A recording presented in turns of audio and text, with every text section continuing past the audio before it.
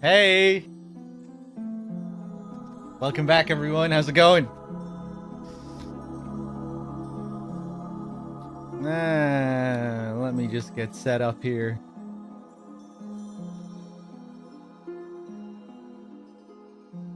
Ba-dum-bum, ba-dum-bum, ba-dum-ba-dum, ba-dum-bum. What's up, guys? Big Bronx. Good to see you, JMP. Vibin', Slow Monday. Sounds good. Patepi. How's it going? Cool, man. Good to see you. Dames. EMT. Thank you for the 35 months. Cora. What's up, MJ? It's good to be back. Let's see. Nico, how's it going? Aranesis, Gats, Kabito. Throw the match, Nordland. It's good to be back. I'm excited for some more glorious Bloodborne. Lots of stuff to do today. I was thinking of doing another Chalice dungeon to start the session off, but nah, I don't know. I think we might just go straight into it. Go through Yahar'gul, or maybe I could do a Chalice dungeon. Yeah, maybe we will. Maybe do half a Chalice dungeon. Maybe do the first couple of layers and see how we feel. Just to give people time to come in. I'm starting a bit early again today. Just to give people some time before we get into the meaty stuff. I think that was a good approach yesterday. Am I going to play the DLC? Oh, absolutely, yeah. Of course.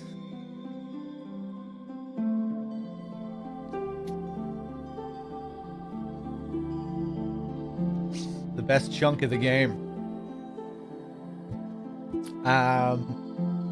Okay, give me a second here.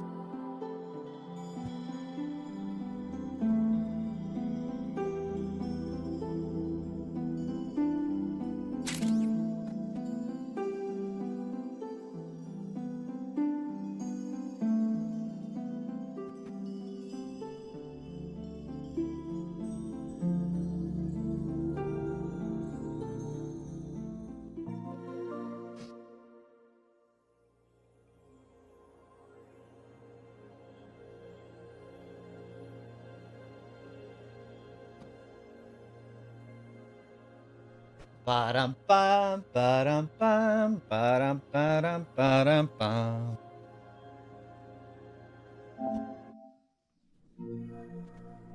Oh boy. King Pine with the 23 months. Thank you. Batteries recharged. Was getting fucking ragged at the end of the last stream. What time is it where you are right now, cool man? You're usually all over the place with your sleep schedule anyway, aren't you? I feel like you're often up at like 5 a.m. talking shit in Discord. Who's poop poop? That's me. That's me. That's my other account.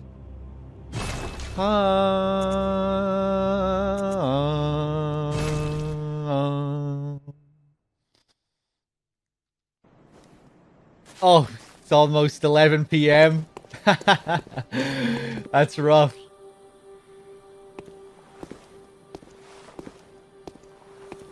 How long have you been up for? Are you on the night shift now though? Or are you just getting ready to, are you just starting your day?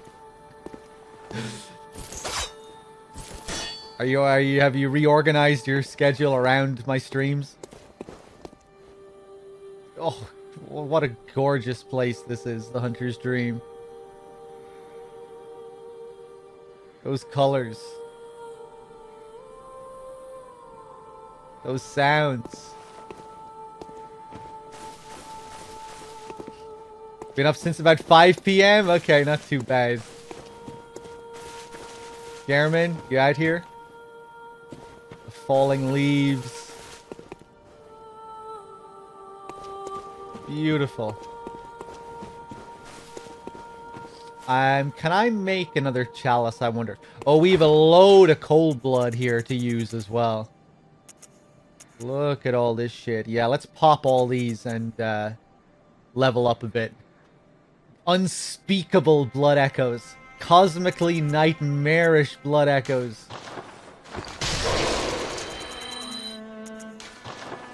Pop that kin cold blood. Hey, what's up, Twice? How's it going? Moonlit Melody. Yeah. That's really nice. Though the vocals. Like the sense of stillness. So ethereal. Yeah, it might be one of my favorites as well, even though it's definitely not a track I really think about often. It is really nice, though.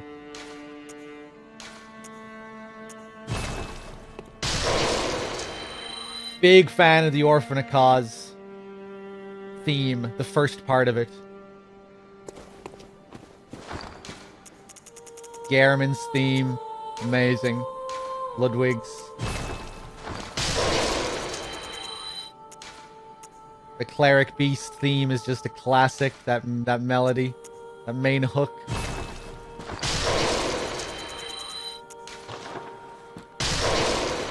$48K. Welcome home, good hunter. What is it you desire? Very well. Okay.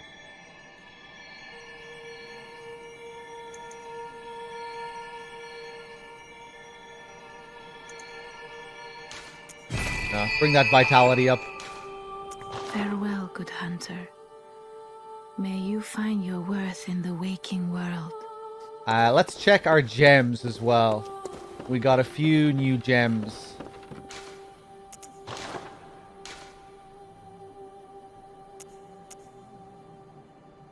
Fire attack up. Seems like, yeah, looks like that's still the best one to have.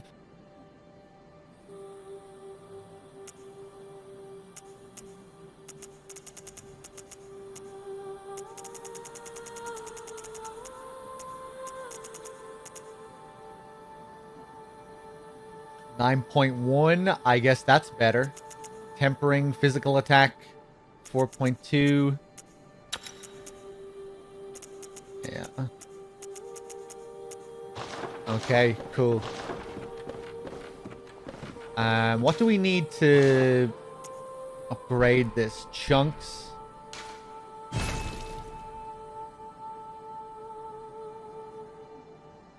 One more chunk, okay. What do we have equipped here? Damage reduction, more echoes from slain enemies, more blood echoes from visceral attacks. Yeah. Get greedy for those blood echoes. That sounds good.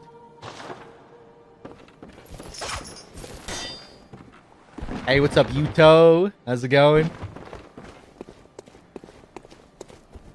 I love the One Reborn's theme as well. And just the vibe of that fight. It's really not a great boss fight mechanically, but I just love the build up to it, the bell ringers, the music. And just how evil it feels. Okay. Chalice Ritual, Central. Yeah, I'd say we take a look at the Central Tumeru Chalice. The old labyrinth was carved out by the Tumerians, superhuman beings that are said to have unlocked the wisdom of the Eldritch Truth. I love the cutscene for the One Reborn as well. The moon and the way he falls out of the moon. The black cloud that kind of covers it. And then it kind of forms into this, like, cosmic-looking ball. It's really weird looking. The bell ringers in their special red outfit that you don't see anywhere else. Alright, let's conduct the ritual.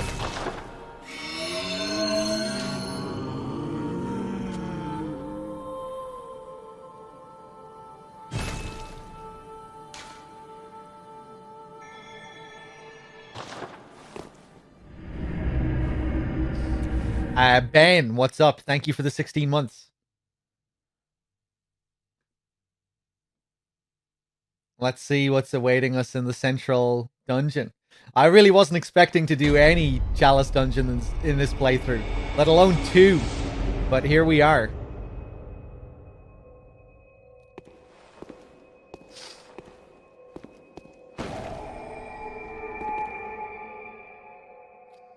The design and backstory had a large effect on me. The one reborn, whose music I was in charge of composing, is a ghastly figure of ritual mass sacrifice. And so the feeling of horror and of something disgusting was the underlying premise, with greater themes of adornment and royalty. So I started with the simple image of using deep bass instrument riffs to invoke a sense of royalty, and the choir to express adornment, and began composing from there. Cool. I can't remember really what it sounds like off the top of my head, that theme. I just remember really liking it a lot.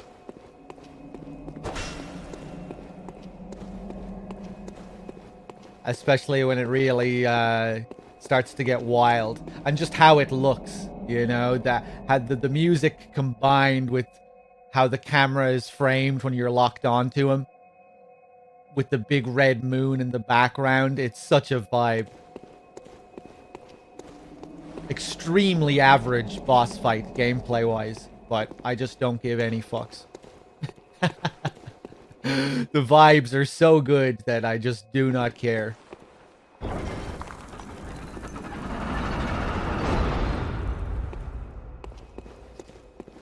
I remember reading that that same thing you posted there, cool man. I think maybe someone posted that recently on Discord. It's kind of like a shitty version of Tower Knight or something. That fight, you know, you go up to each side, taking out the bell ringers, where the archers would be in the Tower Knight fight. And then you can go for its limbs to bring it down, and then go smacking on his head. It's a very similar kind of layout to Tower Knight, but not as good. The vibes, though. The vibes. That's all that really matters.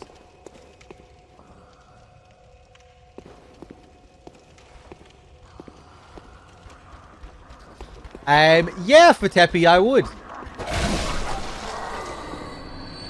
I saw Nitroid, like, posted his credentials underneath the tweet. I just said, yeah, I'd be down for it. I didn't, like, write a big message saying, you know, this is who I am. I'm a Twitch streamer, you know. Please consider me or whatever. I just said, yeah, I'd be down for it. So I'm probably not going to get asked. I'd imagine he'll ask someone who's, like, who has a big YouTube presence. I'd say that would be the most likely thing to happen. But yeah, I'd do it.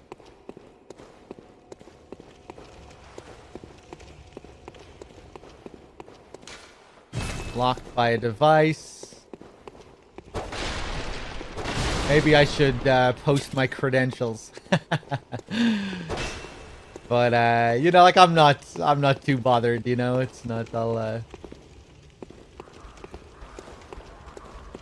I don't really mind either way.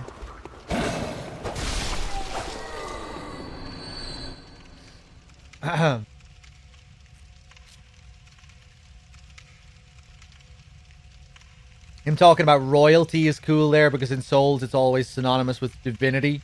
So the way I read it is that he's saying it's supposed to be something like a great one, because they're the highest royalty. They take queens like Yarnum. Right, okay.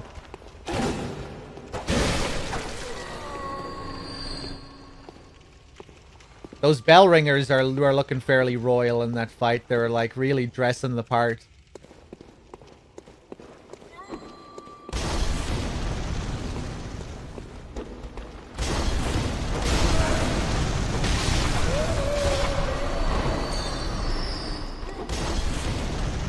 Credentials, Crow impersonator.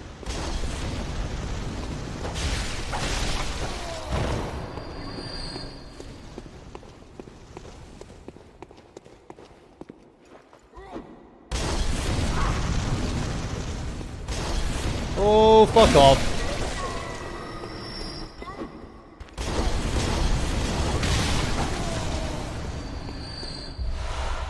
Quicksilver bullets.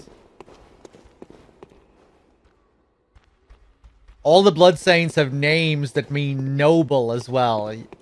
Yeah, that's the part of the etymology. Yeah, the names do seem very they seem to be very precise.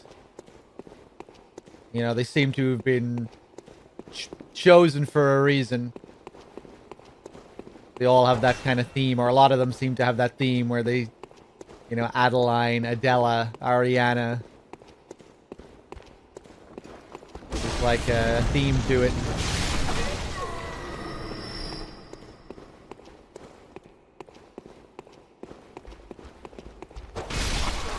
Ho! Oh, hello.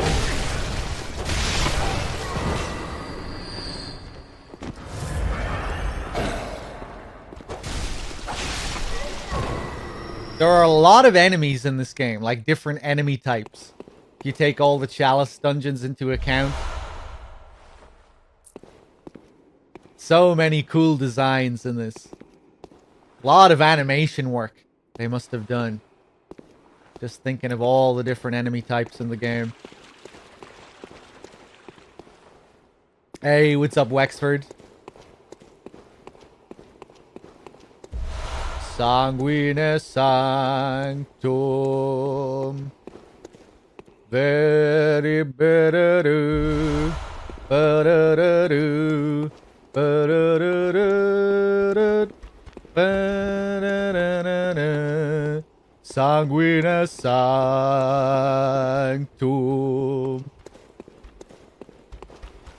Man, I haven't heard the Lawrence theme in a long time. I still remember it, though. Nice variation on the Cleric Beast theme as well. Which really makes me wonder, we were talking about this the other day, if it really was part of the plan to have Lawrence be a Cleric Beast. You know, because like the music was surely composed. Well, I mean, who knows when the music was composed, but... You know, the music being a very noticeable variation on the Cleric Beast theme.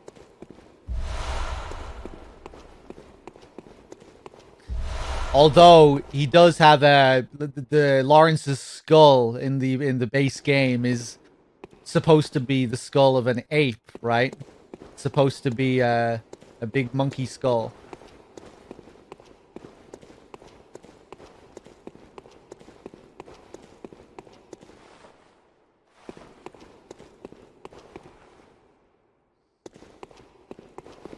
Ignore negative comments. Hold on, where's the negative comment?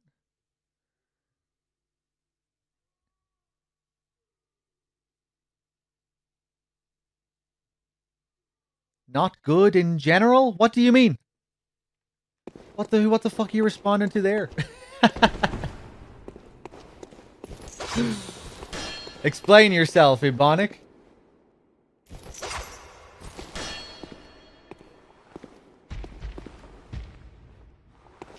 What's not good?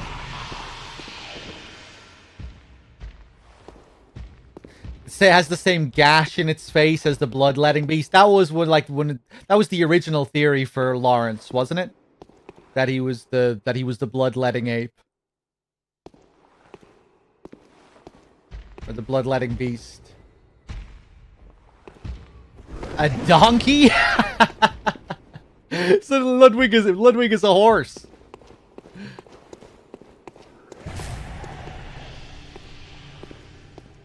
No, Lawrence's skull is pretty ape-like in the Grand Cathedral.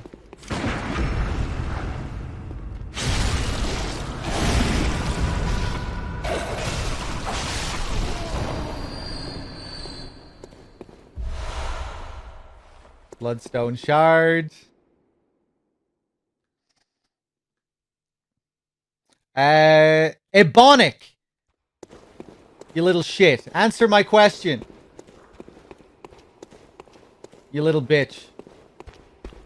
What the fuck were you talking about? With your ambiguous bullshit comment.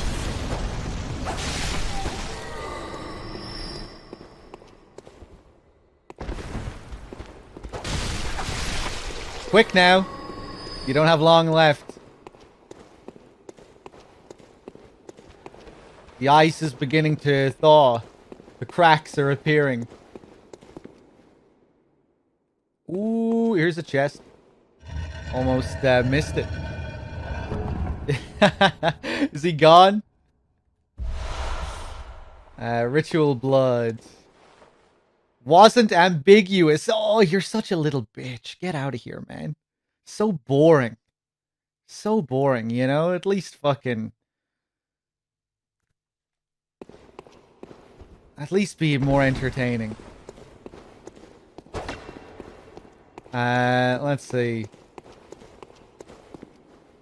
Like, just trying to drag it out. Doesn't respond for minutes at a time, and then just wasn't ambiguous. Oh, just tedious. Okay, where are we going? Maybe he wasn't ambiguous, but either way, you know, I completely missed the context of what he was talking about. Not that he deserved a response to begin with, but, you know, I thought I'd entertain him, because I thought he might have been an entertaining troll at the very least. But, nah. Too time-consuming.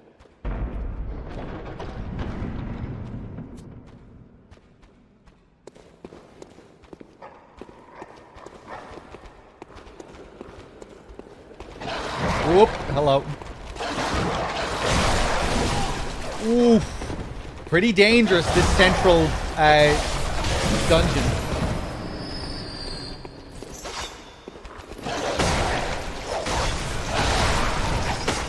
Fuck off.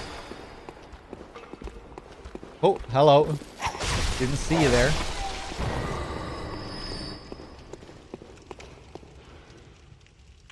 Can you get crazy weapons or something in the Chalice dungeons? I forget what you can get in the Chalice dungeons. I'm pretty sure there's a couple of weapons that you can get here. I'm not sure how crazy they are.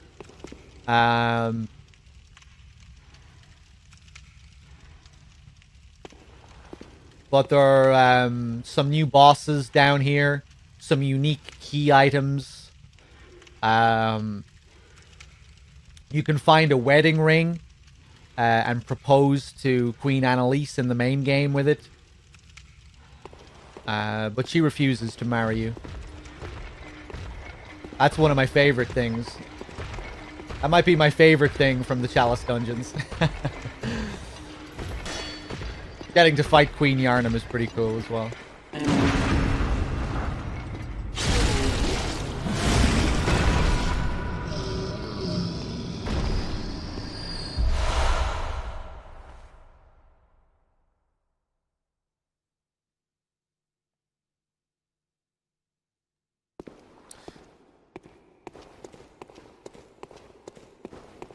Yeah, cool, man. I think it's easy to accept that they went in another direction. You know, you can maybe look at the Bloodletting Beast and say, huh, seems like initially maybe this was the concept for who Lawrence was. But then they decided to change the direction for the DLC. Because it wasn't exactly clear-cut, you know, that it was Lawrence.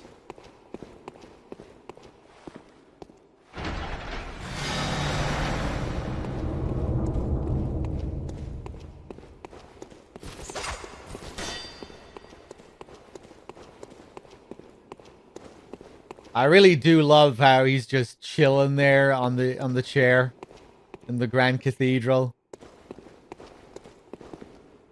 That was a really cool moment, picking up that that key and the two different versions of the church and all that. Really cool.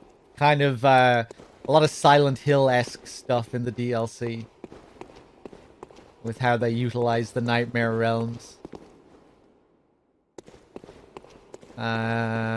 Okay, where am I going?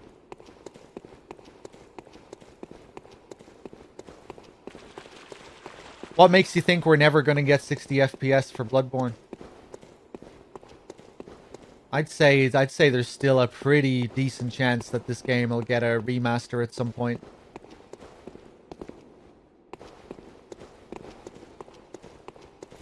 I'd be pretty surprised if it didn't, honestly. Like, the game will just never get any kind of re-release ever again. Seems unlikely. Majima's good eye with the 10 months. Thank you.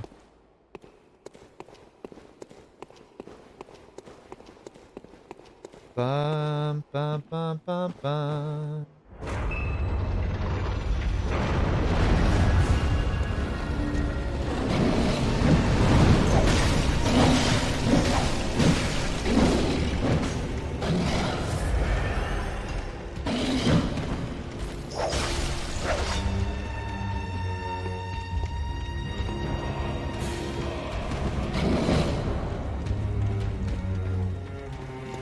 Blue Point remastered to do the wow, that would be a remake. I don't want a remake. I just want the same game in 60 FPS. Hope.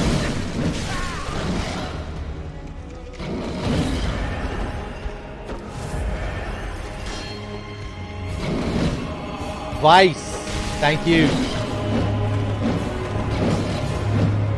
Yeah, I definitely don't want any kind of Blue Point remake, that's for sure. Be a bit ridiculous given how old the game is as well.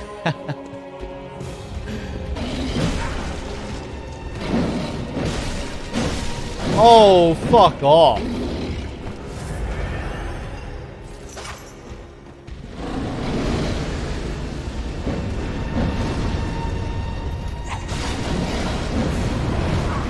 Yeah, let's just go defensive. Whip him about. Woo!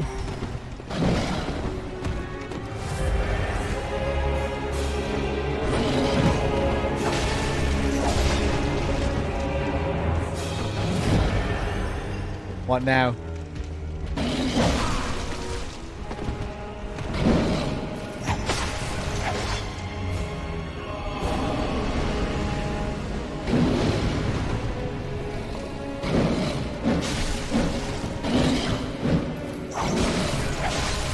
Why does the game have such low FPS? Well, it was pretty common for games on PS4 to have 30 FPS.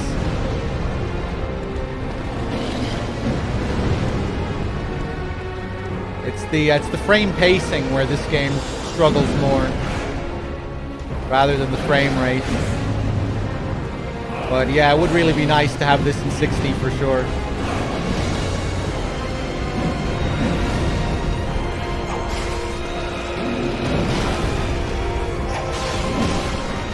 Ooh.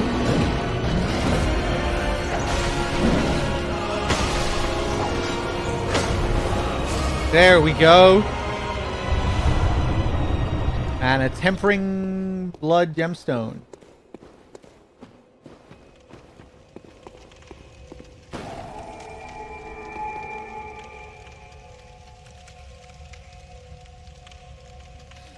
With that wide look, since the ragged and skinny look is so prominent, I didn't even know Blue Point had a wide look.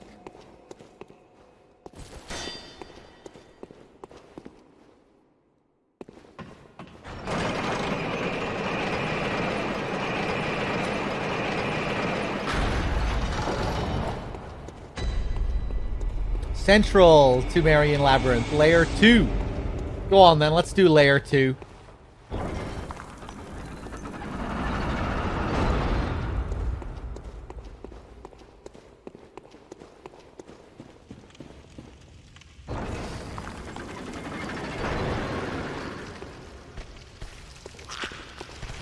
These things. Don't think we ever see these guys outside of the dungeons. Oh!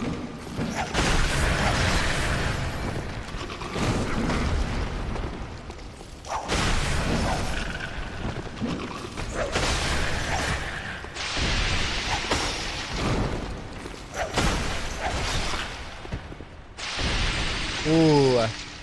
They had the frenzy build up there, it seemed like. Oh my god, those stingers are pretty nasty looking.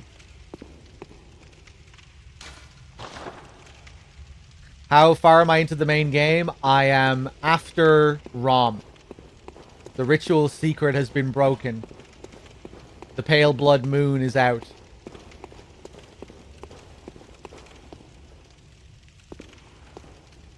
We have pretty much all of the optional areas to go through. Apart from Hemwick and Old Yarnum. We have to do the Nightmare Frontier, Canehurst,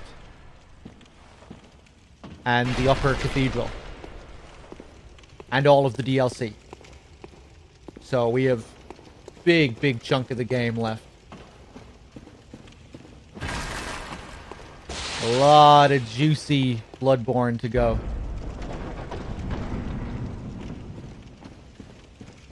Right now I'm just doing a Chalice dungeon because I started the stream early again and I just want to give people time to join so they don't miss out.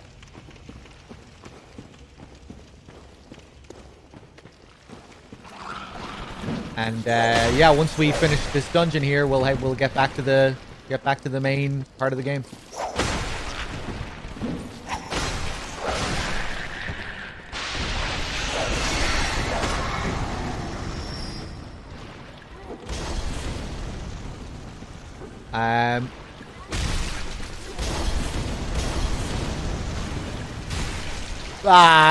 Fuck off.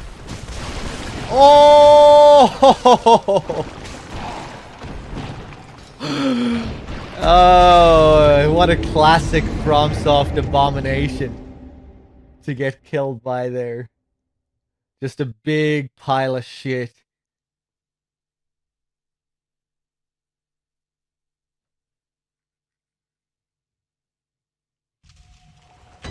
Hey, Mr. Man. Cheers, I'm glad I can help you out.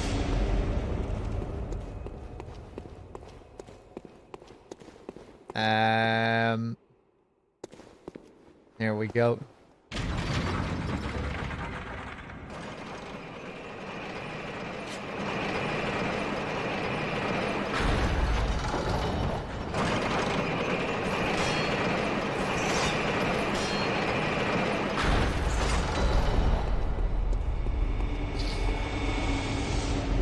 Yeah, I think next in the main game we'll do Yargul Part 2 up to the One Reborn. Then after the One Reborn, we'll do all the optional stuff. Nightmare Frontier first, probably. Then Upper Cathedral, maybe. Then Canehurst. I think that's what we'll do. Oof.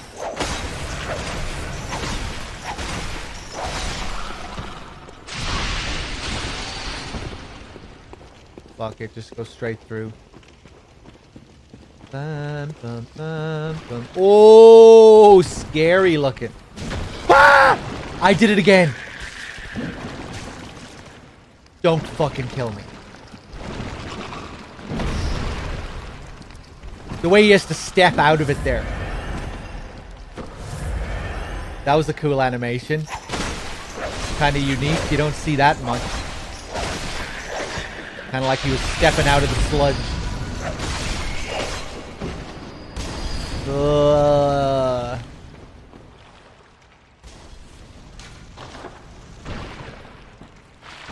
Just a big load of bones and rot.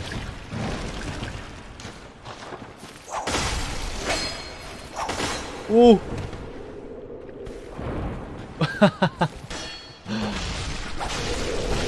Ooh! Wow, it can deal some damage with that.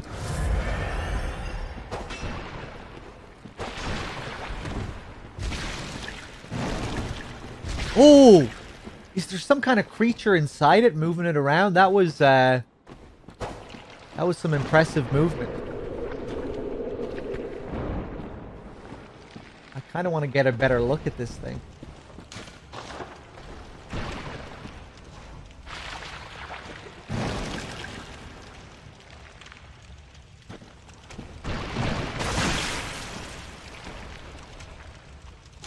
Nasty.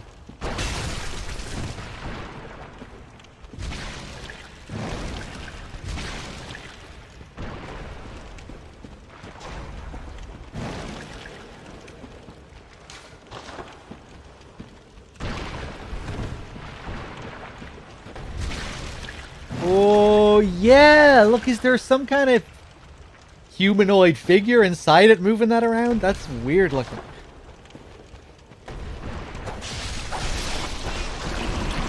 I don't know what I'm looking at there.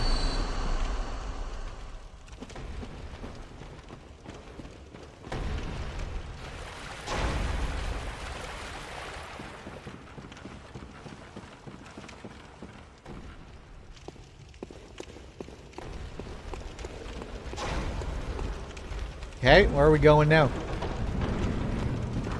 Oh, hello.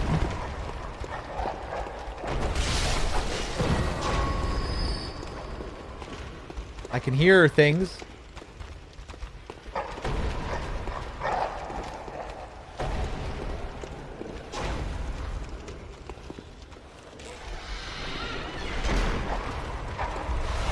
Ah!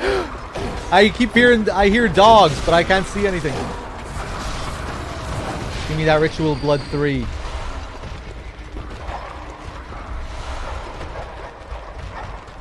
What the fuck?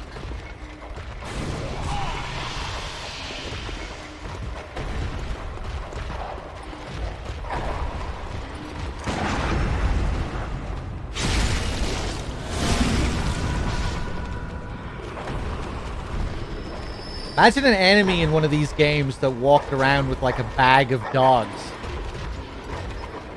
And one of their attacks was to let the dogs loose on you. Go on, out of the bag. Imagine if the kidnappers here carried around bags of dogs.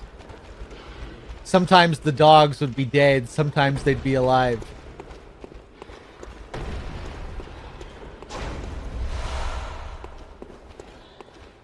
Hire me, FromSoft.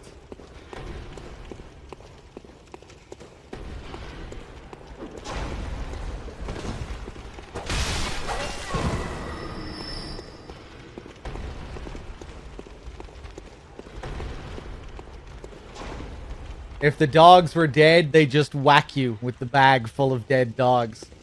If they were alive, they'd let them loose. Or maybe go for both. Whack you with the bag full of living dogs. That'd be pretty cruel. That'd be pretty nasty. I remember this. Do I like the Yakuza series? Yeah. I'm not super into it, and I couldn't play them like one after the other because I find them to be a little bit samey from game to game.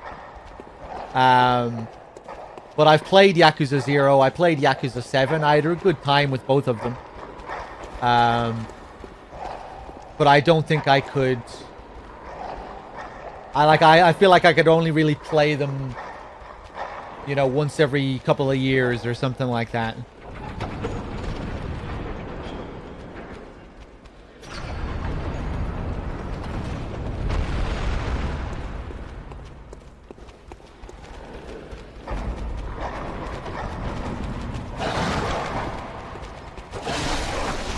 No, I do like Yakuza. I think they're cool games.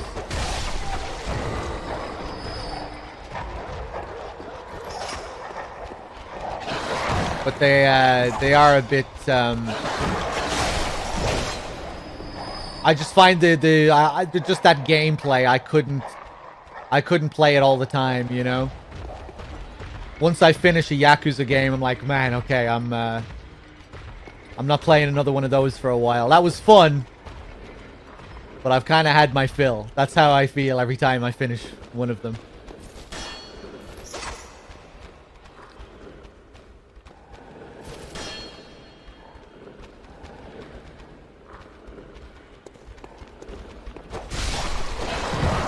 Oh, they are very wholesome. Yeah, that's one of my favorite things about them as well.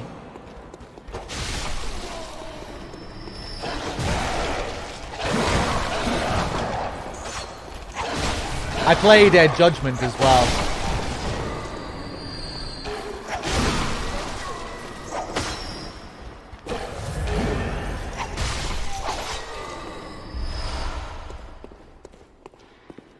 Okay.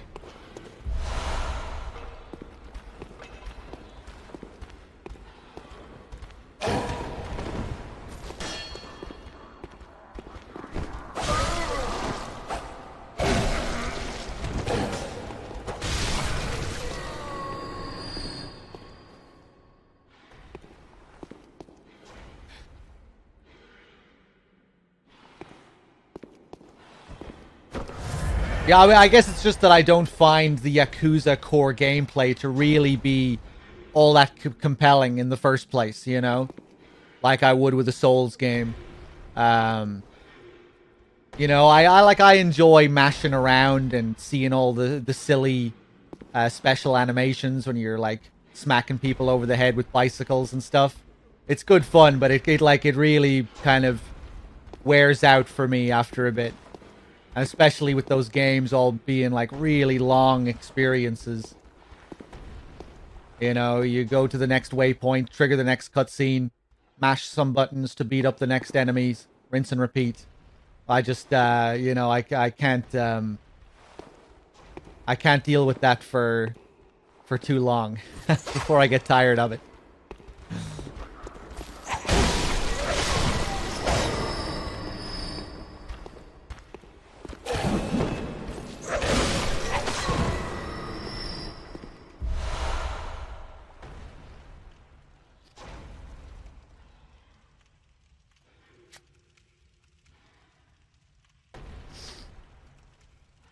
I will be playing Elden Ring, yep.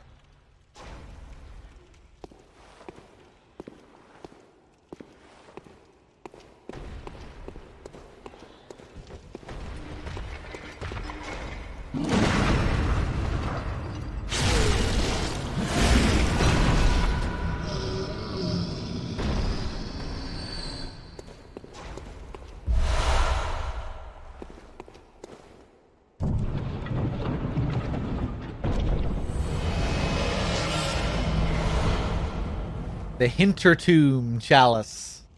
That rings a bell.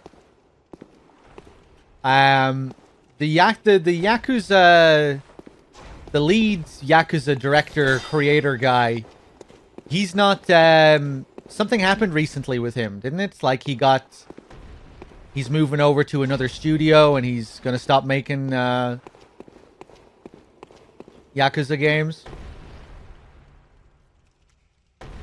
He joined Tencent Gaming or something. Yeah. Hello. Oh, you're alive. Okay.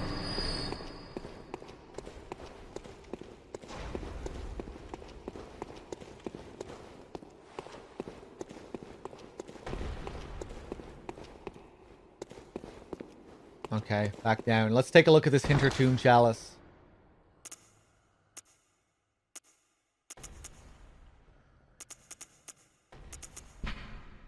A chalice that breaks a labyrinth seal. Hintertombs are the peripheral catacombs of the old underground labyrinth. To this day, the Watchers continue to expand the Hintertombs. Unceremonious catacombs filled with graves and death. Filled with graves and death. Love it. My favorite.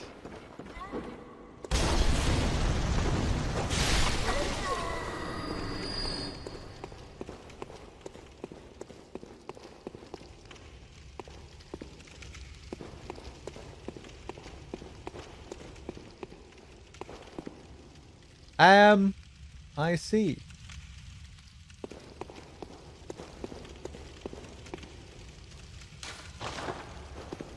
This hunter's mark here.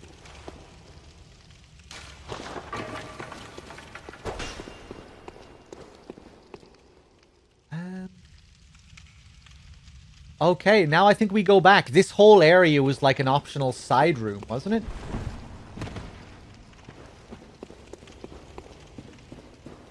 Yeah. That was just to get that Hintertomb Chalice.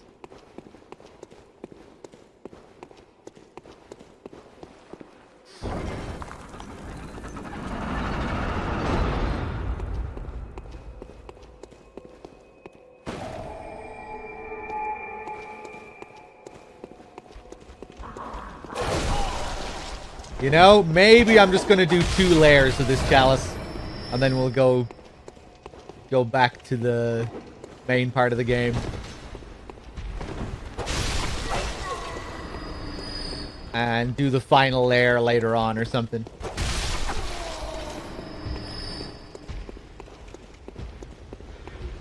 Whoa!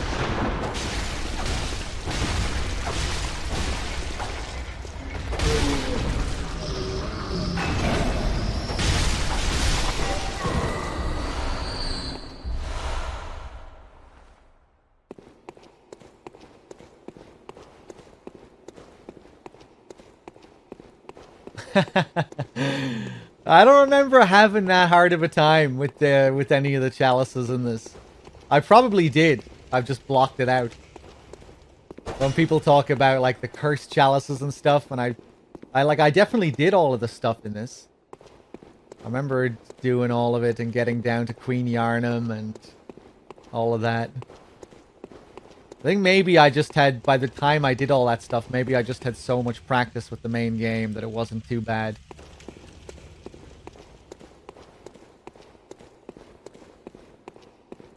Because I definitely didn't do it all when it first came out. Like, I didn't do all the chalice stuff until, like, way later.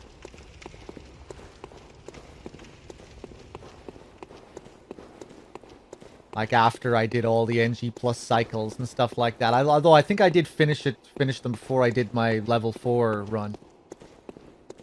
What the fuck is in this room, man? Nothing?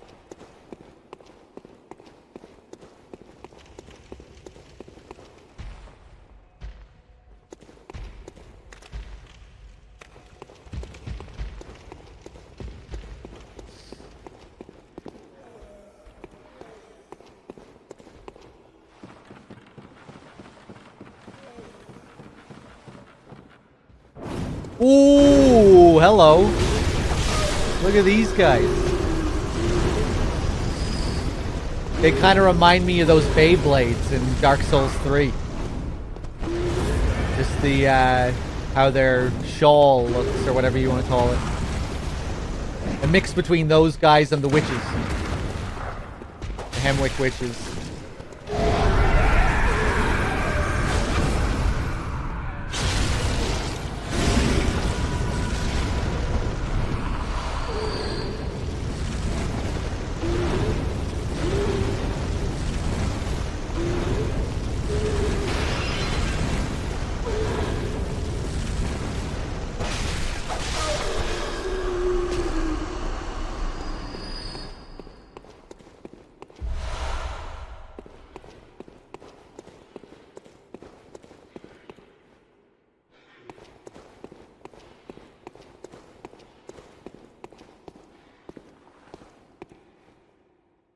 Okay. Hey, what's up, Smoking Soldier? How's it going? Looks like our friend from Erden Chapel. Yeah, maybe a little bit, the way he's all covered up, hunched over. The hunter themselves is a figure that becomes more powerful the more defiled they become. You need to kill things and stain yourself with the impurity of their blood to level up. And that's the source of their power, but also why they're constantly on the brink of turning into a beast. Crestfallen guy says it best in Demon Souls. Bring her the souls of men and demons, and she'll embolden your flesh and blood with their power. But beware, do not devolve into a foul beast, right?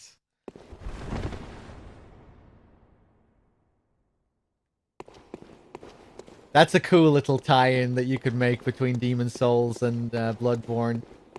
I don't remember her saying that. Does she say that in English as well? About not devolving into a foul beast? Demon Beast with the 31 months. Thank you.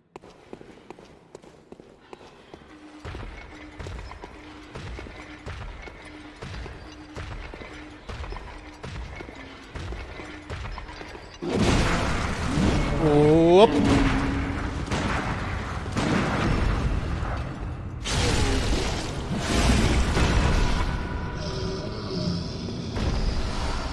Give me those bullets. Ba-dum bum, ba-dum bum, ba-dum ba-dum ba-dum bum.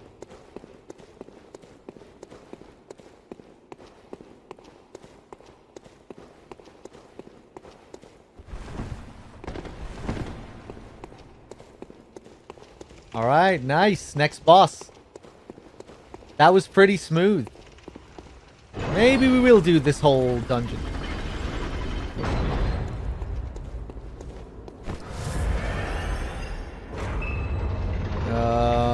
I'm scared.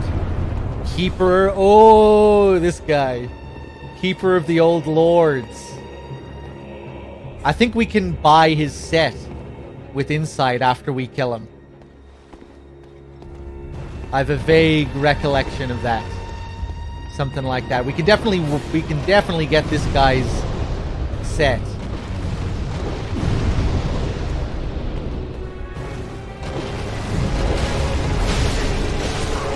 Oh, okay.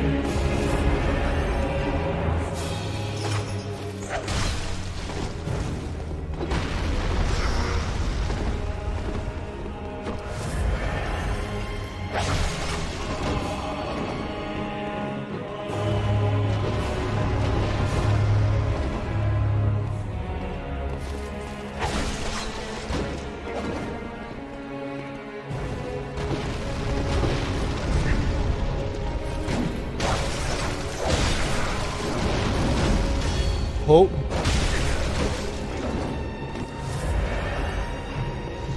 Oh, lighten that sword up. Wow.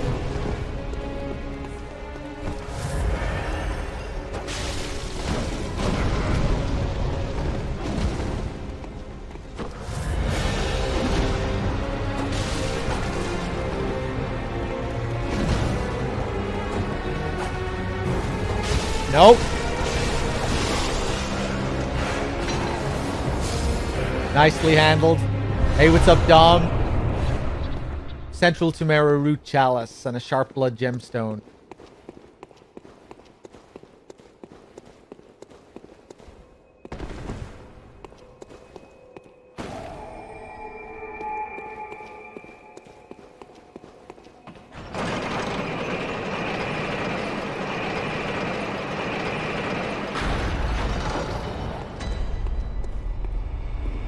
Yeah, the Keeper definitely has some Maria-esque abilities with the fire extensions.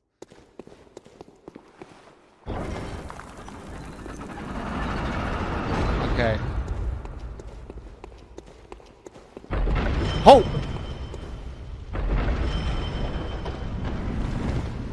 Hello, you look cool. No! Yeah, it wakes all the other guys up.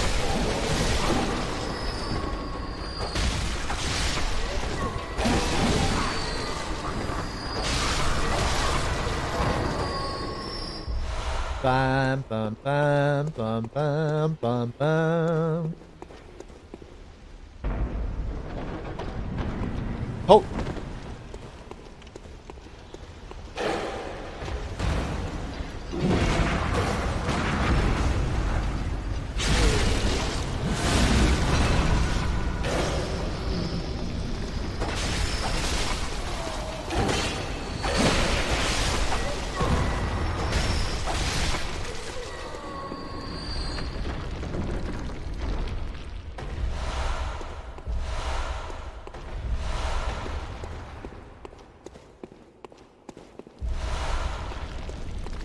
Some kind of boulder room in here. I forgot about this shit. Some Sen's Fortress antics. What is up with your hitbox? What the fuck was that?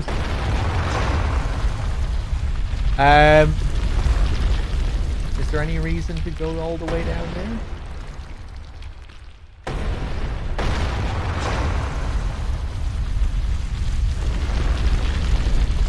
Probably gonna die.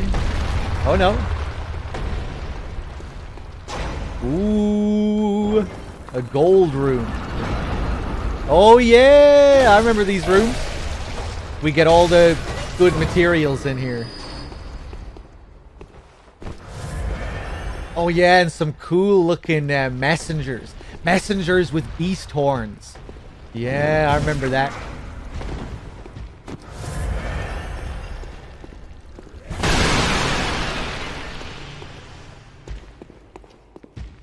Come on, do something.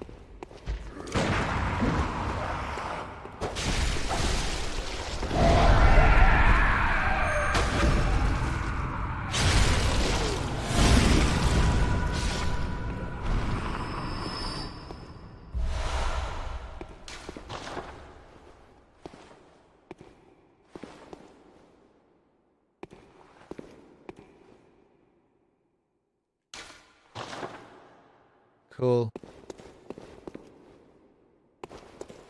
Damn, these ones are creepy looking.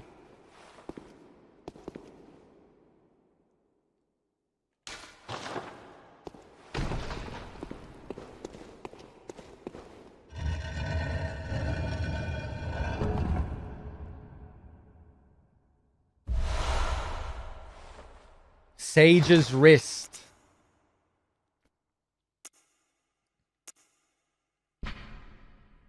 Special material used in a holy chalice ritual. A body part of a saint sacrificed by the healing church in their search for truth.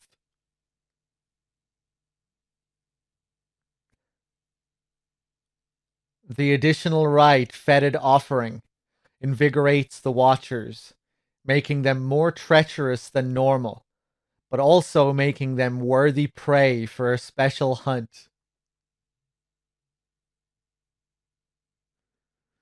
A body part of a saint, sacrificed by the healing church in their search for truth.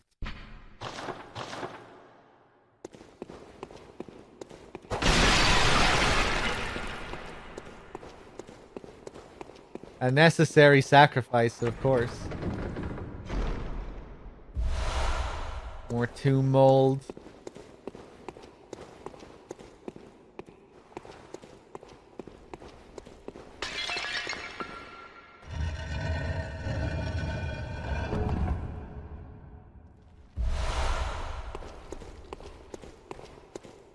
Okay.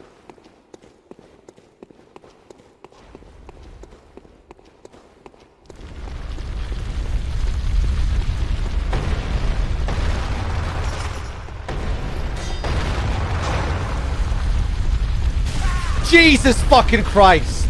I was looking at the chat and I thought I saw the ball roll past in the corner of my eye.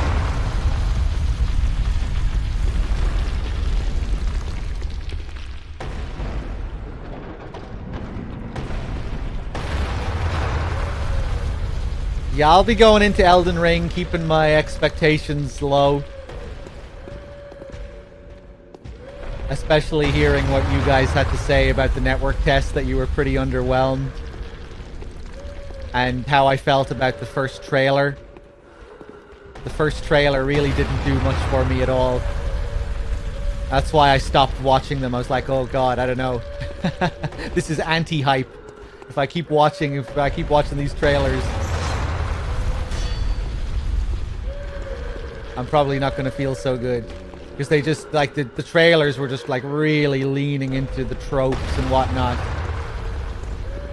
And, it all just looked a bit sort of tired. But, yeah, I'm hoping I feel a bit different when I actually play the game itself.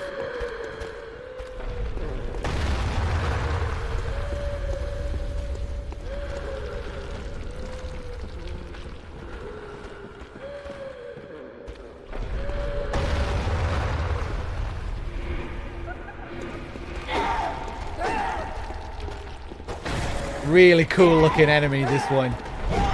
Reminiscent of the ghosts in DS1 a little bit.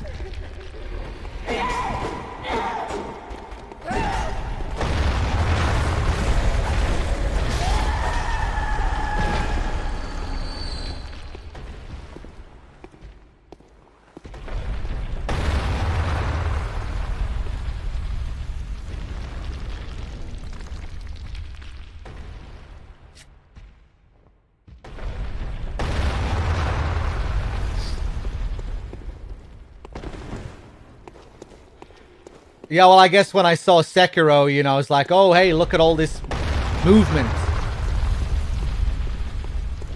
We're playing as a ninja. It's set in Japan. It had like a real... It had a freshness to it. When I saw the Elden Ring trailer, all I saw were just things that I saw before. You know, I saw very little that looked fresh. And that was a little bit disappointing. Like, it just seemed, it looked like incredibly tropey. Like they were trying to go through, like they were going through a checklist of FromSoft tropes. Like there was just very, there wasn't, I don't know, it just didn't intrigue me. But it's a trailer, you know? I might feel very different when I play the game. You know?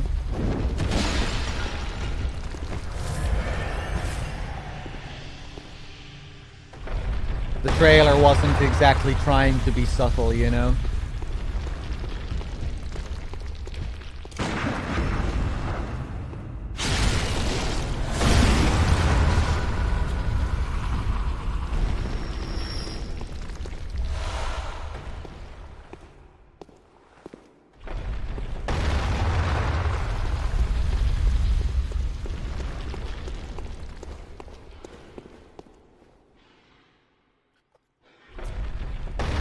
I'm getting old? Is that supposed to be some kind of argument? I mean, I really don't think so. I don't think it's that I'm getting old, personally.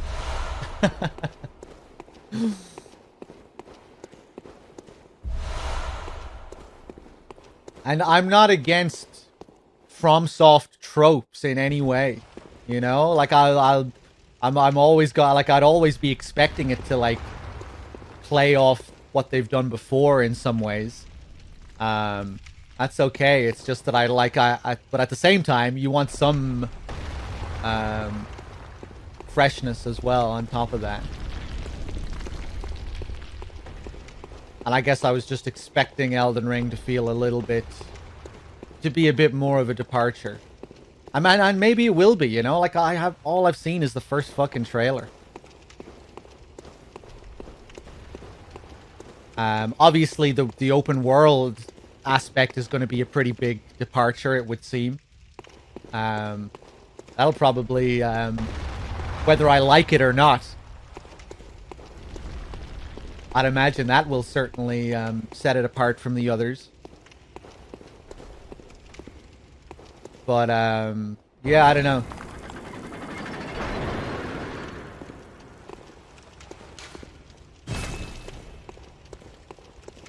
I think I just don't think that trailer was really aimed at me.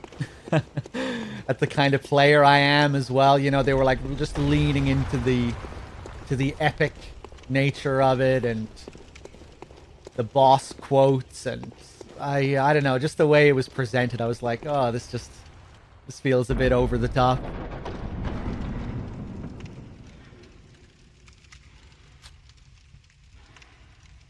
I mean, I still expect to enjoy it. You know, I love FromSoft's worlds. You know, even if it is a lot of the same. You know, I enjoyed Dark Souls 3. That's one of everyone complains about Dark Souls 3 being stagnant and repetitive, and that it's, you know, time for the series to die. And while I do agree with much of that sentiment, I still really enjoyed DS3 and the world and like a lot of the writing and everything, and the characters. So yeah, I'm probably gonna like Elden Ring, even if I do have some issues with it. We'll see. We'll see what happens.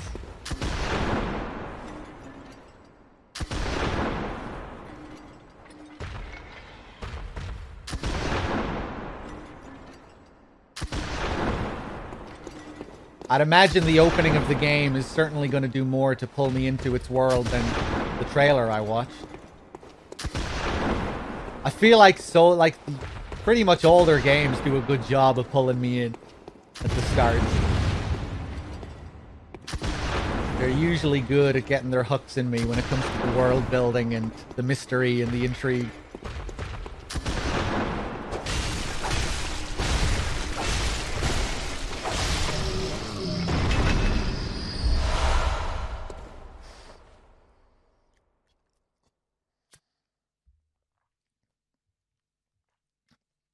Elden Ring feels pretty fresh for me since the last From game I played from start to finish was DS2. Got burned out, dropped 3, never played Bloodborne or Sekiro. Nice one, man.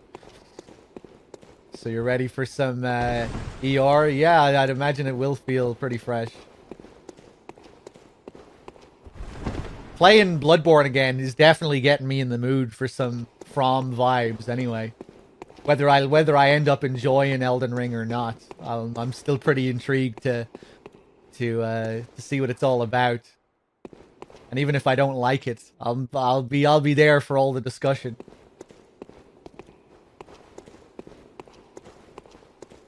I'll be keen for all the discussion and the criticism.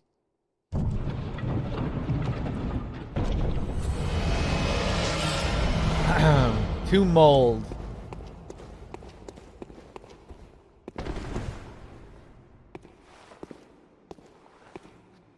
How did I enjoy the Demon's Souls remake? That's the hardest question for me to answer. I really don't know how to answer that question. I had a good time playing it, but I don't think I like it really. I struggle to articulate my thoughts on Blue Point's remakes. They feel like weird Frankenstein's monsters. Weird replicants. That try to have it both ways. Of staying true to the original while also departing from the original. Where I kind of wish that they would just go all the way and do their own Demon Souls.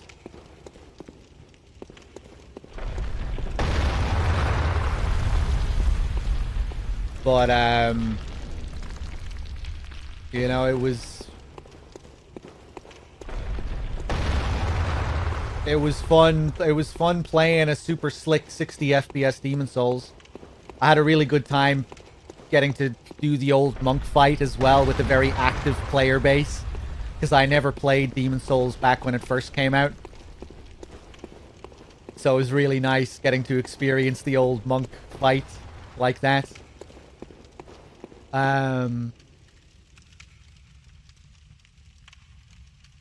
But yeah, I didn't like a lot of the visual changes that they made to the designs. And I just think it's kind of weird how they change visuals and keep the combat mechanics the same to a T.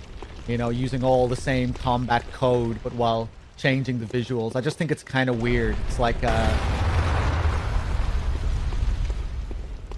I don't know. Just like from an artistic point of view, it just feels kind of weird to me what they do with their remakes. I feel the same way about Shadow of the Colossus. Which I had a great time playing as well, but I'm not sure if I ever want to play it again. Same with Demon Souls. If I was to play Demon Souls again, I'd definitely play the original. Because I want to play FromSoft's Demon Souls. I don't want to play Blue Point's Demon Souls.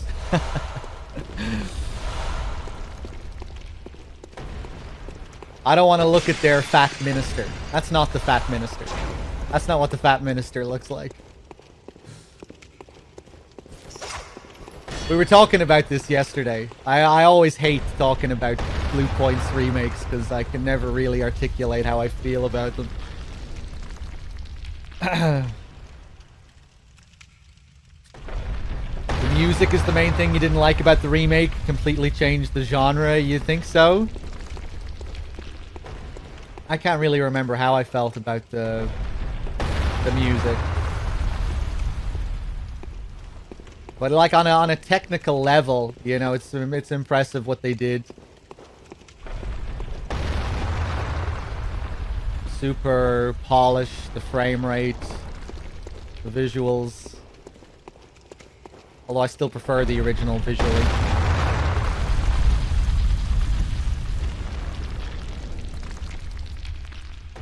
I disagree, JMP. Well, I guess it depends what you mean by respect the originals.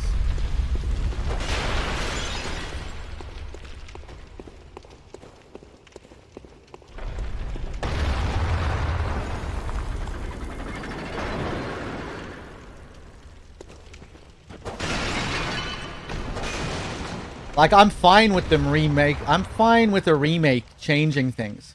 I just don't like how they go. I just don't like their 50-50 approach. I just think it's kind of weird.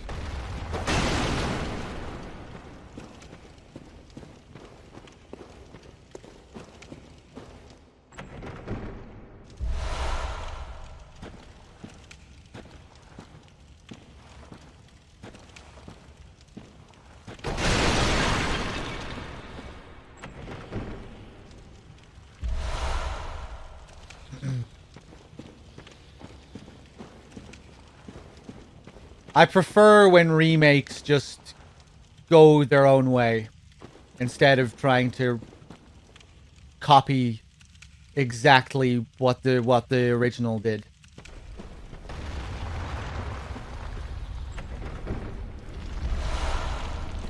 And it just feels weird seeing those quote unquote updated visuals with the exact same combat, with the exact same janky AI. Yeah, I don't know. Again, I really struggle to convey my thoughts on this topic.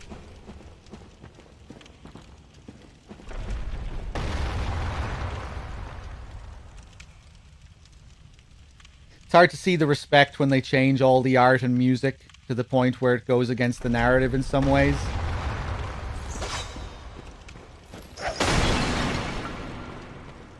Yeah, I don't know.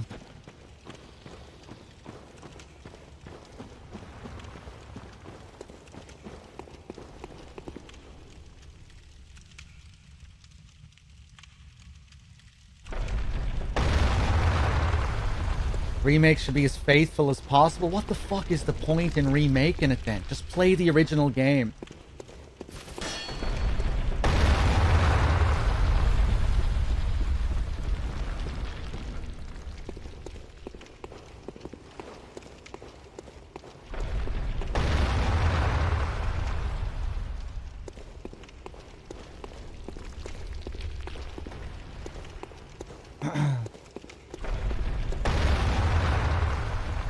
Not everyone can play the original. That's why they should re-release the original games.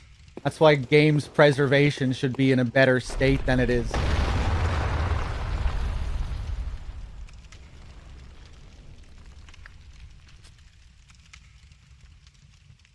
Yeah, I guess so, Mask. It's easier to buy a PS3 and play the OG than get a PS5. Yeah, it's probably easier to play the original Demon's Souls than the PS5 Demon's Souls.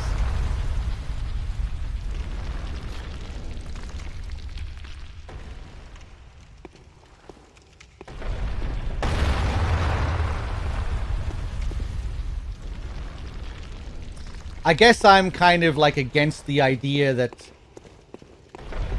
Like against the idea of like visual updates. Like that's...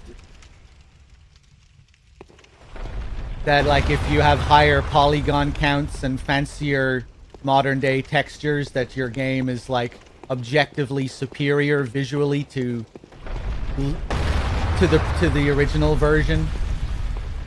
I don't know, it's just like I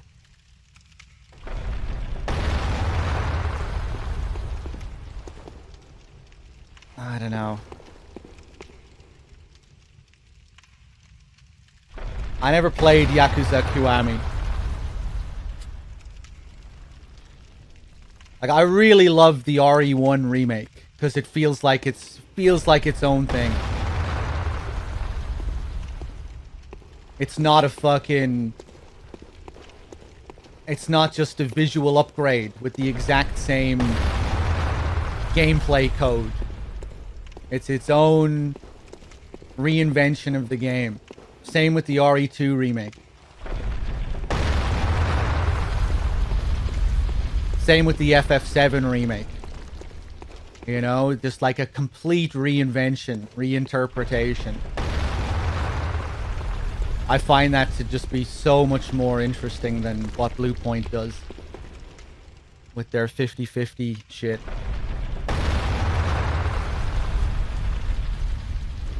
Resident Evil HD wasn't the same, but in HD it had different feelings of movement, different mechanics,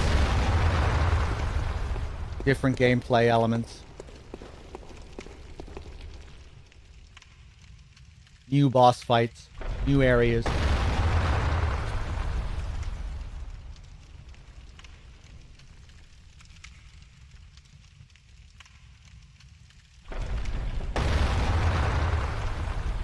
Bluepoint, yeah, I know JMP. That's because I just wish they would have remastered it then.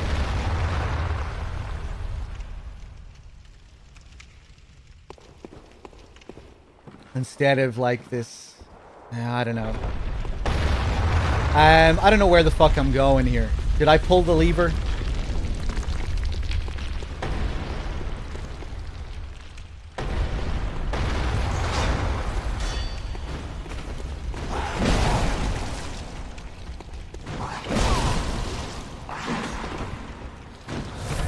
Hello, Mr. Blood Liquor. This guy appeared because I visceral attacked an enemy.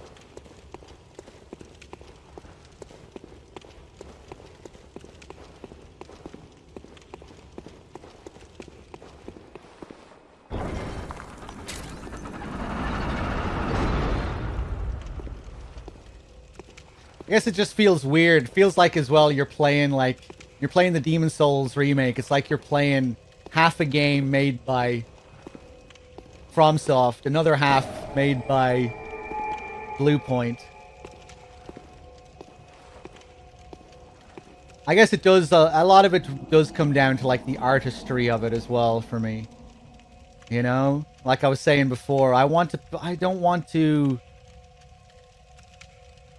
like why would I want to experience Bluepoint's like half reinterpretation of the game where they didn't design these characters, they didn't design this world. Why do I want to? It isn't their game, you know? It isn't their world.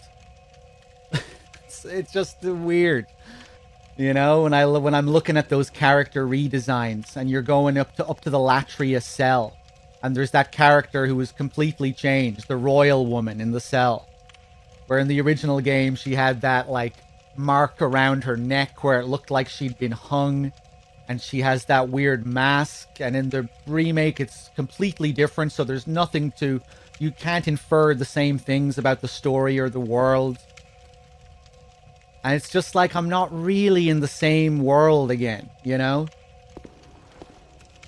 It's like if someone took the Mona Lisa and gave her a frown. And she didn't have the subtle smile anymore. It's like if someone rewrote Lord of the Rings and changed a few chapters here and there, and maybe made an extra sequel added on to the end of it. It's like why?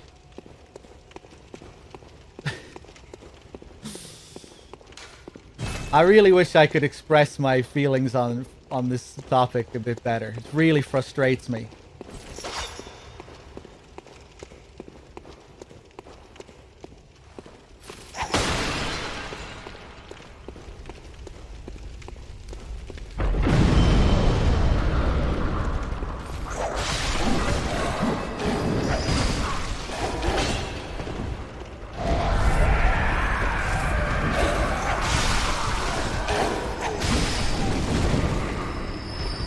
I need to sit down and think about it for a couple of hours. Get my thoughts condensed.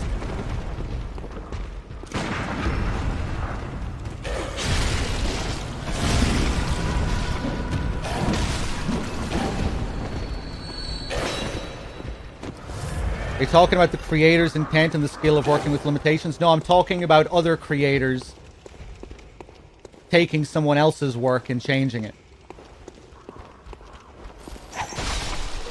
And re-releasing it as the same thing, but updated.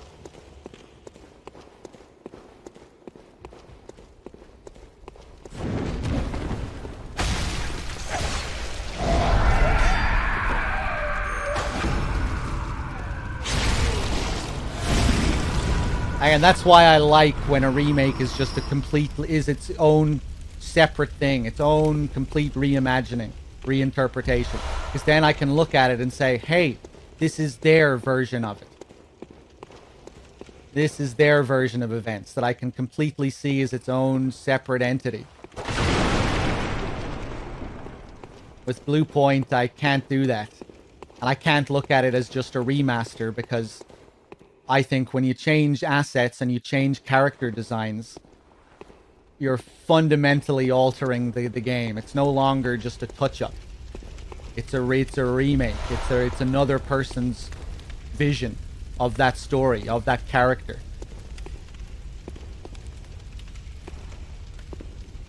Even when it comes to tone and just like the aesthetic of the world and stuff. You know, I guess it just comes down to the art of it for me.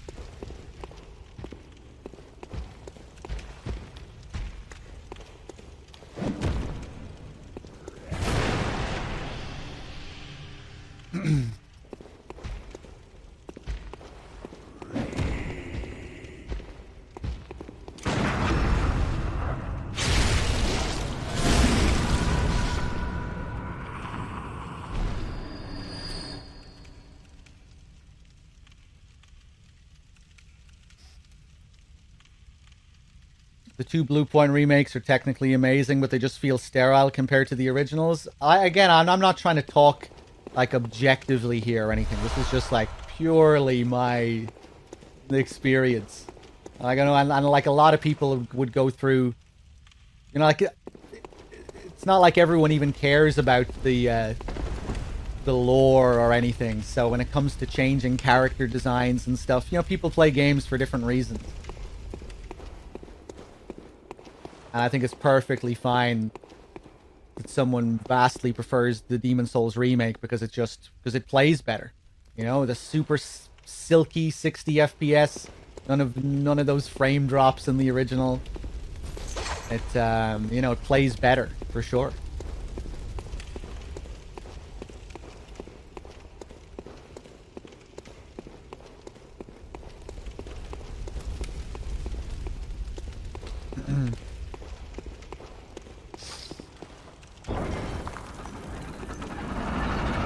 Imagine MGS remake without Kojima. Yeah, it's called the Twin Snakes.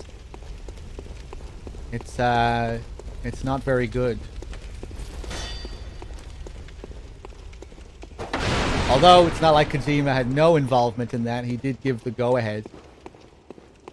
I have similar issues with the Twin Snakes, where it's kind of in the cutscenes. It's like, hey, look, we're a completely different MGS game. Look at these wild Matrix maneuvers. We're backflipping and we're slow-moing all over the place. Then you cut to a codec call and it's like, oh, hey, look, this is the exact same game. Twin Snakes is a real different kettle of fish, though. It's not really comparable to what Bluepoint does. It's a whole other mess. Taking the same game, but slapping it on top of MGS2's engine without changing mechanics.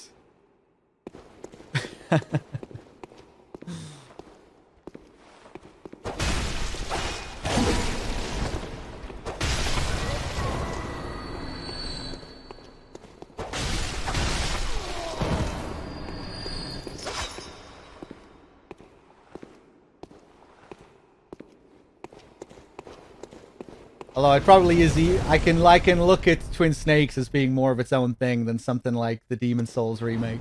You know, given that it is very different, how it is quite fundamentally different gameplay-wise, with big changes in the story as well, with how it's delivered.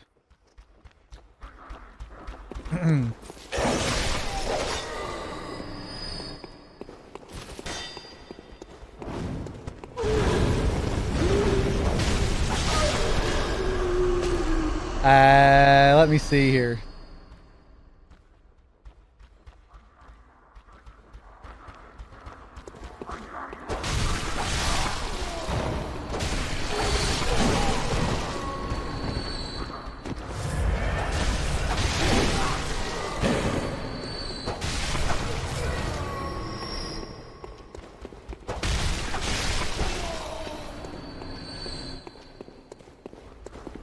Bell ringer, where are you?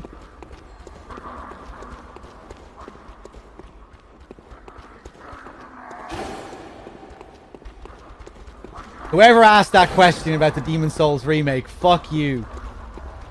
Stressing me out. Just become a rambling, jumbling mess whenever I go into that topic. Jesus, it's exhausting.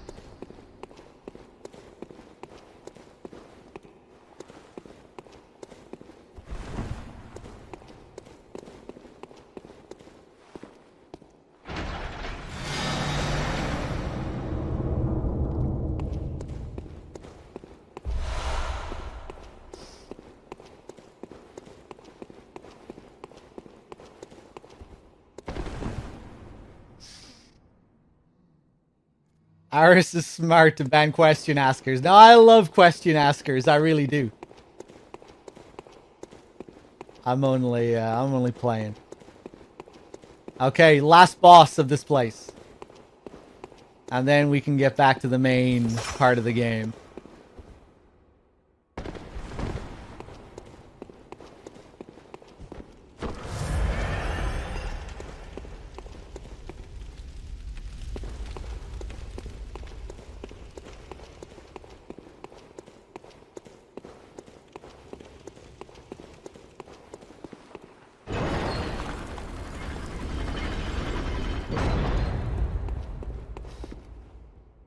No, stepping on the head is in the original as well. I don't think Blue Point changed any of the cutscenes or any of the dialogue. The dialogue was retranslated, but like they didn't make any creative changes, I don't think, when it comes to the dialogue.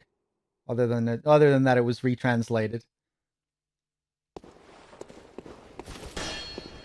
What they changed was the aesthetic and character designs, enemy designs.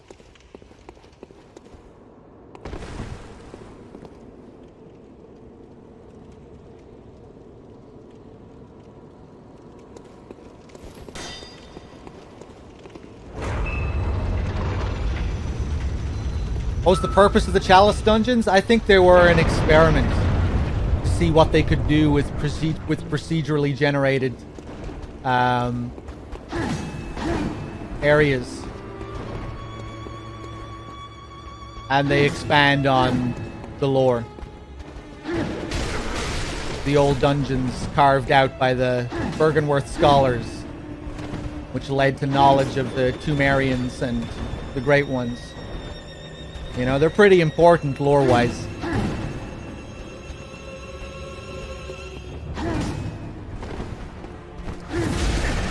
Oof, I like your crimson cape, Tumerian descendant.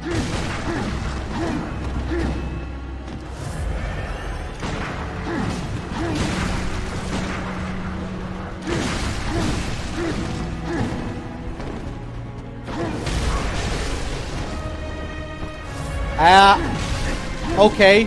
Yeah, I'm really not doing so well here. Let's get a few hits in. There we go.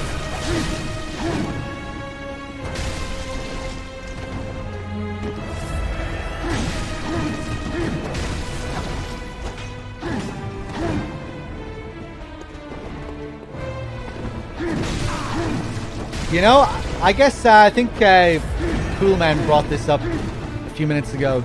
I'd probably feel very similarly if the original creators did what I was talking about as well. You know, just taking the same game and just changing designs for seemingly no reason and shit like that.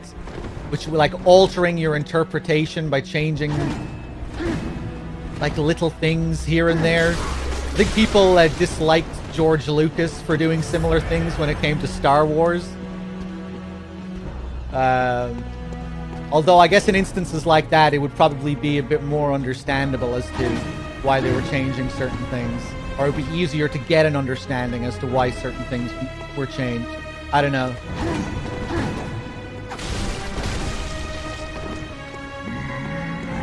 Hey, what's up, lads? How's it going?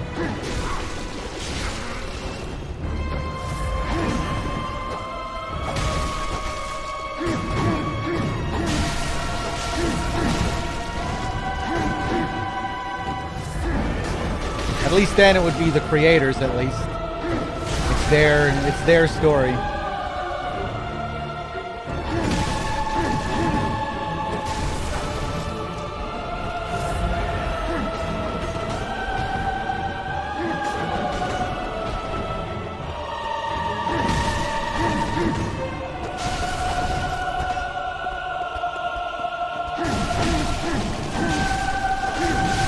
Oh, you bitch.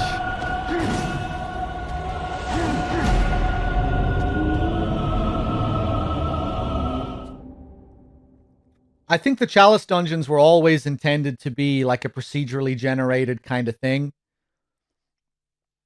But maybe it was supposed to be more fleshed out. I'm not really sure. What do we have any solid info on the Chalice dungeons and what they were supposed to be like? If they were supposed to be much different than what they are.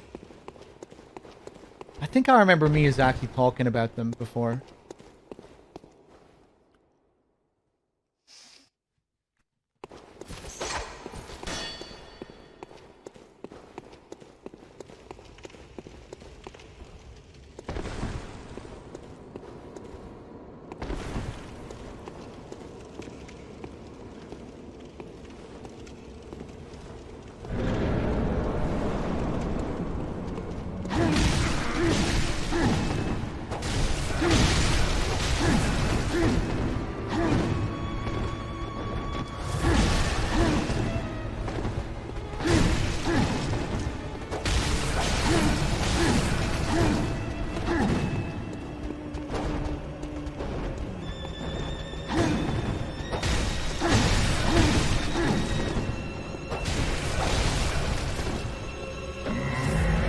Yeah, there you go.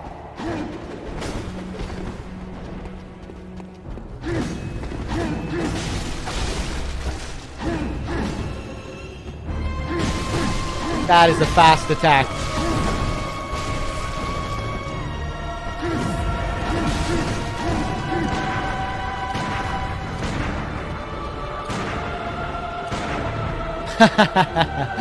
Okay, he has the dodges.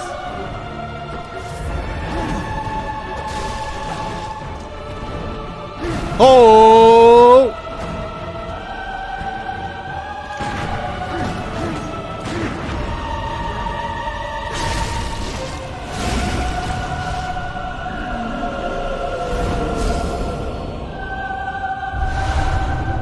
Oh, the lower Tumeru Chalice. All right, let's get back to the main game, shall we?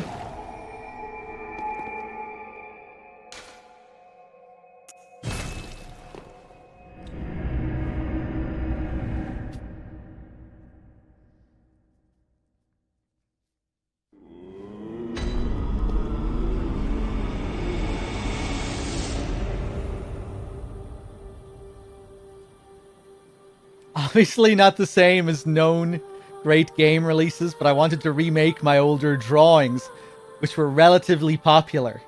And after this discussion and what you said, I'm not so sure anymore. Yeah. Hey, don't let me stop you. I'm just a rambling old fool. Okay.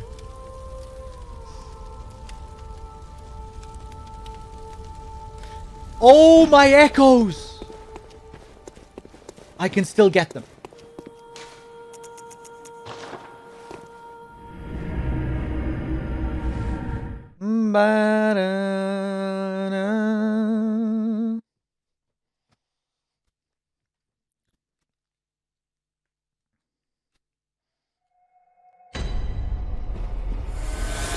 Nice. That's a lot of echoes as well. Jesus.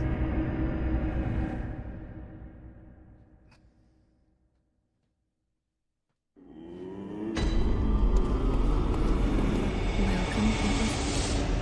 Very well, let me step.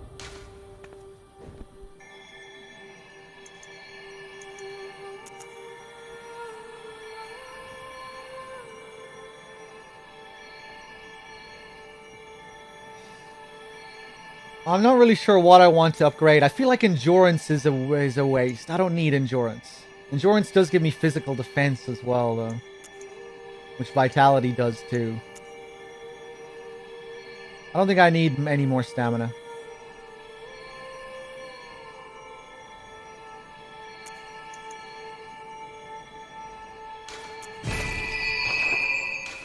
Farewell, good hunter. May you find your worth in the waking world.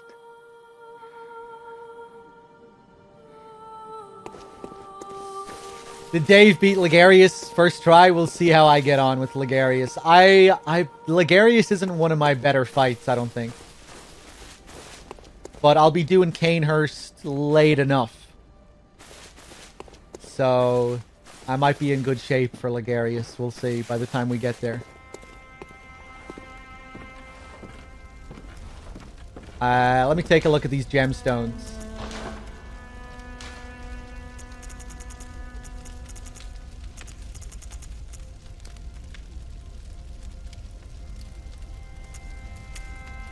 Yeah. Sounds good.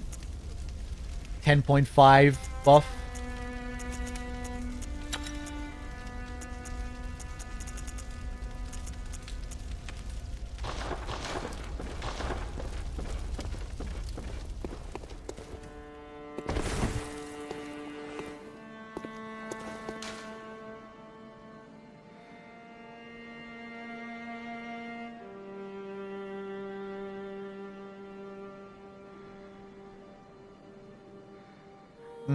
Okay.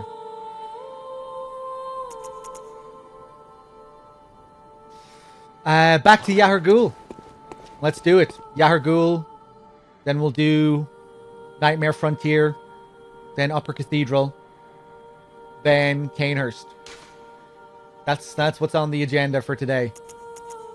Let's do it.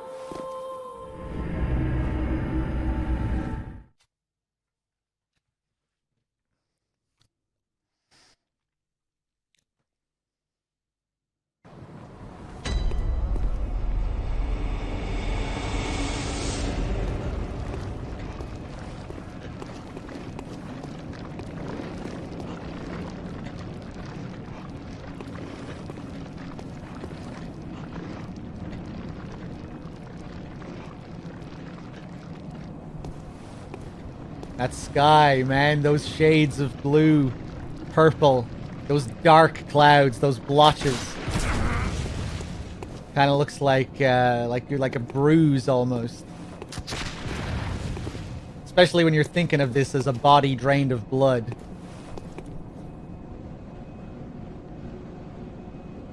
Ugh. Fuck off, man. I'm taking in the view.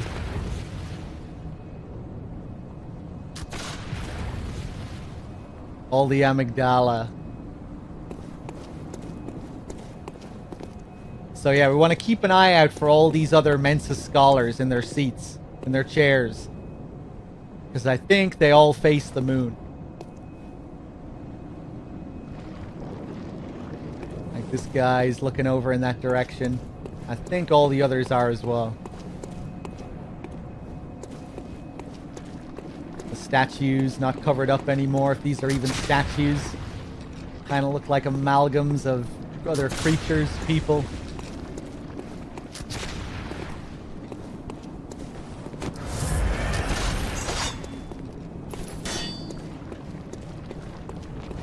Ha! Oh, yeah, we need to find the bell ringer. These guys are just going to keep respawning until we kill her. Fuck you.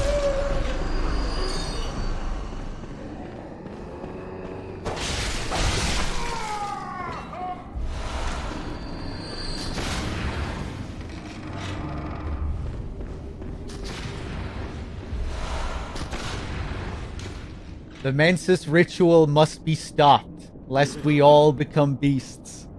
Written by another hunter. NPC hunter. But who was it?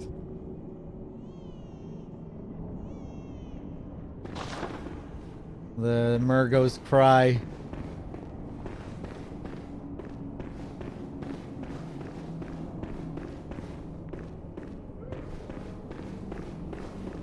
The damn curse!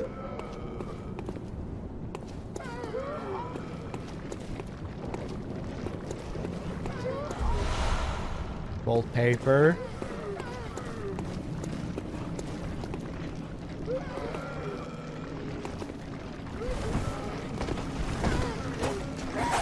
Oh, yep.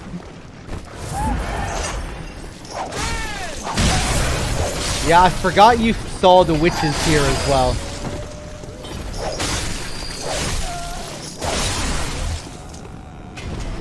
Which makes sense given the connection to Hemwick earlier. You know, we see the other ice cream scooper guys. The other Hemwick guys. Facing the moon here, are we? Yeah. Moon bathing.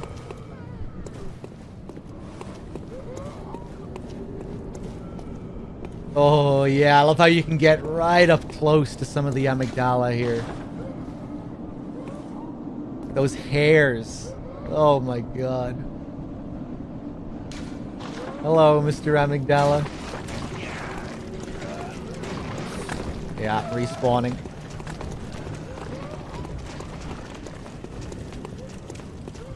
I think a lot of people missed the Upper Cathedral key here on their first playthrough. I certainly did. Look at this sneaky little spot here.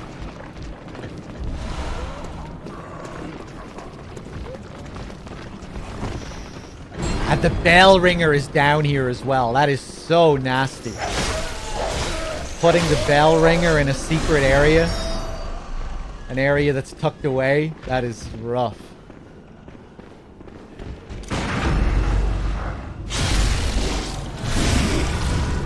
School of the Moon.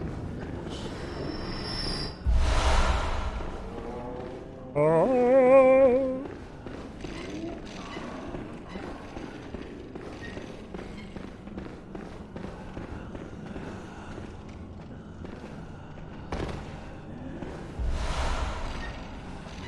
Upper Cathedral key.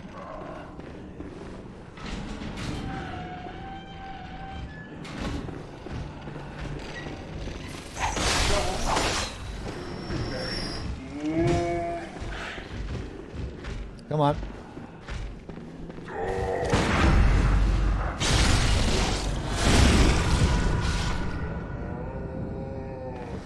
Little rocket, coolest area in the game. Which one? This or the Upper Cathedral? I really do like the, I love all these areas, but yeah, I love the Upper Cathedral.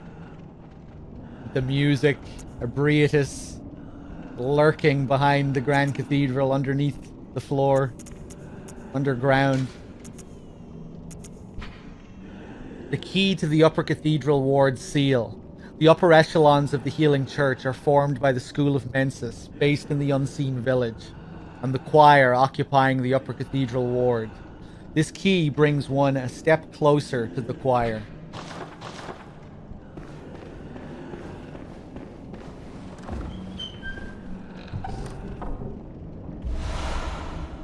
Tiny Tonitrus. Tonitrus is a unique weapon crafted by Archibald, the infamous eccentric of the Healing Church Workshop. This is a similar Morning Star mace that utilizes quicksilver bullets. When struck into the ground, it recreates the blue sparks that are said to surround the dark beasts. Like Archibald's masterpiece, this too is a superb conductor of the powerful blue sparks. Archibald, what a legend, man.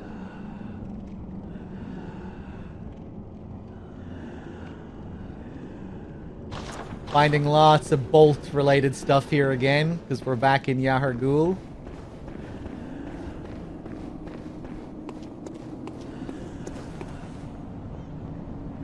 Okay, back up.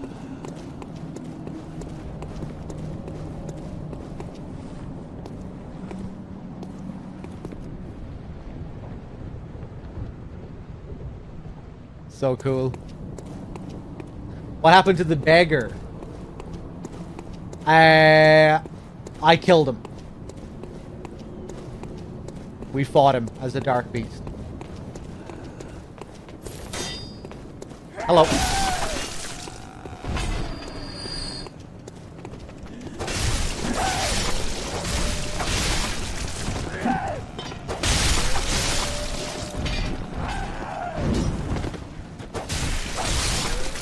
Cool how you can stagger these guys by just rolling into them. Hello. Who's next? Ooh, another chunk. We can level up that cane again. Ooh, yes! There it is.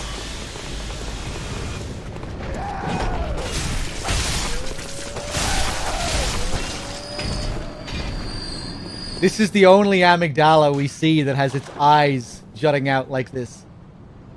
We can see him from back there as well. We zoomed in on him earlier. Giving you the sense that there's maybe something a little different about this guy. Might need to be wary of him. I'm not sure what I'm going to do with other weapons. I guess it'd be a bit boring to just play with the cane for the whole playthrough. So yeah, we might switch it up.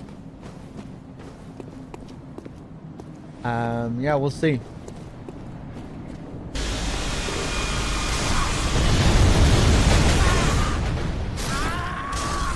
I couldn't remember where the safe spots were.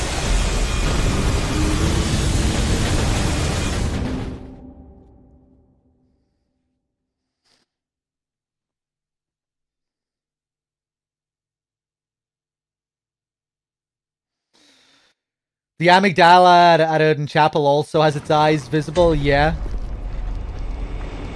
Oh, because you can only see it from the Cathedral Plaza? Interesting, okay.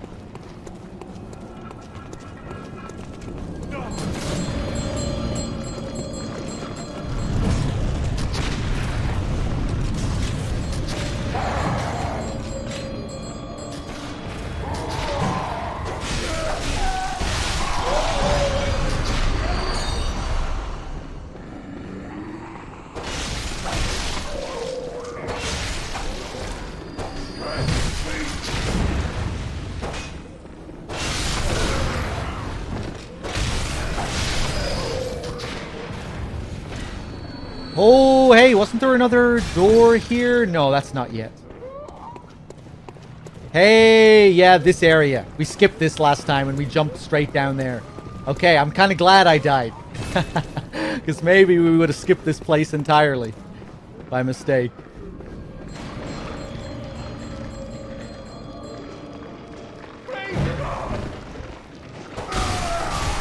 Love how the walls are all caged up here.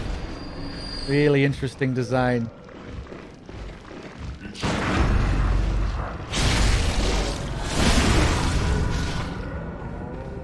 Oh!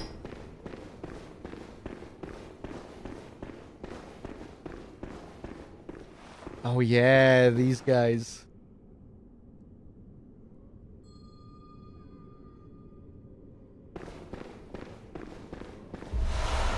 Air again.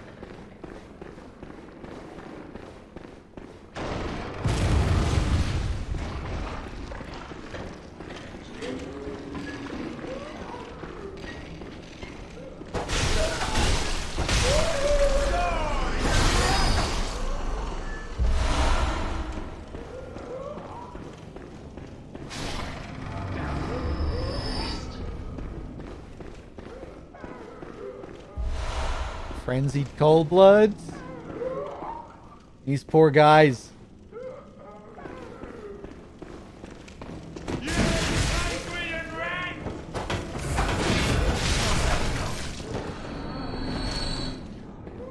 Is this like a prison? Yeah. This is a prison cell.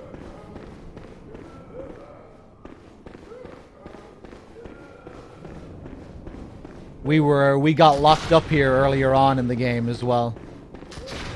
Except it was further down. But yeah, they seem to have converted much of this place into a prison.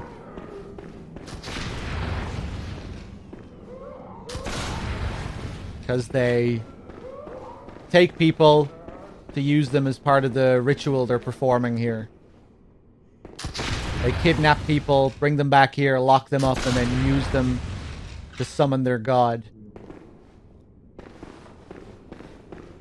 Sacrifice them to the ritual. The One Reborn as well is supposed to be an amalgam of all the body parts that from all the people they brought as well, isn't it? Like it's like a reformation of all those of all the ritual pieces. They had all these prisoners, they chopped them up, used their body parts as ritual materials, and then all their body parts got reformed into that big mass of fucking into that big mass of flesh and body parts. You know, the One Reborn is like an amalgam of all those ritual pieces, of all those prisoners.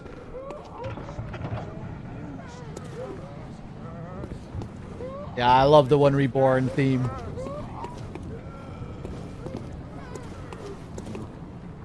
Okay.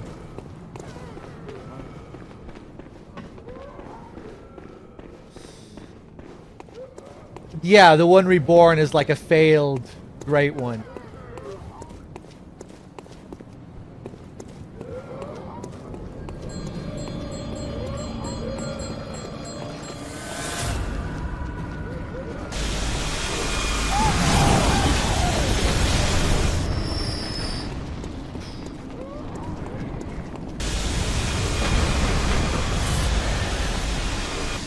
Jesus. Oh, hello. Yeah. Too sharp for that bollocks.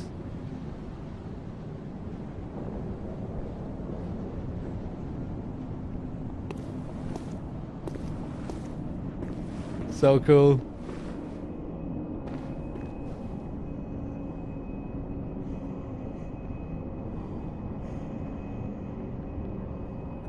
The One Reborn looks like a failed amygdala? Ooh, I don't know about that, if that's what you mean. I never really thought he looked like an amygdala. Or like, you know, the central figure of the One Reborn. I don't think he has an amygdala head or anything. He looks kind of ghoulish, you know? Just a fairly standard-ish skeleton-looking head. Don't think he has the big chestnut head with all the eyes or indentations.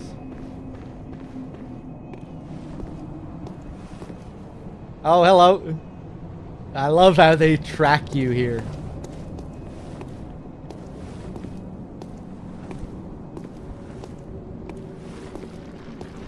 Oh my god. Here's another one in the chair facing the moon.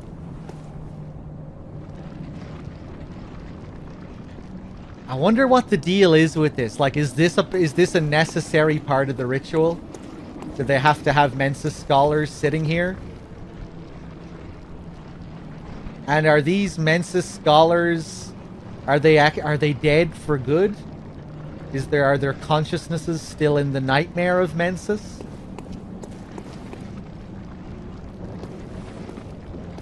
What was the whole Mensis plan here? You know, we have the Mensis We have the Nightmare of Mensis, where the Mensis scholars are, you know, they're getting up to shit over there as well. But they also have this whole business in Yahar Ghul as well.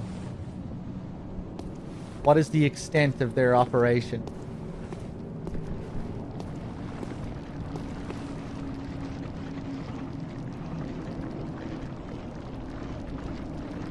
Aren't they the kidnapped orphan? Becoming the god with those children? I don't know what you're trying to say there, Griff. The Nightmare of Mensis is a nightmare realm. Like the Nightmare Frontier, like the Hunter's Nightmare. It's not reality. But that doesn't mean it can't affect reality.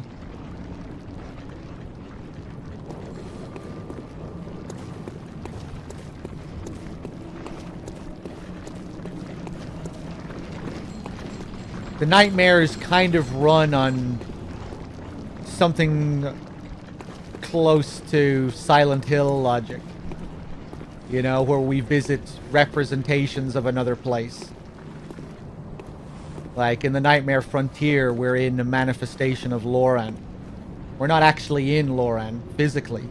But we're in like a dream of Loran. A nightmare of Loran.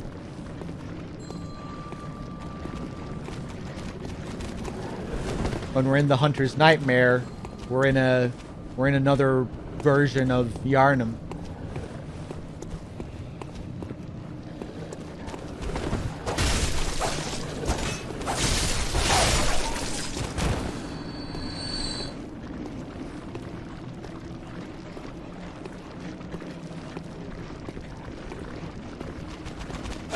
Oh.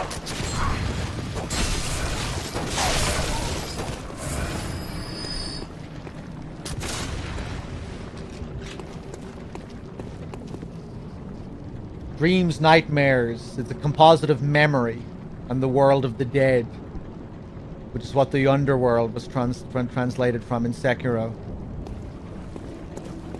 Yeah, it seems to be formed of like people's memories and consciousnesses.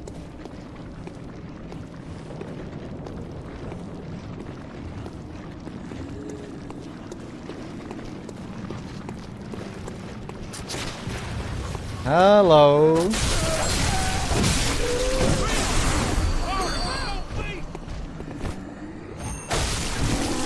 Oh! Go on. Oh, you're very bloody.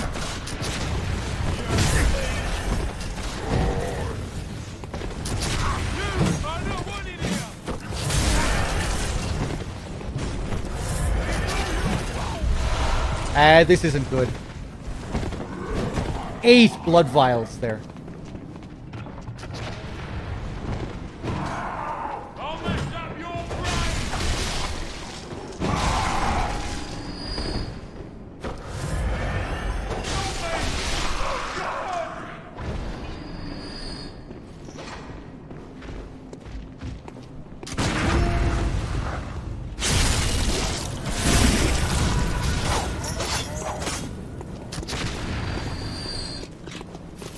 Oh Jesus! Okay, I didn't think it was possible to trigger you yet. All right, let's dance then.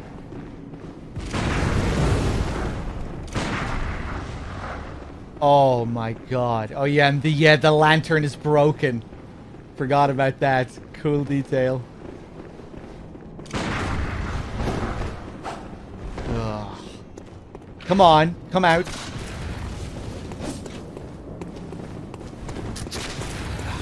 Fuck's sake. I refuse to fight both of them at the same time. No, sorry. Not doing that.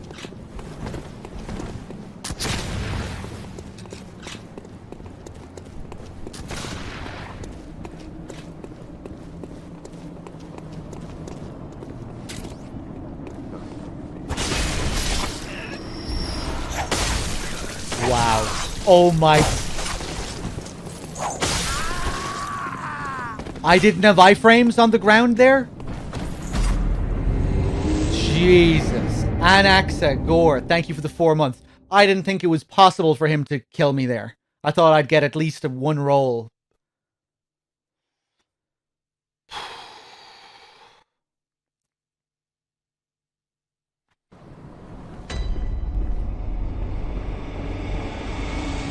Oh, we tried. I thought I had to go all the way back. I forgot that I triggered a lamp.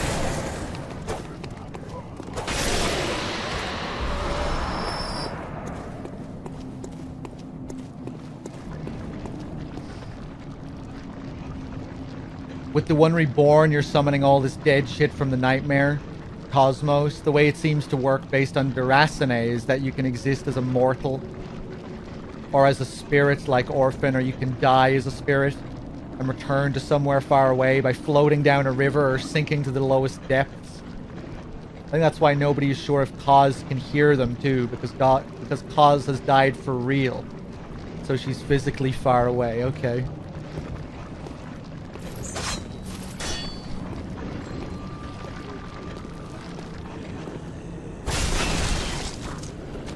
Fuck you.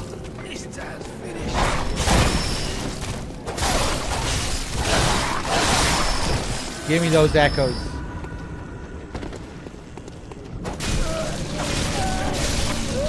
Hey, Dr. John, cheers. I love that stagger animation. It's almost like they're drunk.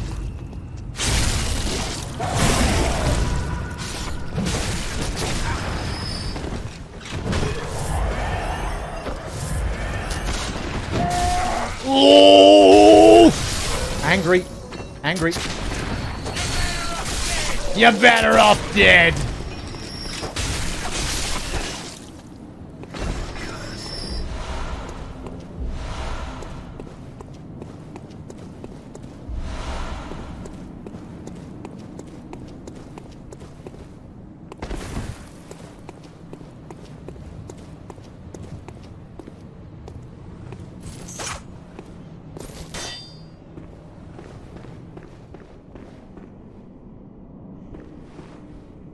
Okay.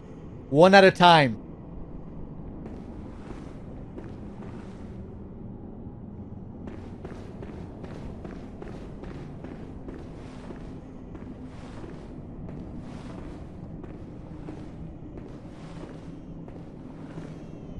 Oh, I remember.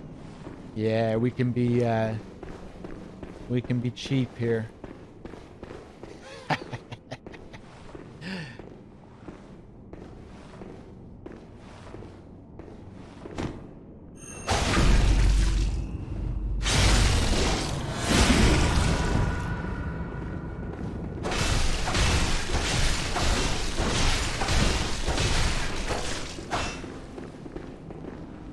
Come on.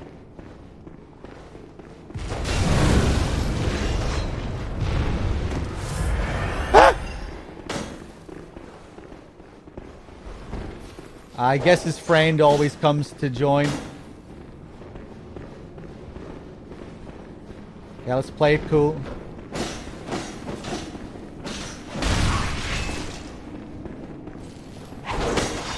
Unbelievable. No. No, no, no, no, no, no, no, no, no, no. I refuse. I don't accept this.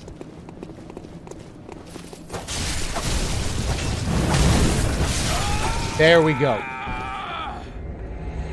Oh, he's one of the kidnappers. Come on.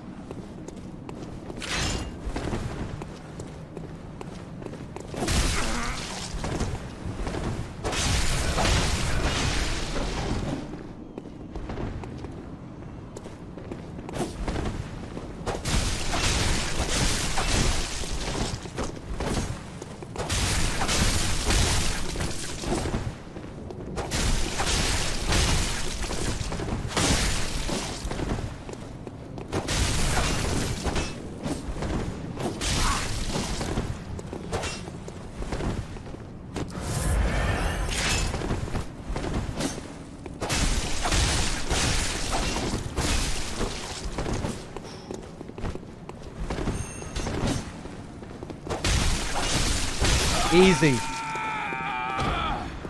Predictable. 20 quicksilver bullets. Okay, who's left? The beast.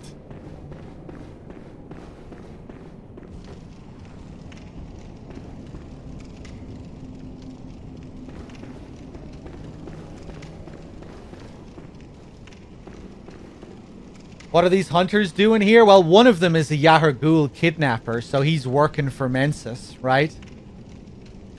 He was wearing the Yahar'gul kidnapper set. I'm not sure about the other ones, but they seem to be working as a team. So it would seem like they're helping the Yahar'gul guys. Yeah, look, this guy is wearing the Yahar'gul helm. I think they're all decked out in Yahar'gul gear. So that would make sense that they're just under the service of Mensis, right?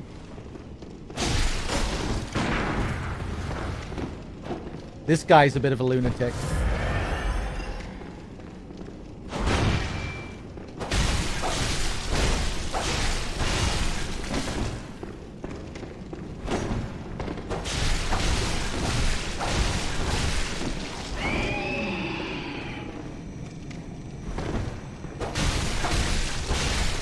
Has this whole beast thing going on. Ho! Ho!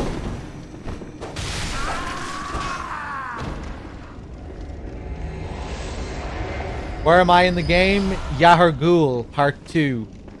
Once after Rom. Post Rom. Blood Moon. Clawmark. Nightmarish rituals. Crave a newborn. Find one and silence its harrowing cry. I love how the same messages gain new context now.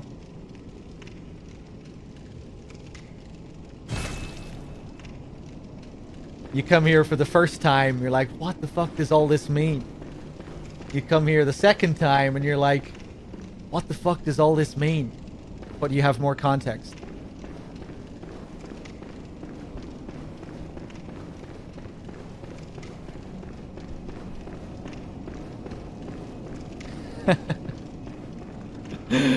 Interesting fact about this note that I like to mention to piss off translators who think they know how the translation process works. In German, this note says child of blood. But it doesn't say that in English or Japanese.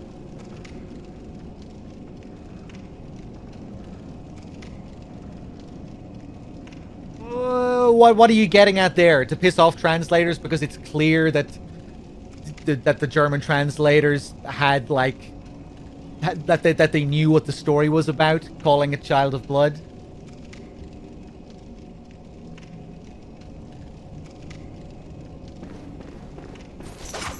That it's clear that they weren't just like literally translating without any context. It proved that they had context. Right.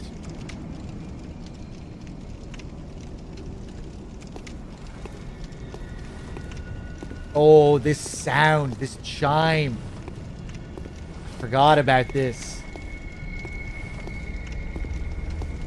Yeah, this is such a weird little touch here. These bodies. These bodies that sing.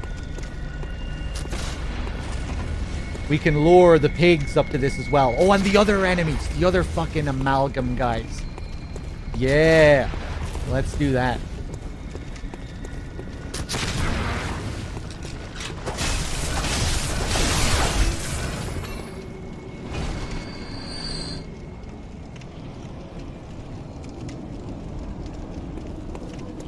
I don't think it's the same sound as Ariana's blood vial, but it is a similar kind of sound.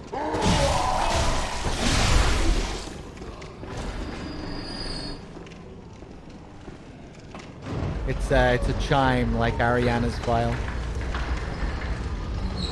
Genome, how's it going? Hello, sir.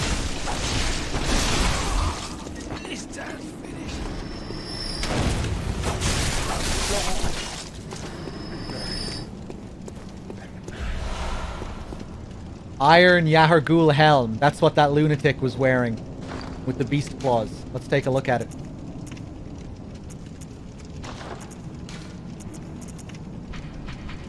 Iron helmet worn by hunters of the unseen village. Removing the hood reveals something reminiscent of a warrior of a previous age. This headwear is made of metal, a rarity for hunter garb, and has high defense, but only against physical attacks.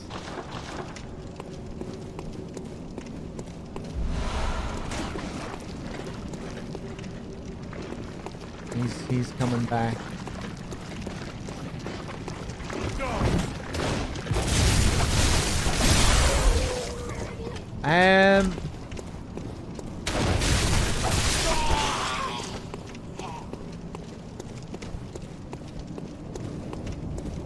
Right, I can use this place as a shortcut now. Yeah, this is all the way up here. Okay, back to the start.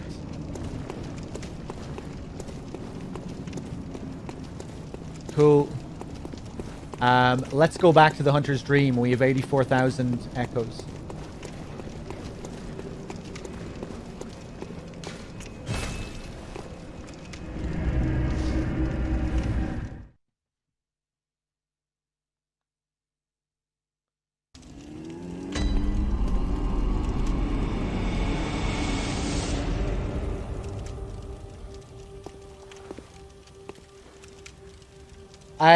I don't think you need insight to hear the chime, no.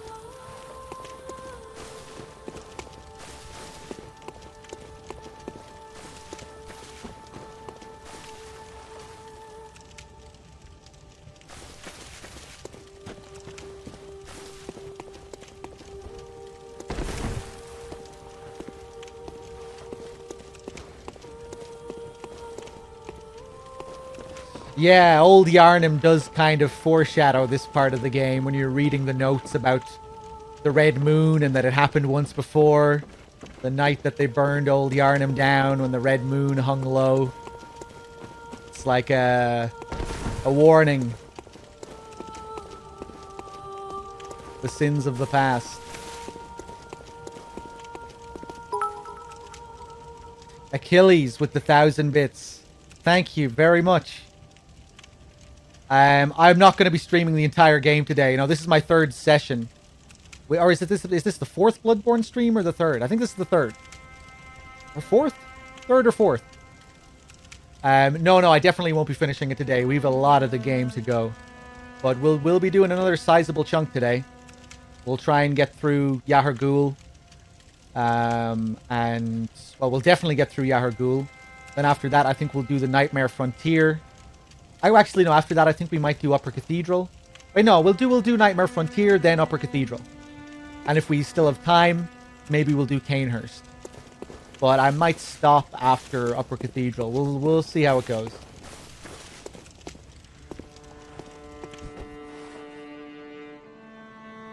But, yeah, Achilles, thank you for the 1,000. Just wanted to show some appreciation. I have a weird obsession with efficiency and tend to speed through and miss a lot when I play. Your channel has helped teach me to slow down and take in what games have to offer. That's very nice of you to say, man. Thank you. I'm glad I could impact you in that way. There's nothing wrong with playing games in different ways, of course. But if I've made you appreciate other parts of games and stuff, I mean, it's hard to ask for a better compliment. Thank you.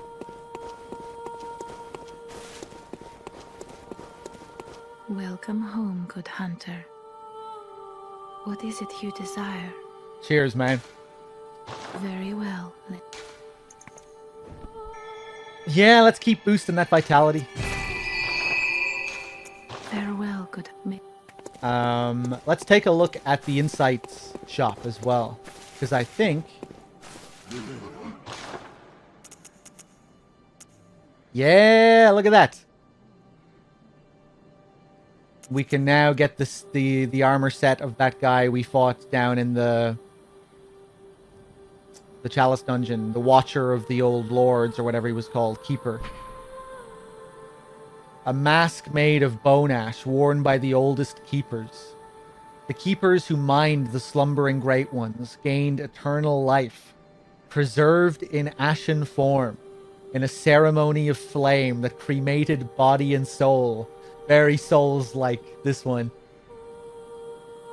This description. The long pointed hat is a symbol of the old keepers, and is considered evidence of their companionship, forged in a certain sin.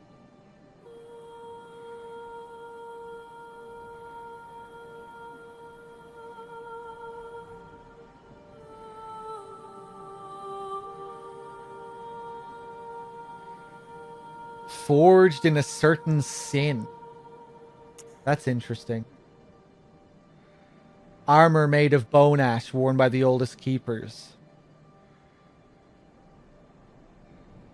Yeah, that would make sense, cool man, if they were granted eternal life. Gained eternal life. That would make sense in terms of Souls logic. FromSoft logic, really. Again, getting back to that issue of time, when you go fucking with the flow of time. That is seen as like the ultimate sin.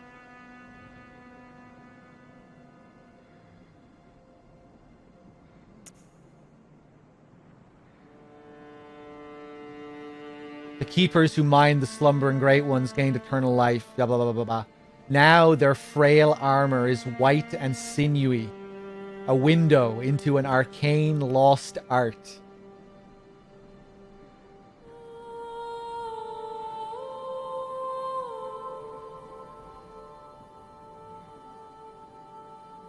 What's that supposed to mean? What arcane lost art? White and sinewy makes me just think of, like, Mercury. Although sinewy, not so much. Yeah, I don't know. Not yet. Key to survival. In a few days, though.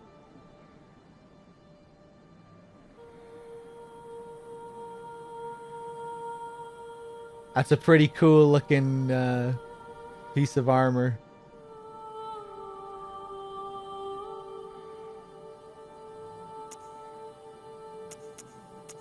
Cool.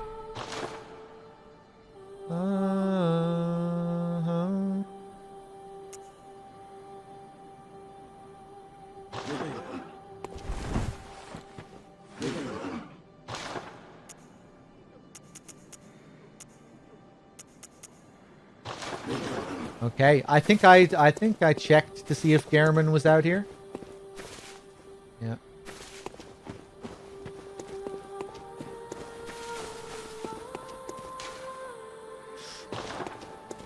Let's upgrade this cane.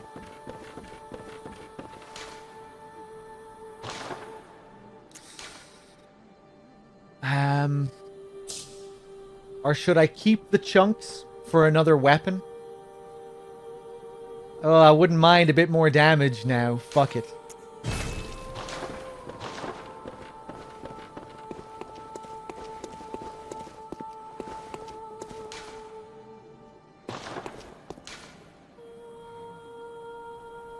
Okay.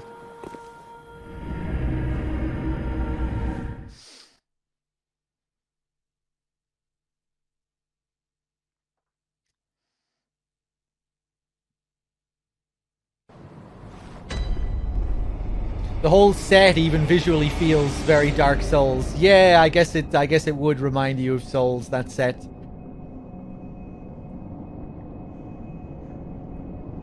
think the idea is that you're seeing an old, worn-out version of the armor, and the art that was originally used to grant immortality is now lost. You can sort of see it a little bit when you look at the armor. I think that's what they're getting at there, maybe, yeah. The DLC has a lot of chunks lying around, yeah. I actually wanted to go to another part of Yahar'gul.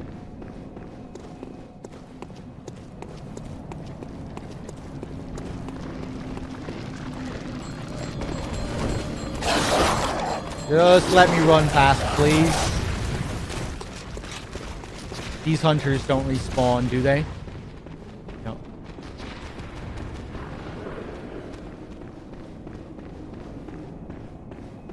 Fuck off. Impressive. That's commitment.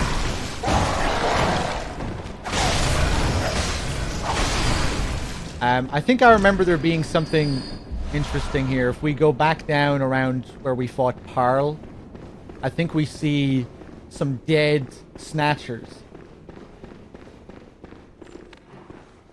Oh god, yeah, and these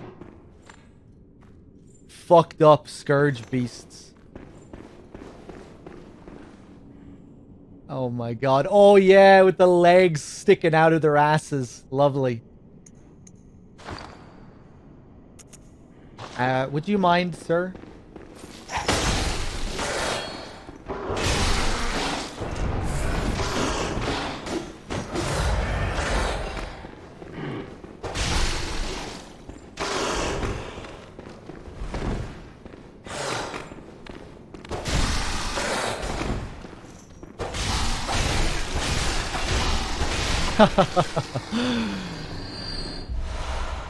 So it looks like they conducted...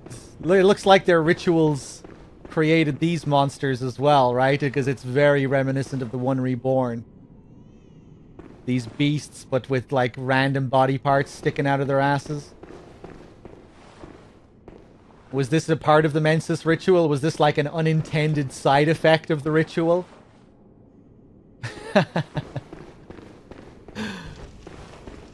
I like that idea. Yeah, oh, 2 more chunks. Yeah, look at these snatchers here.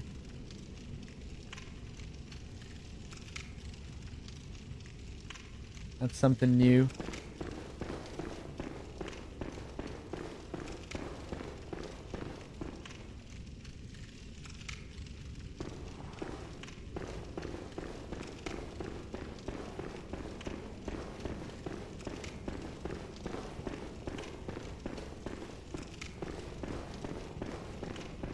Oh, the Keeper's attire. Cool, man. Interesting.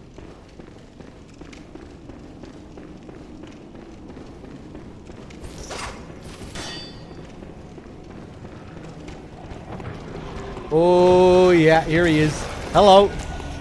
Over this way. Over this way. There you go. That really slows him down as well. Look, he's all melting.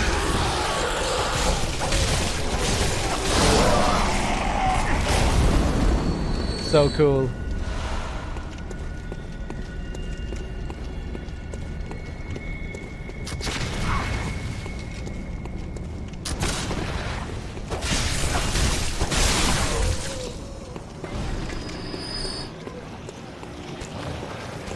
Hello.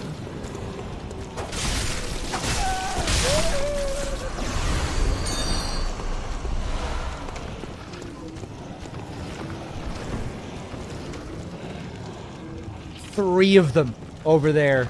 Jesus. Another... See how this carriage is shaking as well? There's another one inside this as well.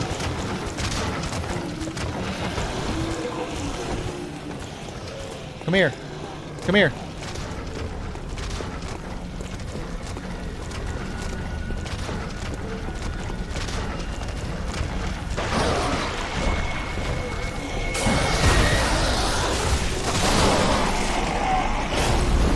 You only get 2 uses out of this thing until it dries up and we no longer hear the sound.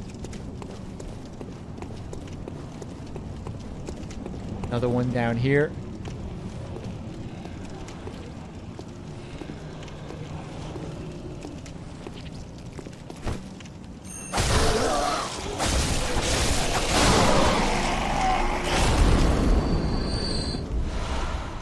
Two more chunks. Getting loads of chunks now. Hey, thank you, Yan. Whoa! Oh!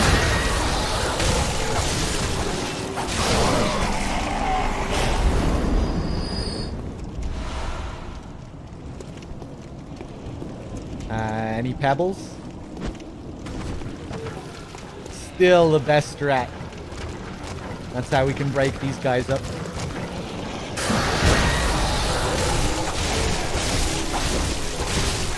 Oh, that damage.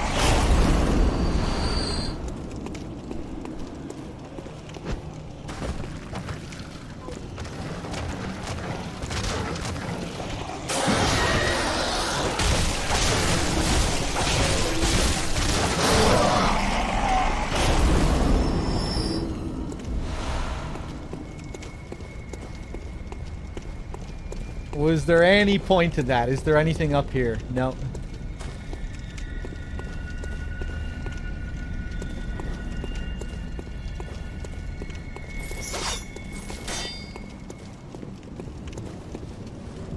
Are the Souls games the only ones to use aggro this way? Ooh, I don't think so. I feel like I've seen that in a number of games. Well, I'm not sure if you're just talking about the pebble strat or just like being able to bait enemies like that. Like where you can like separate groups by just walking up to a certain point to try and lure them out one by one. I'd say there are loads of games that do that. I am, Yen, yeah. I've been ignoring most of the marketing and build-up. But now that I'm playing Bloodborne, it's getting me in the mood. Getting me in that FromSoft mood. Behold! A pale blood sky.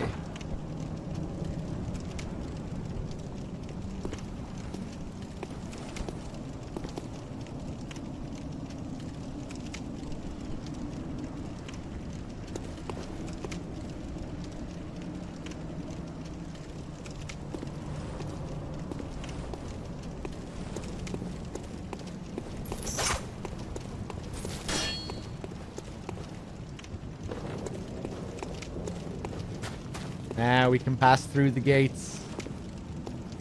This was locked before. Oh, Christ, this area.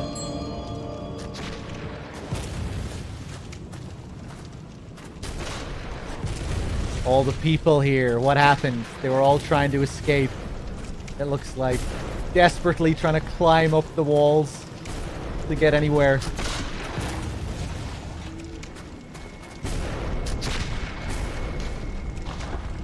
Look at this little guy. Oh. Look at his little hat.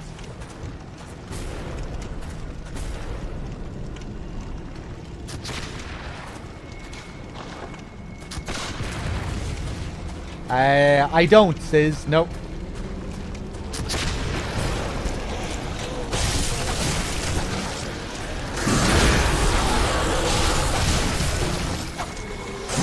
Oh!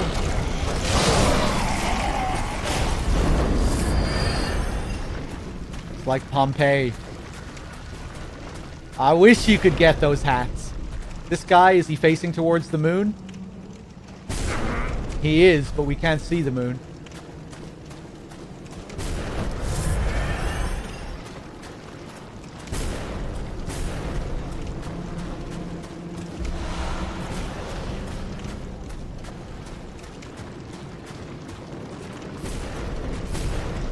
Oh, Christ. Whew! Whew! Oh, did you see that movement? Where did he learn these skills? Who is this guy?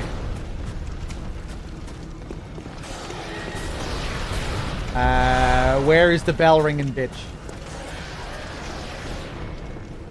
Where are you?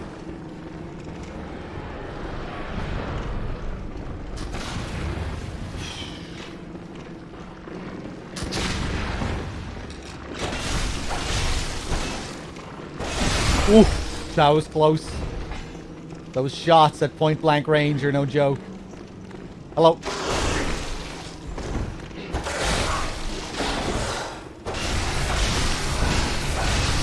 Ooh, that's a lot of health you have there.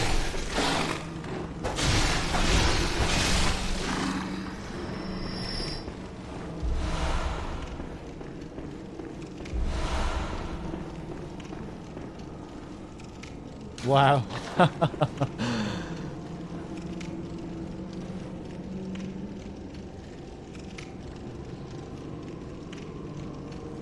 What happened here? Was it the moon that did this to them?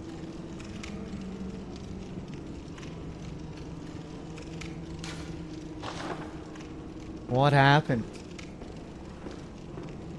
Another thing that just feels like it's building to the One Reborn again. We're not seeing amalgams of monsters, but we're seeing masses of people here all grouped together. Kind of fitting with the whole theme here.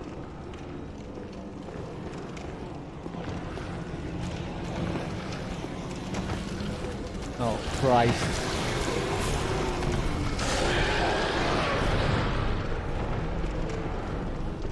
I think I'm gonna go back up this way.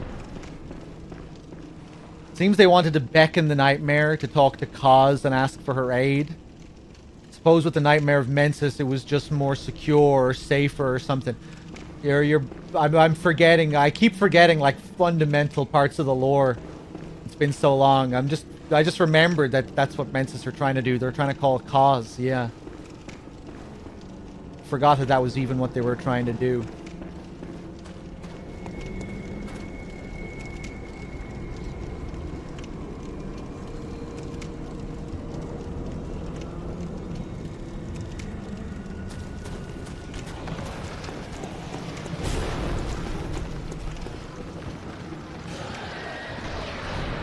Oh yeah, this inspect bath.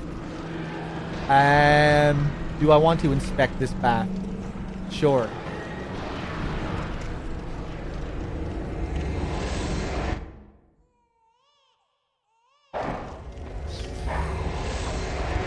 Just love the whole vibe in this area, just the ritualistic madness that you're thrown into. All these crazy visuals. Fuck off! Oh my god.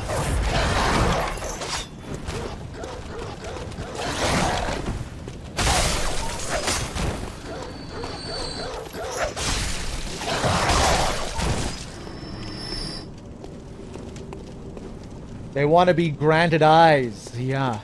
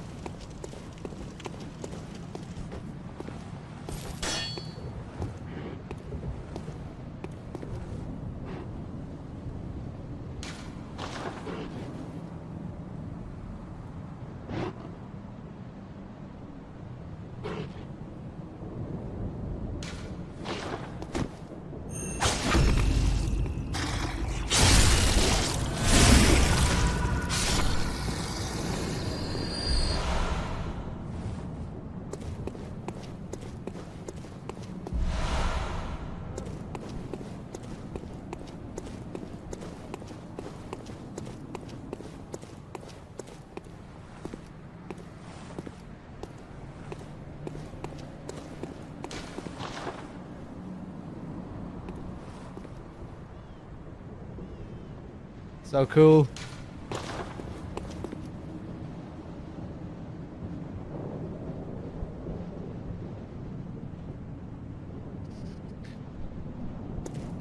Rom keeps the ritual hidden. Yeah, that's the only way we get to see all this, is because we kill Rom. Once we kill Rom, the next message we see on the screen is ritual secret broken.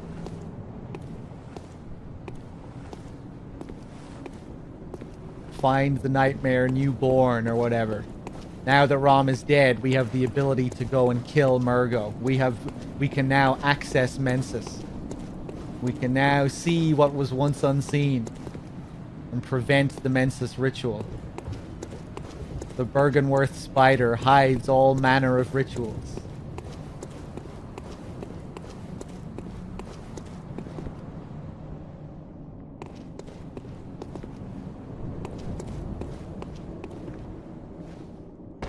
Okay, I forget where this takes me. Just back all the way down here? What? Okay. I must believe.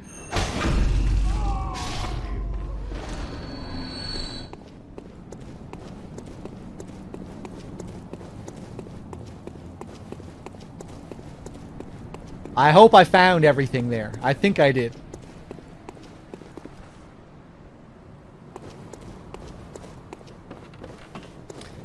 I don't even accept that Rom used to be human. That was something I meant to bring up yesterday that I forgot to. Yeah, when you kill Rom, you get a kin cold blood. And I don't have kin cold blood. And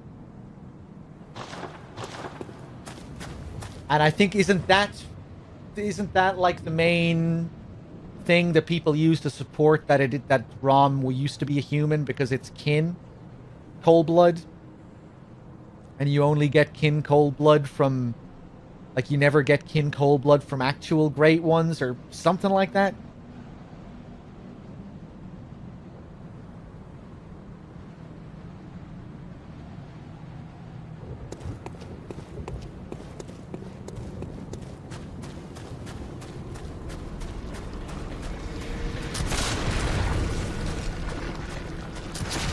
Ah!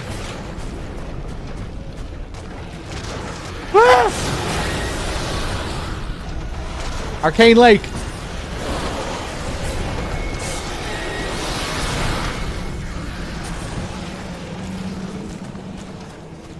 Where are the bell ringers around here?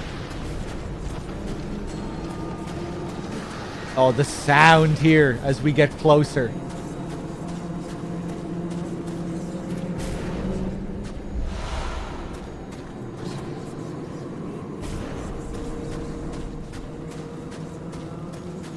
So good.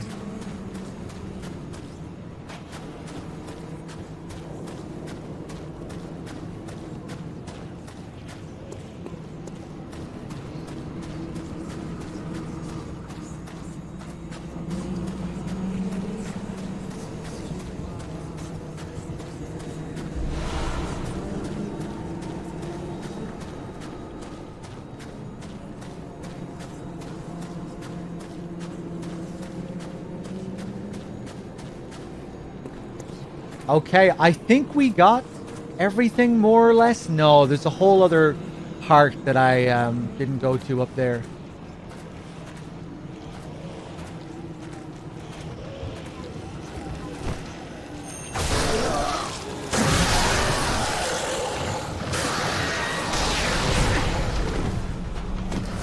Wow. Come on. Come here. Oh, you're a sniper. This guy doesn't move. Wow.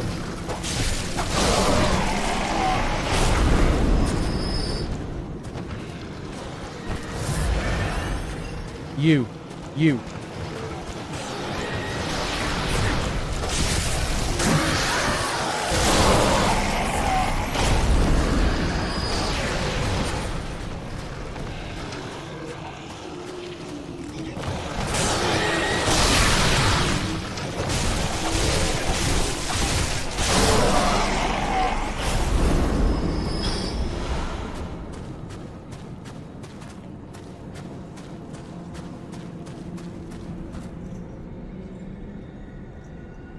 How long since I played this game last? 3 years?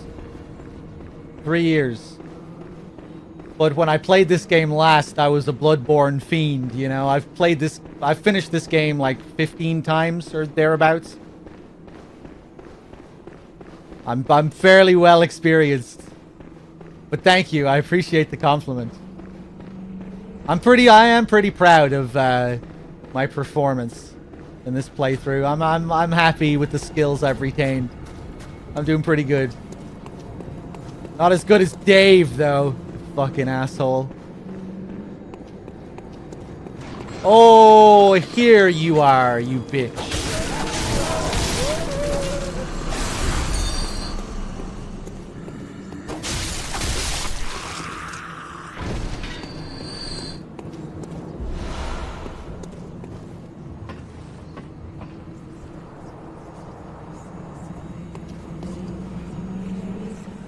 Okay, and that's it. I think that's everything in Yahar'gul. I feel like I must have missed something. I think that's it.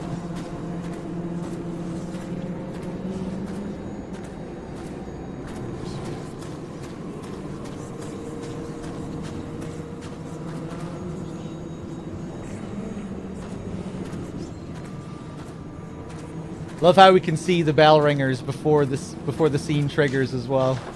We look up here.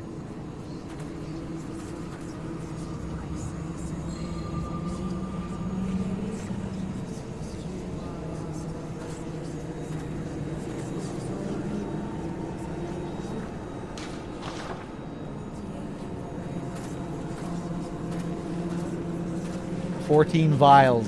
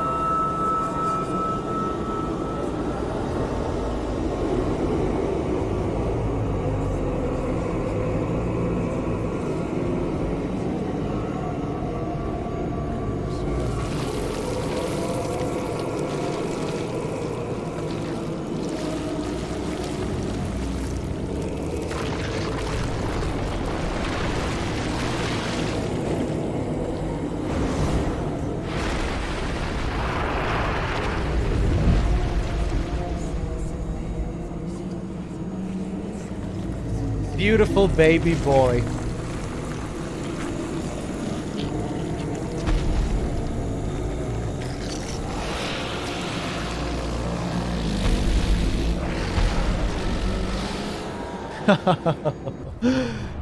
Here we go.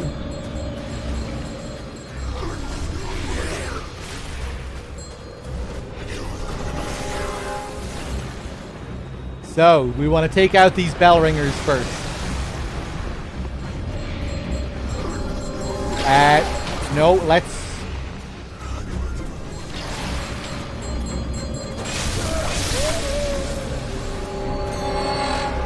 I remember I used to get fucked up when I just went straight for that order, so I'm gonna go back around. Ooh, okay.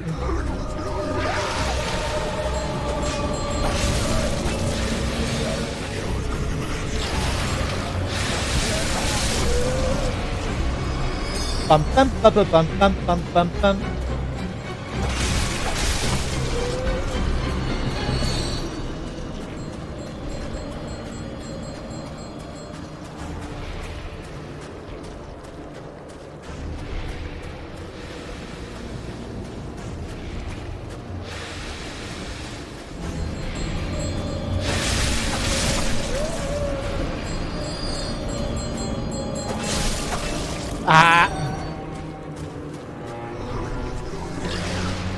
Oh, that cello. Yeah, wait till it kicks in.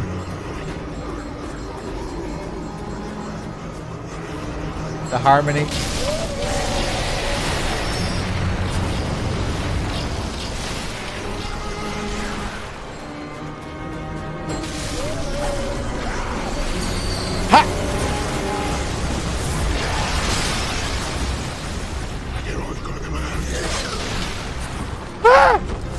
Right, I forget how this guy works.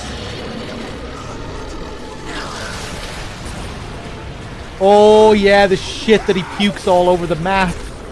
Yeah, what a mess. Stomping all over the place. Here it is.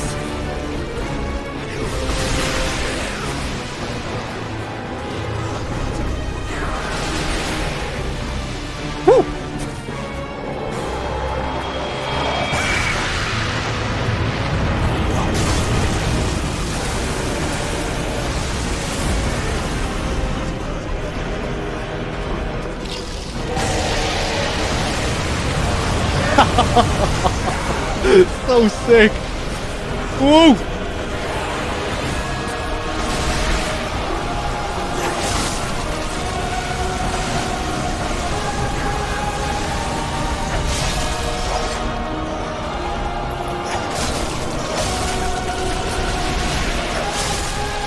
That's not the big puke, is it? Nope. I want some bold paper. I have it equipped.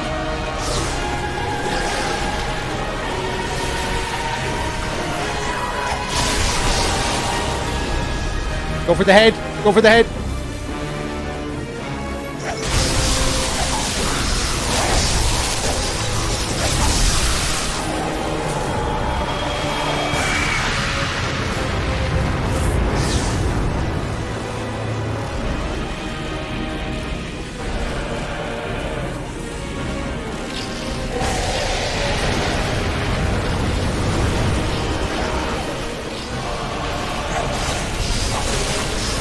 It's over. It's over. No, it's not. Okay.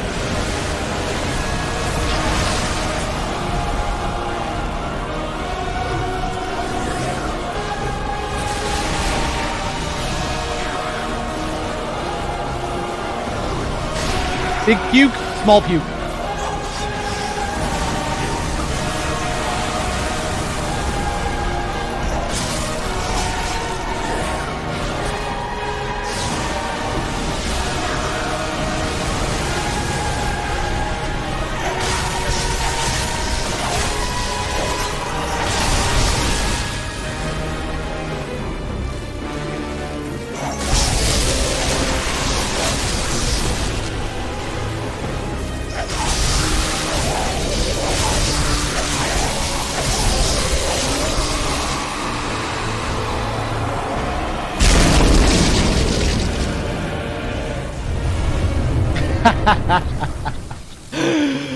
Oh, I love that theme. So evil.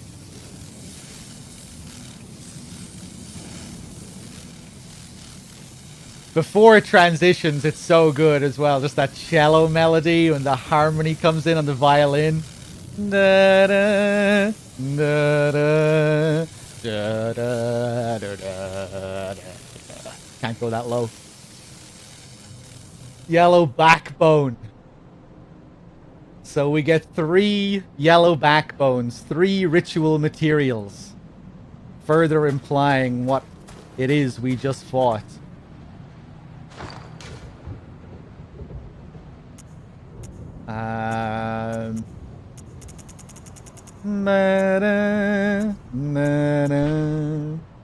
Yellow backbone. Special material used in a holy chalice ritual. Special body parts collected by the healing church. What was this gruesome bait used to lure? I think we just saw. The additional rite rotted offering beckons ungodly forces. Normally terrifying things, but also worthy prey for a special hunt.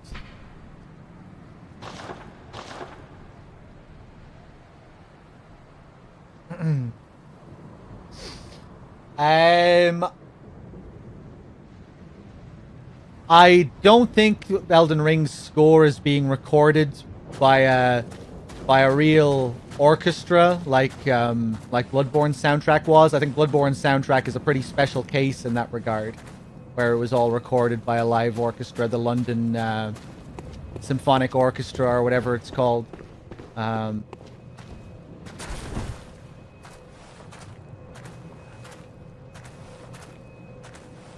But it probably will have orchestral tracks.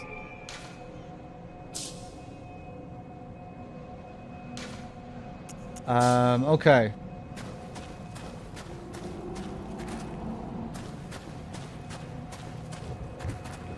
Back to the dream.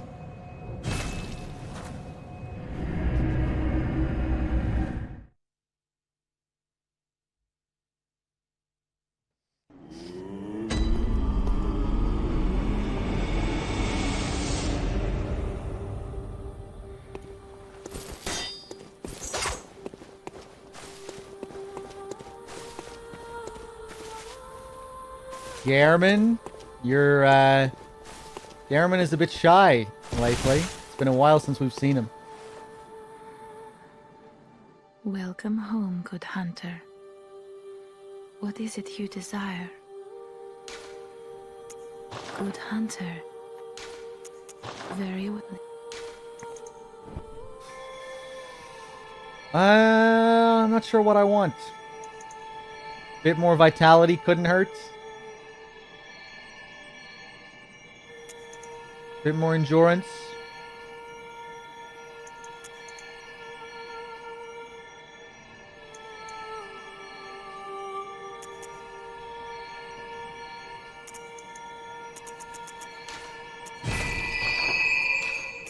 Farewell, good hunter. May you find your worth in the waking world.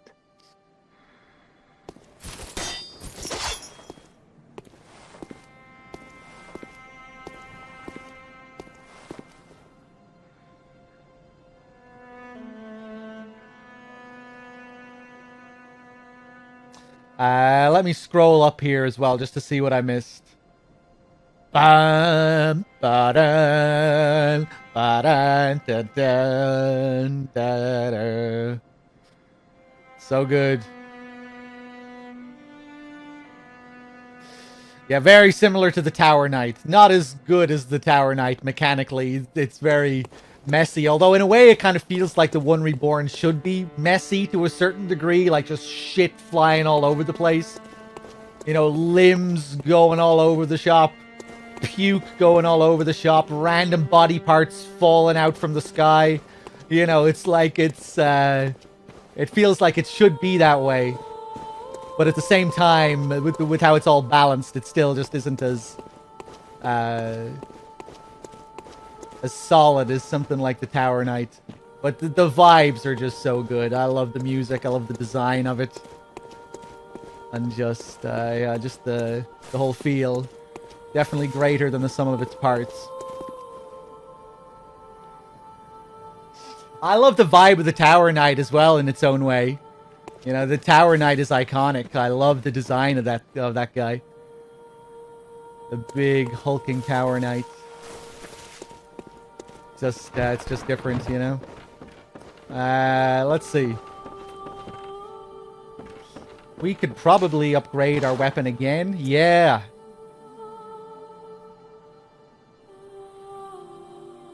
Oh, fuck it.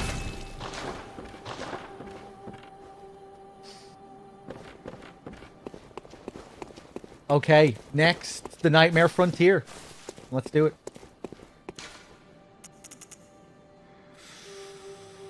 Ooh, we could go and see what's going on with Eileen as well. I'm kind of scared of fighting the Canehurst Crow, though. Maybe I'll wait.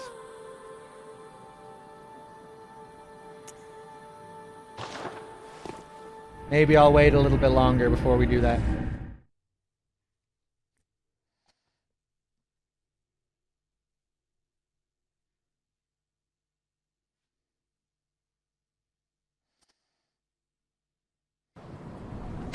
Yeah, I love Lawrence's theme as well, and how it plays off the Cleric Beast theme.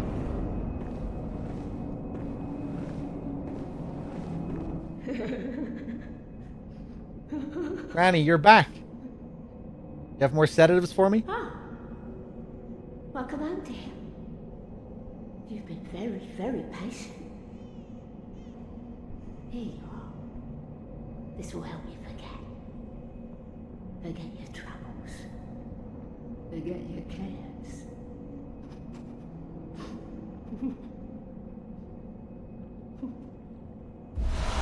Thank you. Ah, anything? Oh, good. What a relief. You always were the brave one, but you can't bottle up everything inside. You mustn't be afraid to share.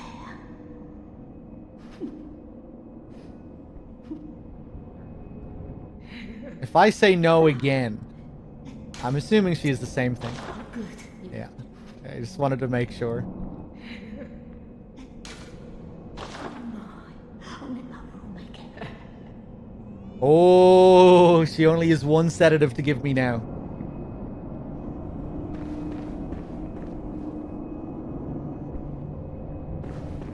Ariana, still not doing so good.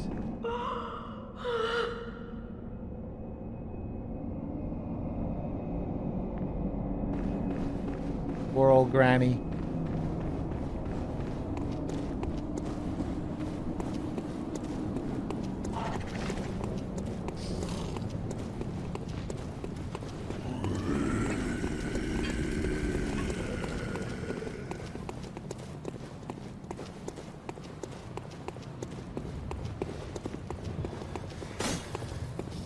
Wish they explored Ariana's Canehurst roots a bit more, yeah? Sorry, Eileen, I'm going to leave you up there for now. Yeah, it is an interesting little detail.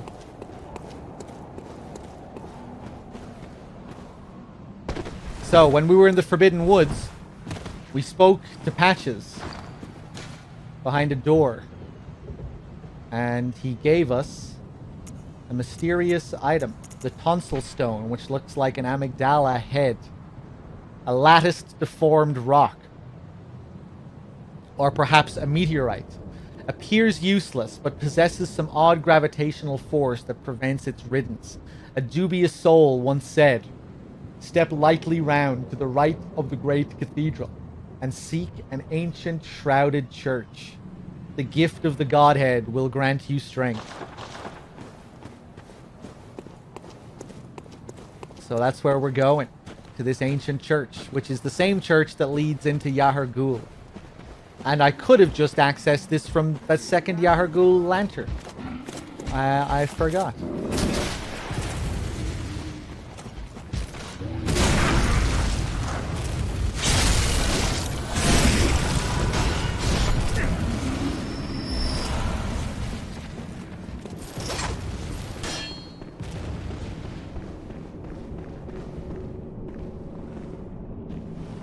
And this is the guy who'll whisk us away.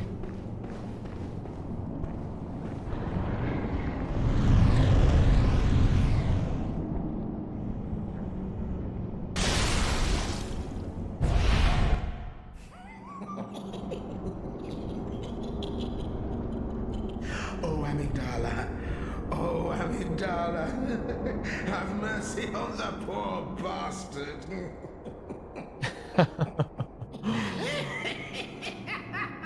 Oh, cool bird's eye shot there. The center of the room. Looking like an eye.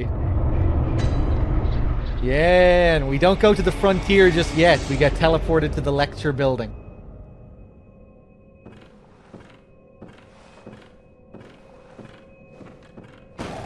So here, this area is supposed to be Bergenworth College.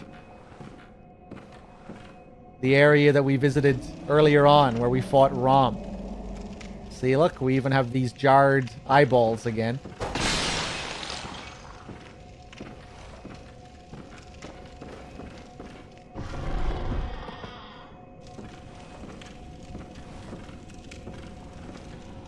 So now we get to explore the actual college, but in the Nightmare Realm.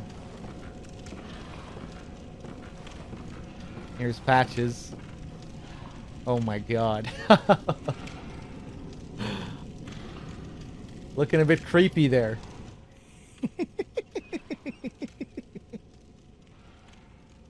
What a joy it is to behold the divine. It must be such a pleasure. You're in my debt, you know. You're nigh on a beast of the field. But here you are, treading a measure with the gods.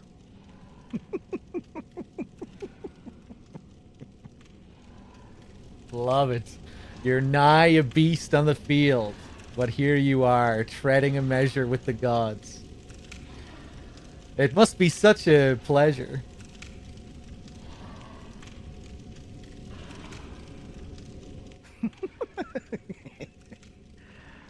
Are your feet as fat as your wits? Oh, cease this dithering. Take the plunge. Throw yourself to the wolves.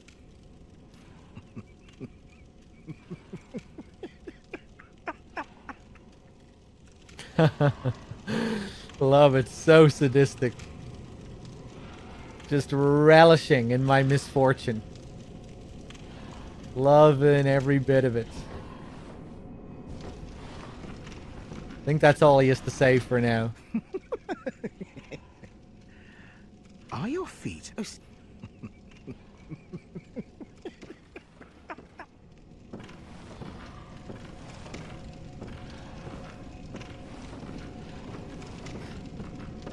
You're nigh a beast on the field. I don't know about that, Patches. I'm pretty experienced at this point. We've killed Rom, we've killed the one reborn. That's more than killing a few beasts. That line might have made a bit more sense if we came here earlier.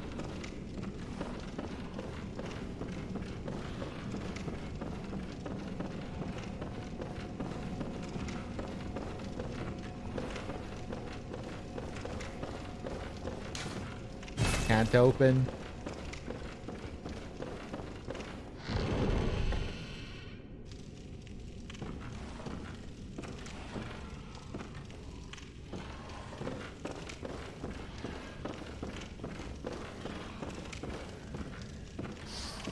Orphan and Lawrence were the hardest for me. Ludwig still took a few hours, though, on my first playthrough of the DLC. I did my first playthrough on, like, NG plus 3 or something like that. It was rough.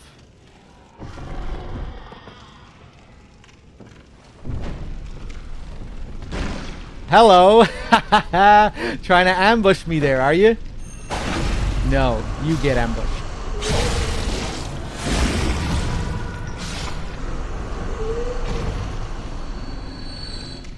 Love the design of this place, the light, that sort of hazy look, that dusty look. Gorgeous.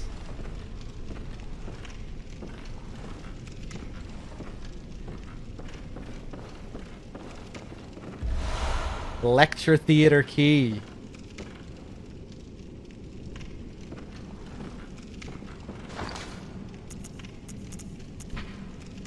Key to the lecture theater in the lecture building. Today, the 2-story lecture building is adrift in the nightmare. But once it was a place of reflection, where scholars learned of history and archaeology. Perhaps it still is, as the students in the lecture theater appear to await the return of their professor. Love it.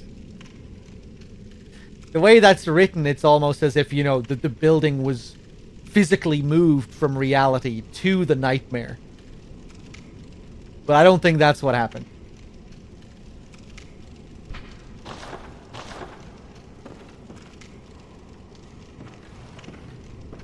But maybe.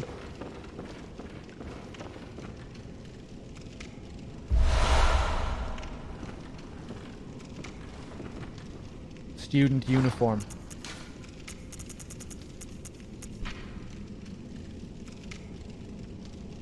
I think we read... Yeah, we got the old... I really like this little touch. You have you have 2 different Bergenworth student uniforms. One looks much older than the other. Like, we have these rags, these tattered rags here.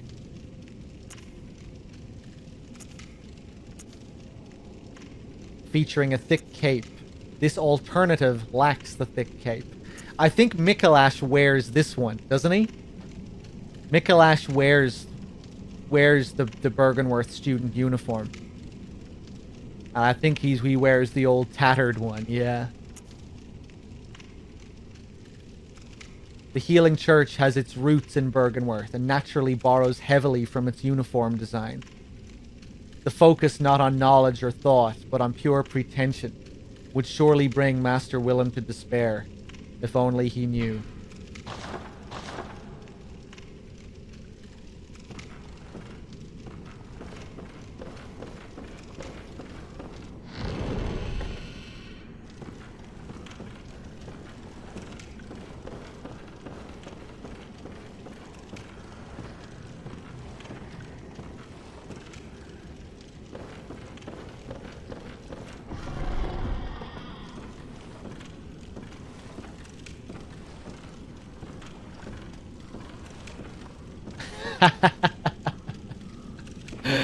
What are you doing up there? For 5 years, he's waited for some unsuspecting victim.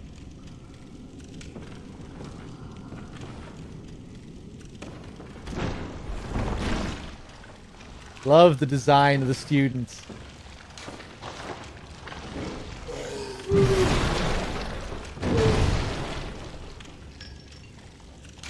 Look like they're composed of mercury or something.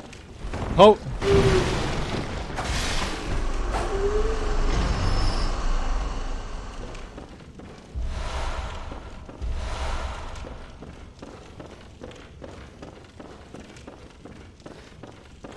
Kind of reminiscent of the Fountainhead novels, yeah. I just love the light here. Just how the colors look.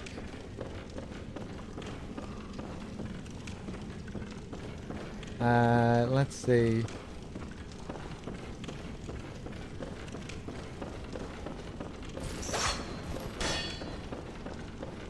I picked up the lecture key. I'm not sure if I can do anything with it. In here? Hey, fuck.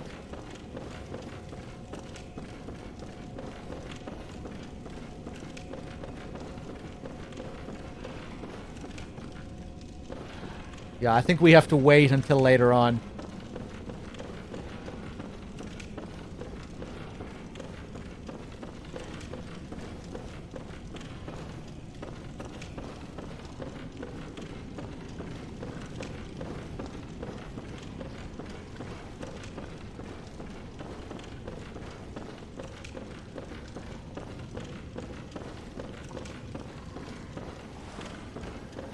Okay, to the Nightmare Frontier. Let's do it. Oh, wait, no.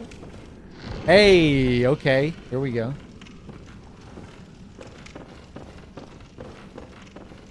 Red jelly? My memory? Oh. I impressed myself.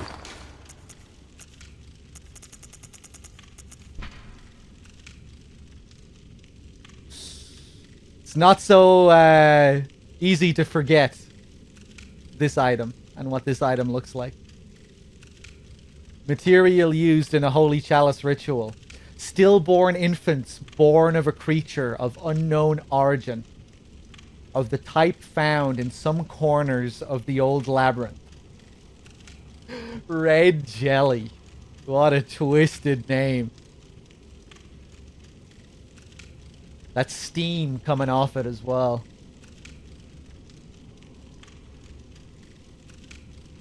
Oh my god.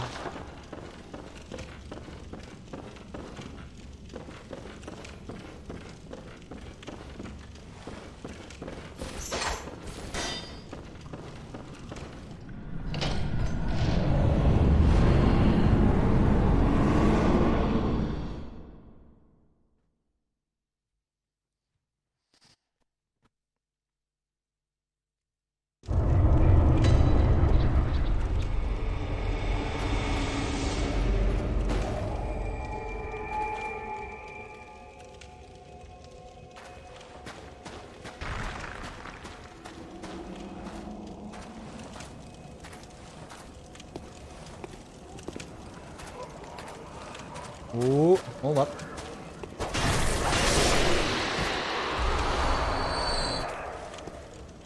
Love the clouds here. We see the same skyline in the Hunter's Nightmare, I think. Later on. Look at those thick, thick clouds. Thick, smoky clouds.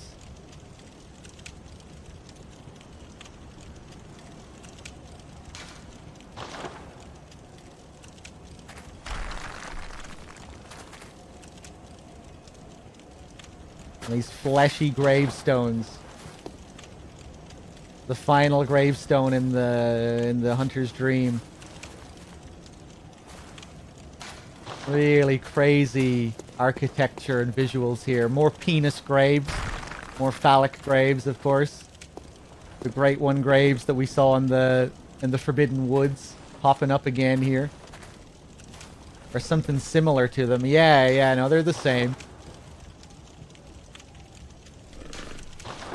So this place is supposed to be Loran. These beasts that we fight here are called Loran Dark Beasts. And at the end of this area, we will get a Loran Chalice from the Amygdala that we fight here. So I think that's enough to confirm that that's what this place is, or like a representation of it. We're in the nightmare now, so we're in like an amalgam of memories. We're in like an alternate reality of sorts. But yeah, I think this place is supposed to represent Loran, and I guess the fact that there are so many graves here, it's supposed to symbolize all the death that happened here. We find out later that Loran was another land that was afflicted by the Scourge of the Beast. The same thing that's happening to Yharnam. I can't remember if it's confirmed, but I think like the entire population of Loran was wiped out by the Scourge. And yeah, I think that's what they're getting at with this place being basically composed of graves. It's just a land of the dead, place that no longer exists.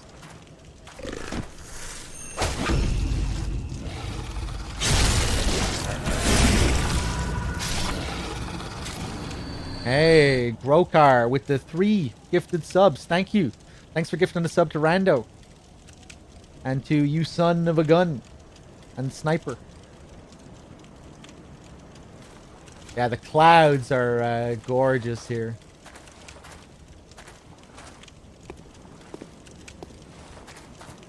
Quite clear up there.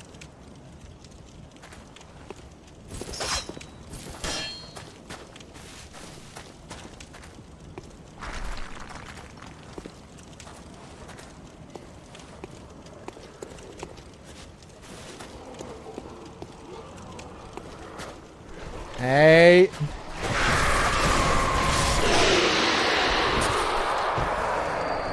Hello.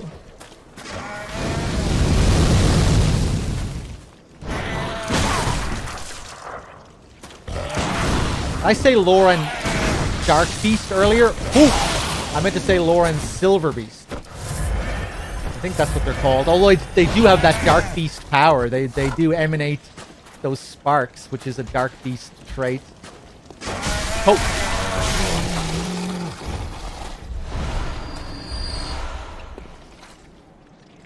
Oh yeah, look who it is. Patches. Spying on us.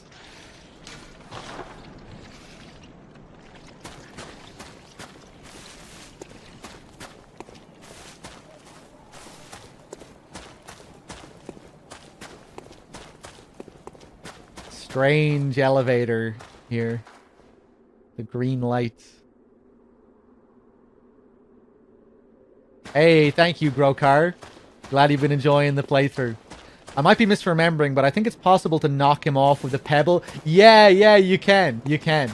I'm not gonna do that though. We'll entertain Patches and we'll let him do his trick.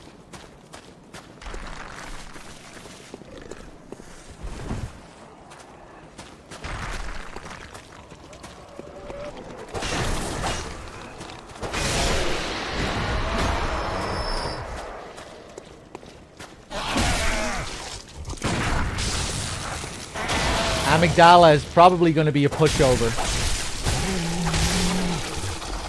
Because we could have done this a good while ago.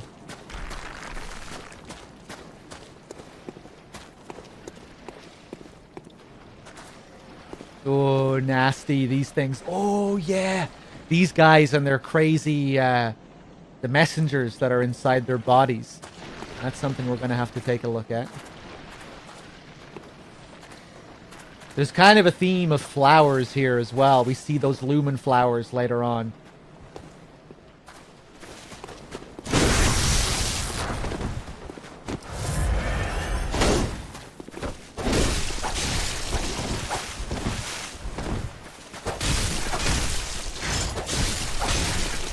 Oh, you poor soul.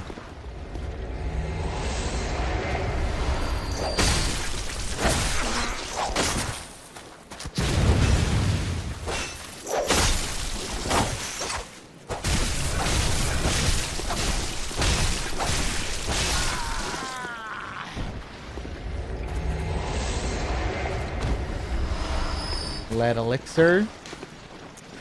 It's kind of cool, the lead elixirs, if we read the description. The recipe for this mysterious concoction is unknown, but some postulate that it materializes only within the most desperate nightmares. Yeah, it's rare to find this outside of the nightmare realms. But now that we're in the nightmare frontier, we can find it. Ooh, hello.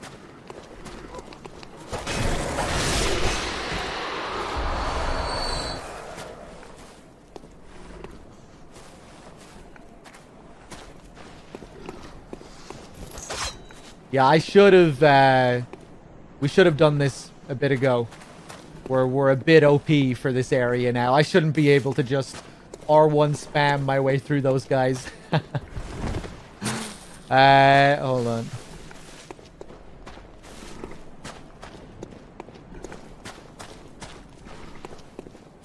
I quite like the amygdala fight as well, but it's going to be a bit of a pushover, I think.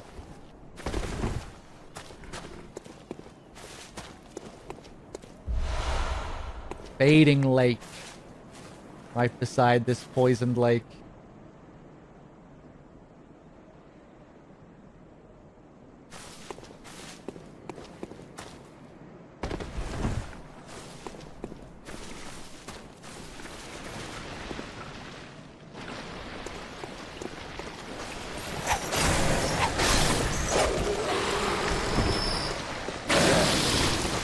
Come here. Alright, check this out. This is pretty wild if you've never seen this before.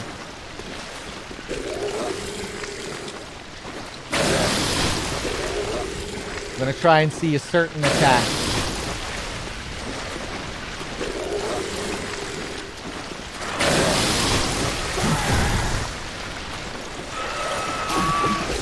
Whoa! Okay. Come on, do it. Fuck, I don't know where I am.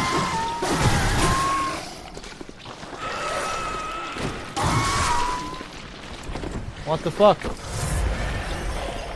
Here it comes, here it comes. Look at that shit. Look at all the messengers. There it is again.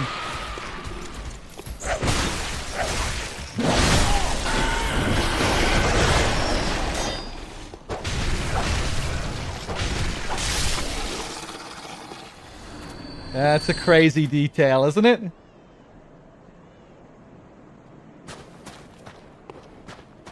What is that all about?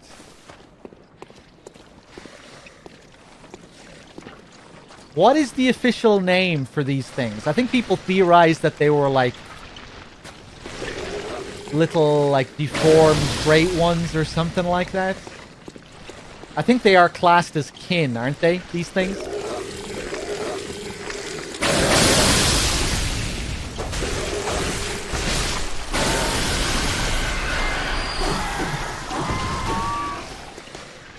I can't remember if the baby ones have them.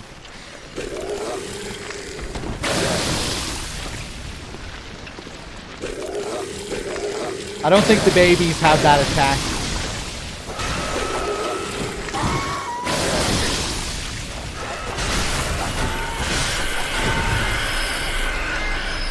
They are pretty cause-esque, yeah. Yeah, they build up frenzy as well. They're definitely kin.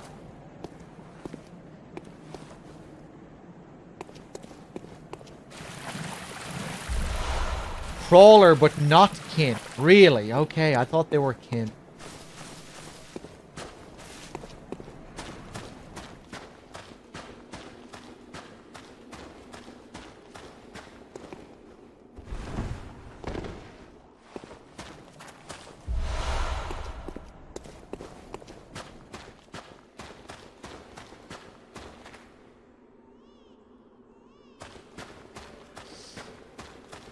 Ah, you bitch. Yeah, now we have these guys.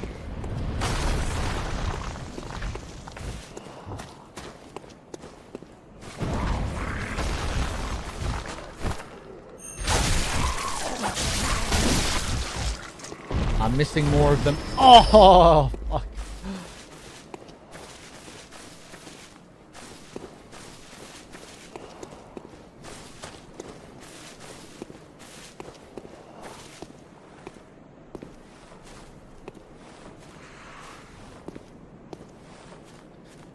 Do they ever pronounce the word amygdala? Yeah. Okay, I'm blaming that one on you, Wexford. Yeah, it's pronounced amygdala. It's a part of the brain.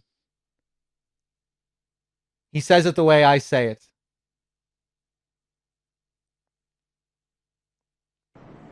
But yeah, the amygdala is the part of the brain that's responsible for emotions like fear and stuff like that. Isn't that correct?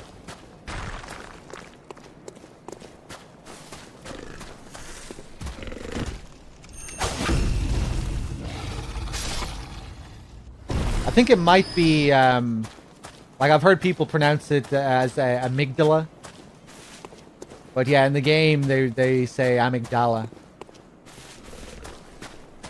Right as we enter this place, we hear Patches say, "Oh, amygdala, amygdala. Have mercy on the poor bastard."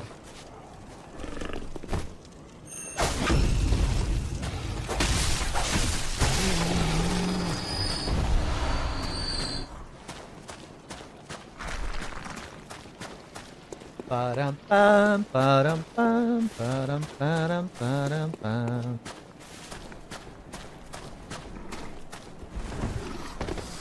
Hello. Ooh, this one is very bestial.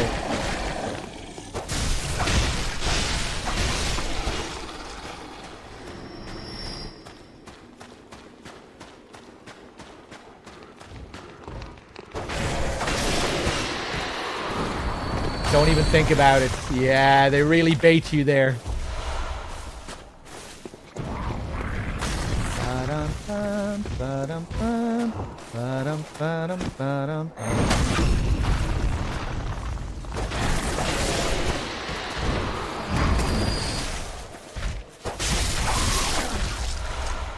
Oh, I'm gonna go up and get that guy first. Oh, he's gonna throw it from there. How big is his throw? Jesus. Okay.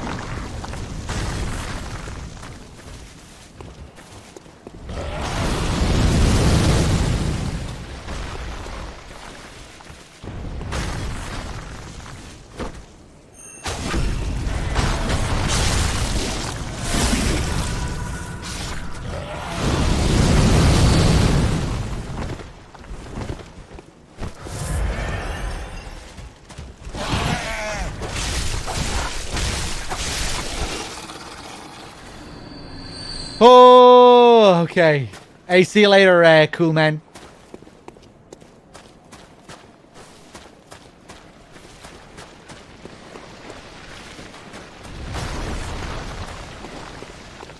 I don't think we need to worry about him. Oh, wait, is that the guy with my echoes?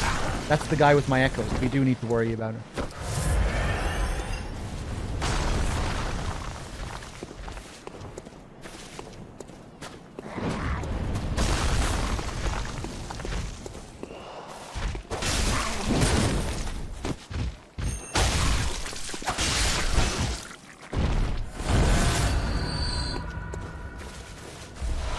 Nice, more bolt paper.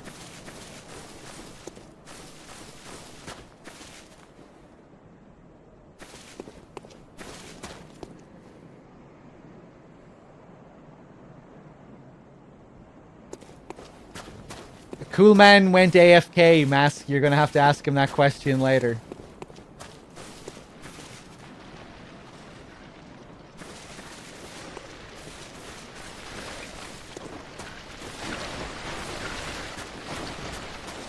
I think Cool Man was pretty invested in Sekiro from what I remember. I don't think he like got super into the lore like he does with Bloodborne.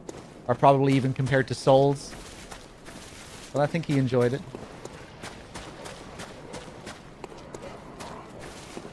What about you, Mask? How invested are you in Sekiro in comparison?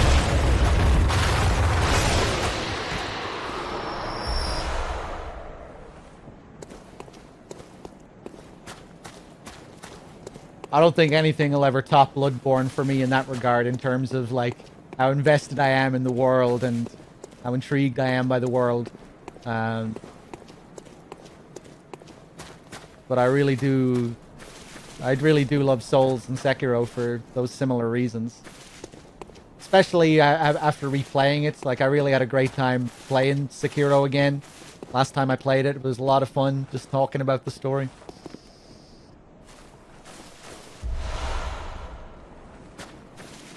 Ooh, Jesus, there are so many wandering madnesses here.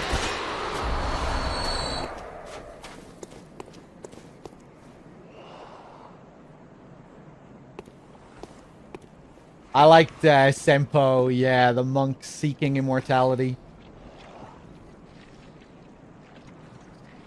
The centipedes.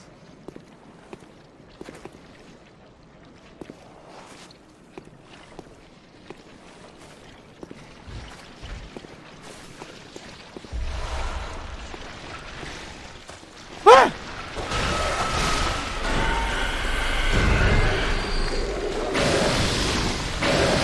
Oh, what is this? Why are these guys all up here?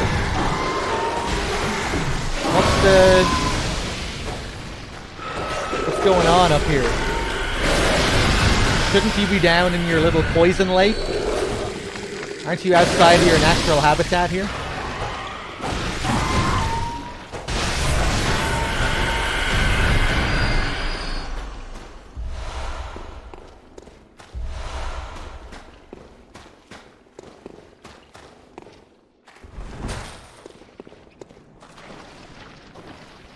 Ooh, another giant. It's quite a sprawling, wide area, this. Whoa!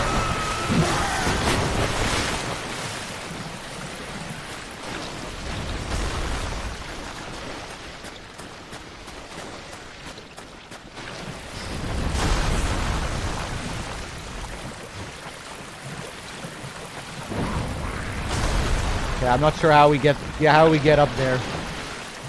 Go.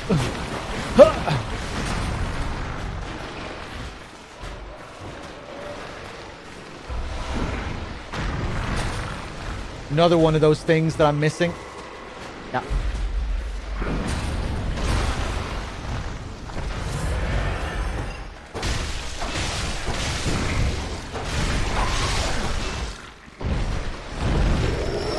Deep sea.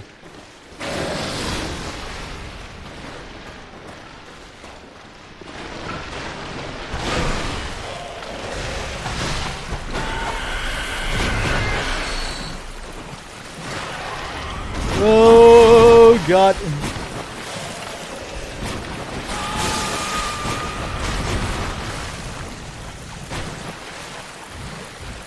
La la la.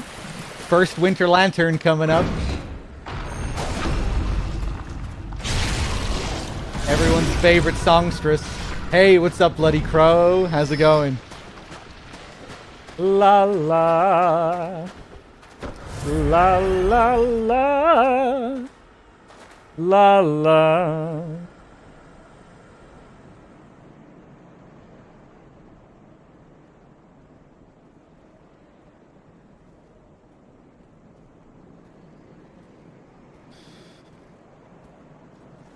Let's see, Mask. You thought it was your favorite, but played it a little bit yesterday and got a bit disappointed by how much of the game just talks about mechanics. Yeah, well, there it is. Especially after watching you and Dave playing Bloodborne, how much real narrative is packed everywhere. Yeah, I love the later parts of Sekiro though. And things get crazy, and the idea of a talking protagonist with the main cast of characters. Yeah, I really did like that. That was quite fresh, having a talking protagonist and like a main cast. I especially like the camaraderie between some of the characters, which was quite new, I think.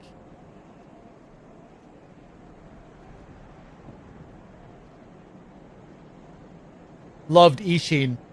I always say this, but I thought Ishin was kind of like he felt like a subversion of your typical Gwyn character, you know? You start off Sekiro and it's your standard sort of thing that we're coming in at the end of an era. Ishin's time is almost up. A new era is about to be, it's the dawn of a new era. And I was saying, okay, so Ishin, I kind of know what to expect here from Ishin. I'm going to find him. He's going to be this hollowed out husk of a man. But no, that's not the case at all. He's like quite a joyful character. And I thought that was cool. Loved sitting down for drinks of sake with Ishin. Listening to him tell stories and laugh about the old days. Telling stories about Owl and Lady Butterfly and all that. It's the Giant's Causeway here, yeah.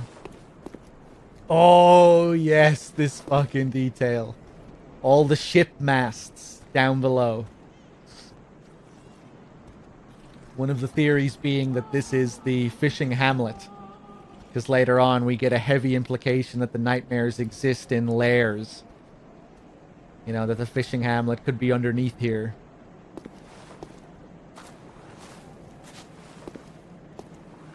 La la la. I think GRRM finished his part of Elden Ring very early on in development. I think he laid out some fundamental bits of world building, lore, created some characters, created the outline for some characters, and then From took that, ran with it.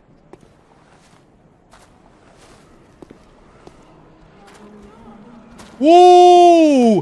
What? Why am I seeing the fucking spears come out of me there? That shouldn't be happening.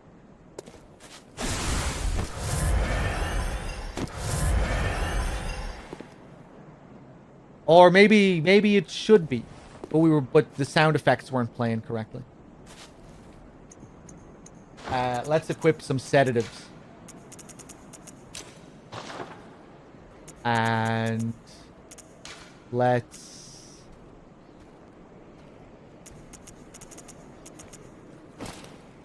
frenzy resistance all the way. Looks like the Graveguard set is the best for frenzy.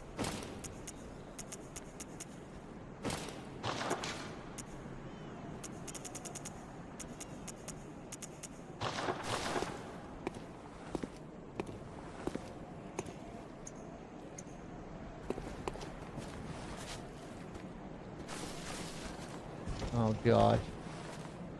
I love the winter lanterns. Absolutely terrifying.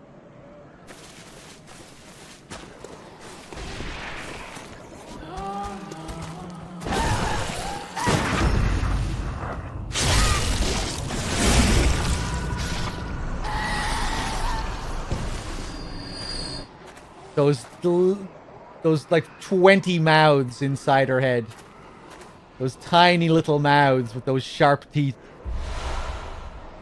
Getting the iframes to avoid the frenzy, yeah, feels great.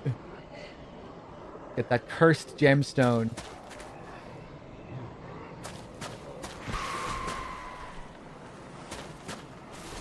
Hello.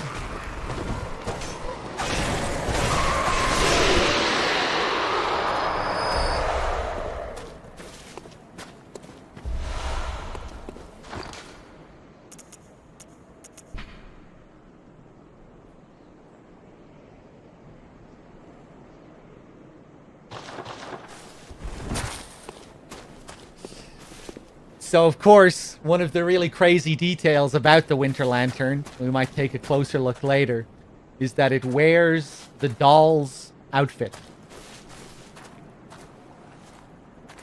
The Winter Lanterns, that creature we just fought with the giant brain head with all the eyes. wears the doll's clothes, which is quite mysterious.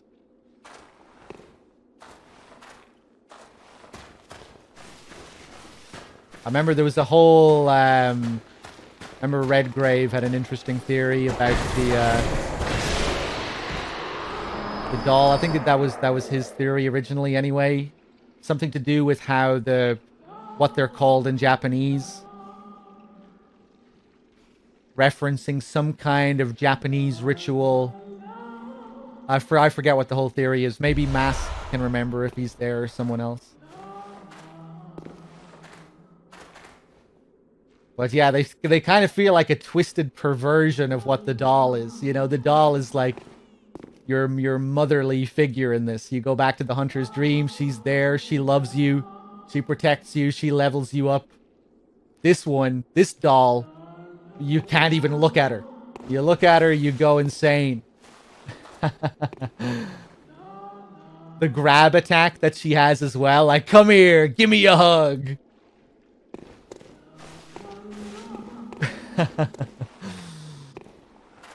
We never hear the doll sing, though.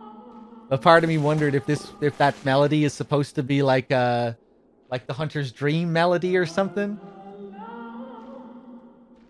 If it's like playing off it in some way, but I don't think it is. Da, da, da, da. Maybe it uses some similar notes. I don't know. I think it's possible the workshop constructed a lot of dolls to tend to hunters. I don't think so, no.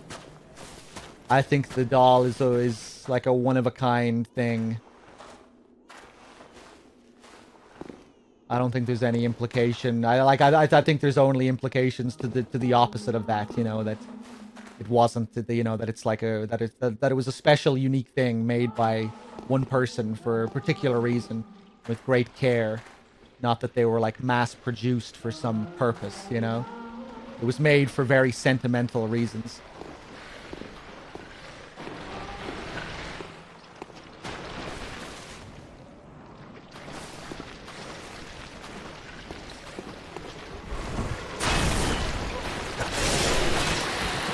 Conbo with the Prime sub, thank you.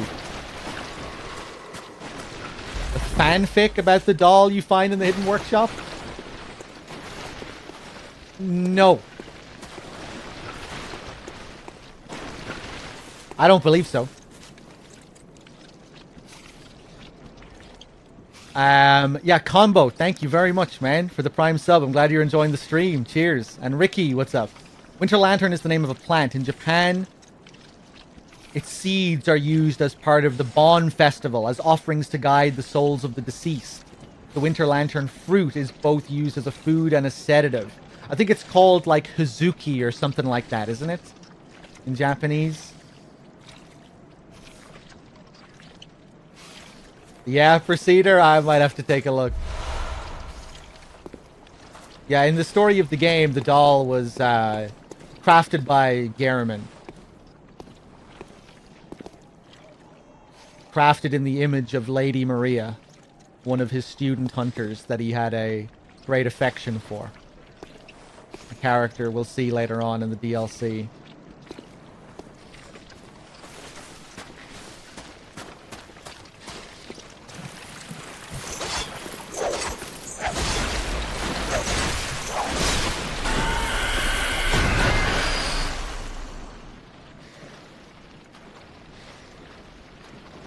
I think the doll was also first made as an actual doll, but the creation of the Hunter's Dream brought her to life. Yeah. Yeah. Well, not brought the, like, we see the physical doll, the actual doll in the old workshop, you know, in the real world, quote unquote. But when the Hunter's Dream was created, it took Garamond's experiences and memories and created that real doll out of them. That's how I see it anyway.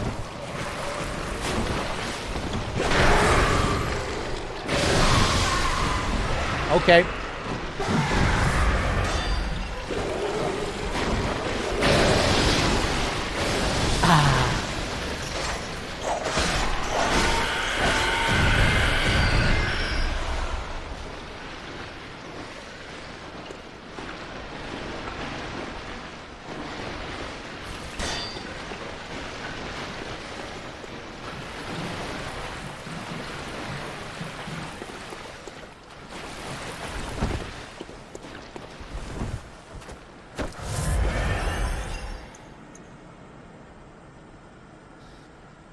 Let's go up here and trigger the elevator.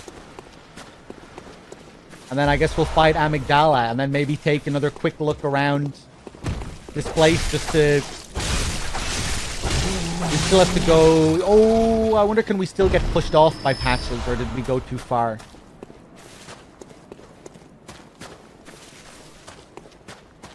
Let's go back up. Do we know what the pillars in the dream are? No. Coolman was saying there was something in the files that implied that they were supposed to be other hunters' dreams, which was one of the theories even a long time ago.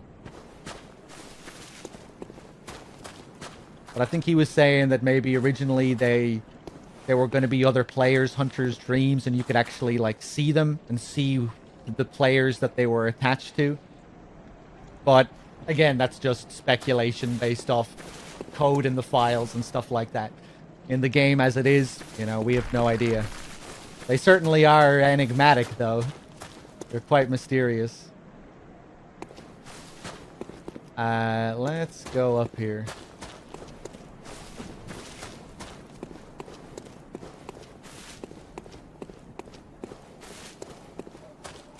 Oh yeah, look, the shining stones here.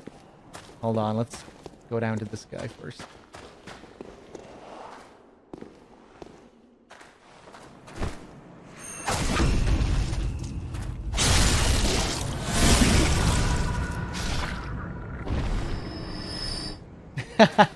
They're not made by coincidence. Don't you need something for it to be playing off of in order for it to be a coincidence? Like they were designed and they were put there. They weren't accidentally created and put there by mistake, if that's what you mean. Yeah.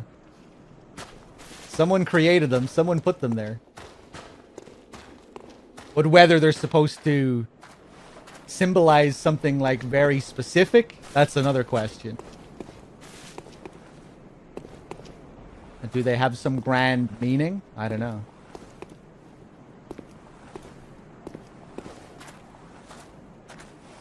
Or, you know, are they supposed to be something that we can quantify? That we can say, yes, this is what it is. It is this thing.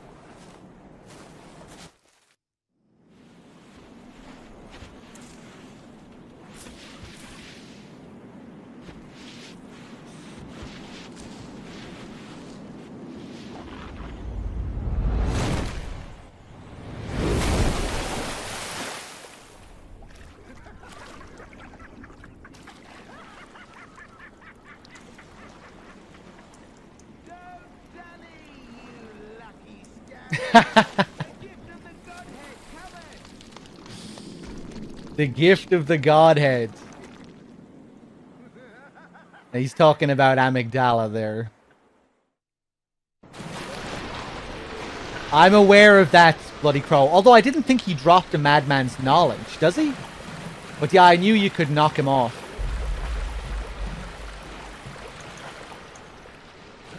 He drops a madman's knowledge? More lead elixirs.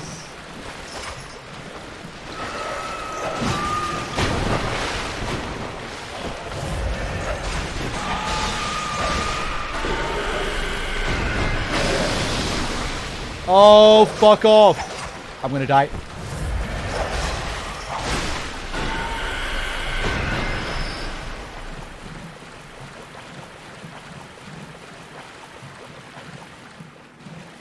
Yeah, Bloody Crow. I mean, like, I've definitely done that before. Like, a couple of times, I think. I just don't remember it ever dropping anything. Okay, this just leads back out here. What a shithole.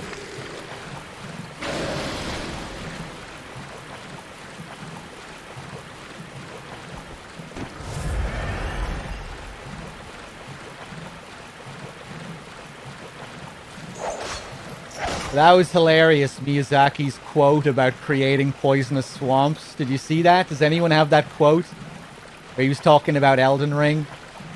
He's like, I don't ever go in planning to make a poison swamp in my games, but You know, it just kind of happens. Suddenly it's just there. And I'm like, oh, I guess I made another poison swamp.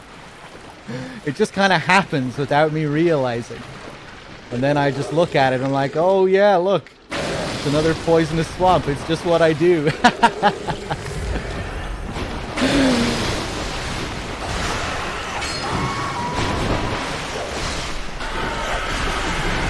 Oh, Jesus.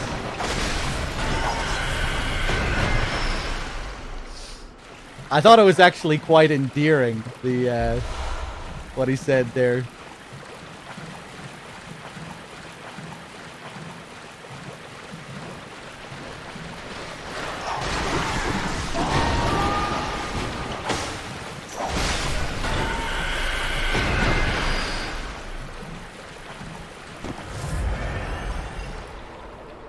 Did I get the rune from the spider in the lecture hall before killing him here? No, I can't access that part of the lecture hall yet. That's later on, before we go to Mensis.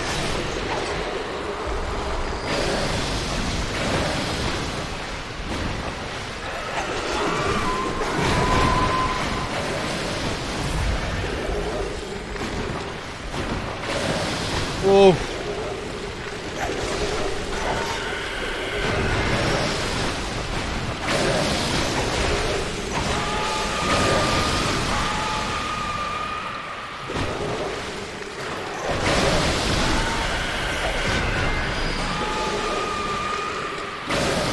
There's the messengers. Oh.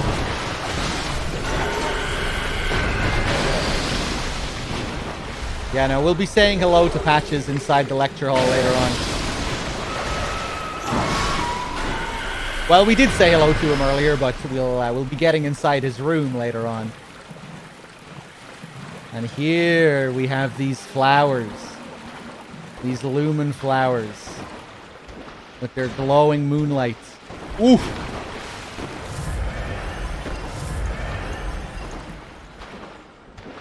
Is that going to fill all the way up? Ah, I didn't need to take it.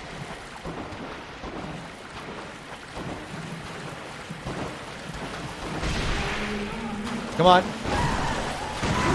Oh, I thought I timed it right.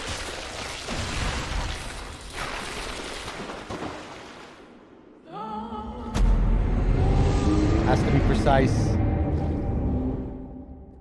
La la la. 97k echoes. We'll get them back. That's okay.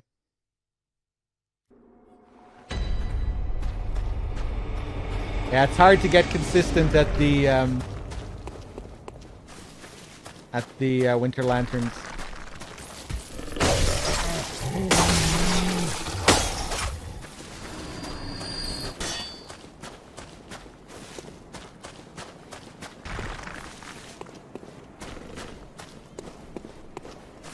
Patches is still there. Will he do the same thing?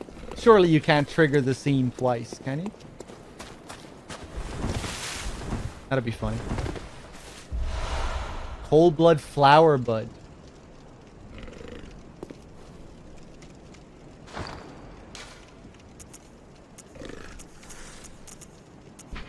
Material used in the Holy Chalice ritual. Pale vegetation that commonly grows on cold blood. In a place long ago abandoned. Cool. If I'm just gonna die if I drop down there, I think. If Patches drops me, I'm cool, but that looks a little bit dangerous. Let's go down here. Yeah. Clockwise metamorphosis.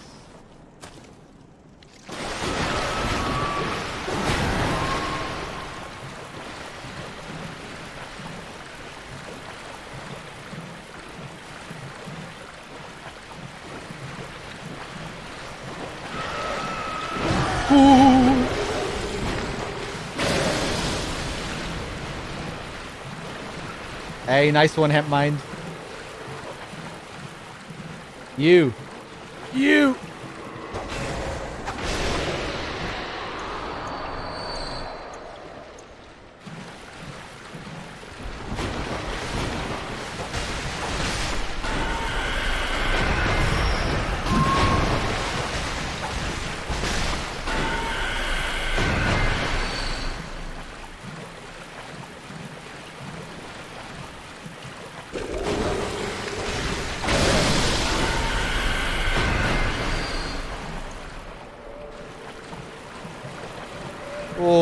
So many of them. Jesus.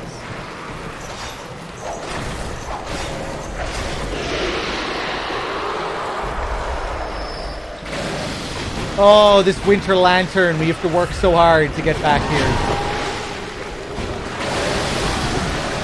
Oh, fuck off.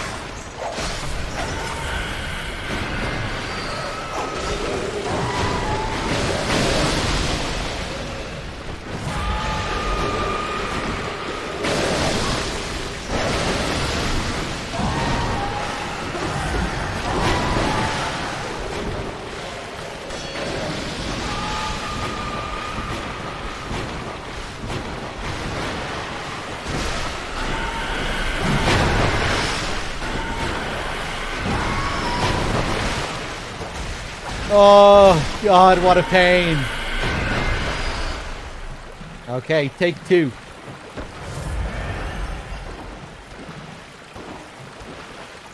She has the echoes.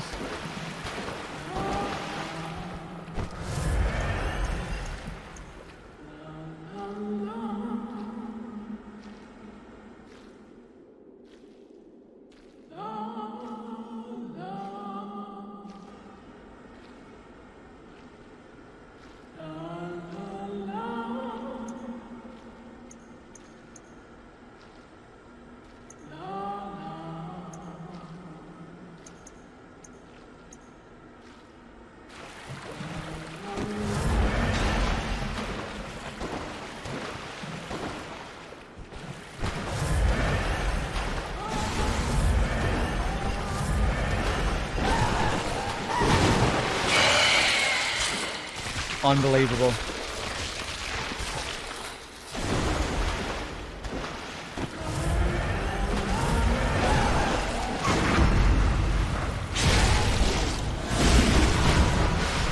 Oh!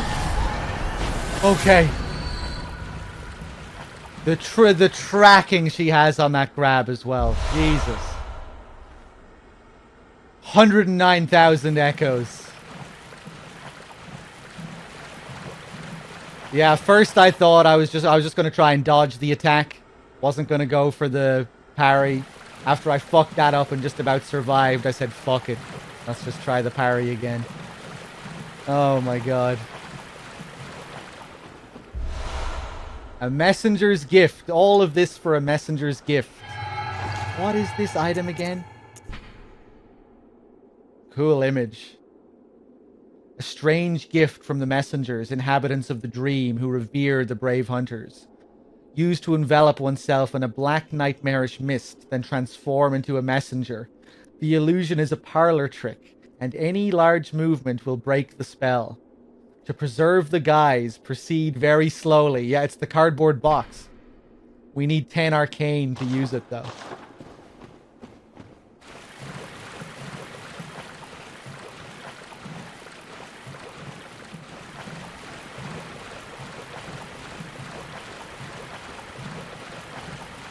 Damn, he's good. Thanks, guys. Alright, let's go and fight Amygdala. And then, it's time for Upper Cathedral Ward, I think.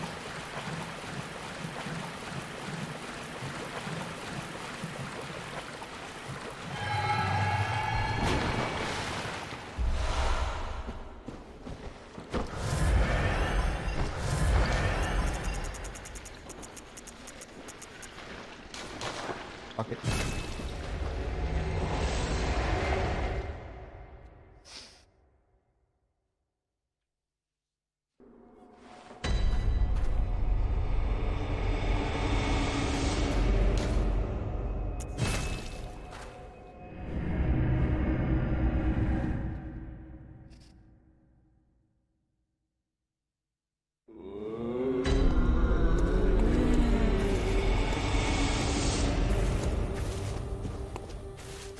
Garamond. Oh, he's there.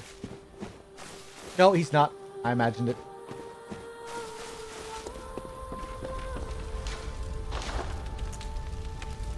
Two more chunks needed for +9. Welcome home, good hunter. What is it you desire? Very well. Let the echoes become your strength.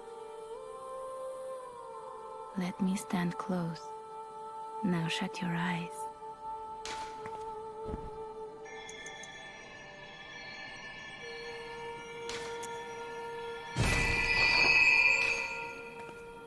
Farewell, good hunter. May you find your worth in the waking world.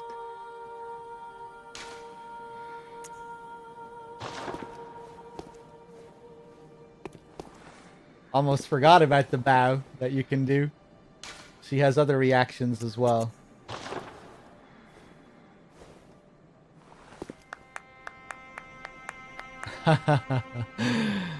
Great little animations.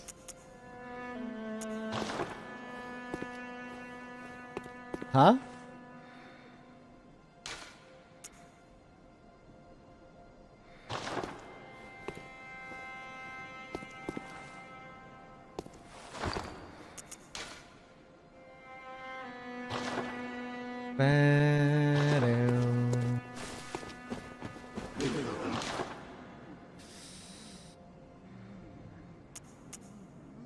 Excuse me?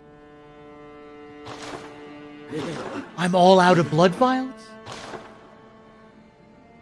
It actually happened? Damn, I've been using a lot of blood vials and not finding many blood vials. Okay. We're buying more vials.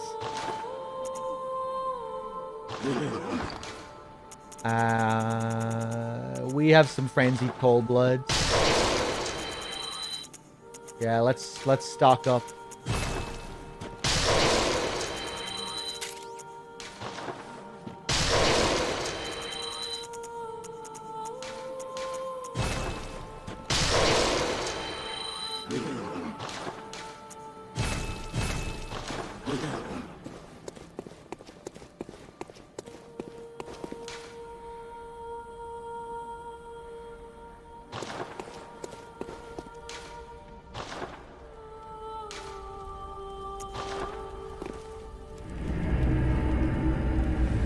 Story. Yesterday, my family came by before brunch and your stream was on. My 70-year-old dad became so fixated on watching the game, he didn't want to leave. Really? That makes me smile.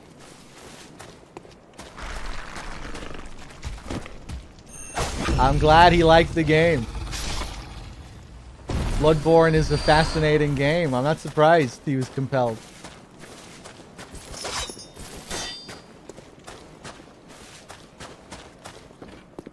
There's an item. Does he want to get a PS4 now? Does he want to play it himself? Pretty tough game, though, especially if you're not used to playing video games.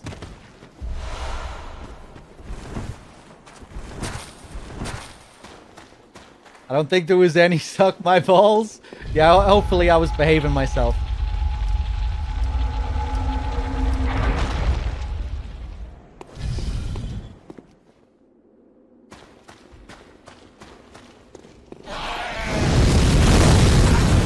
Ooh. Oh, and Cool Man, welcome back.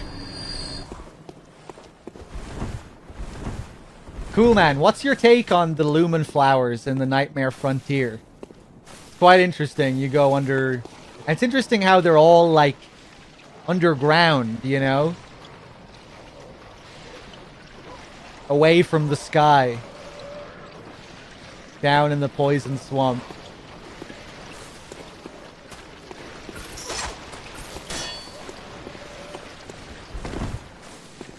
They're all glowing as well, you know, as if they're stored up with moonlight.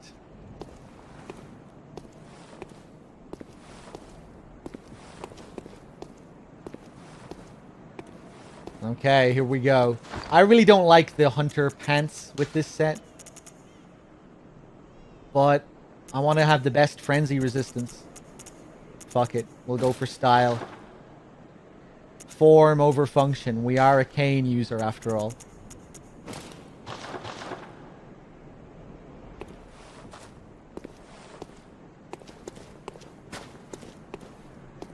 Oh yeah, cool detail here. We get to see the amygdala manifest out of nothing.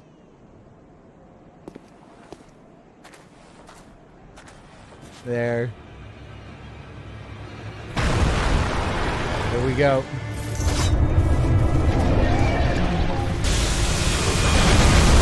Ooh, yeah. How does this fight go again?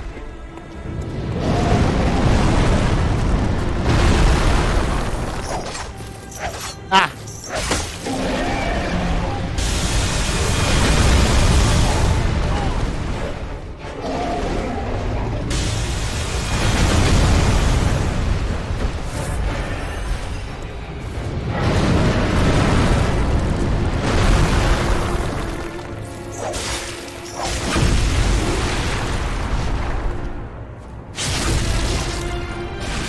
Oh! Oh! I feel bad. Next phase.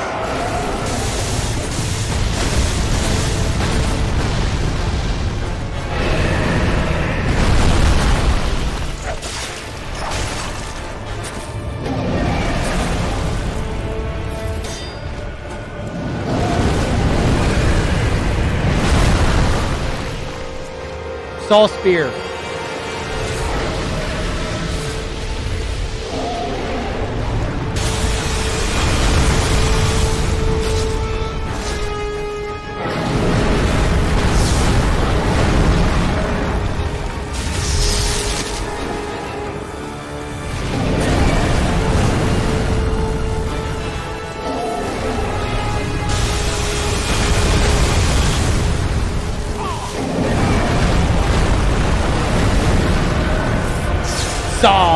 Sanguine. Oh, out comes the mucus.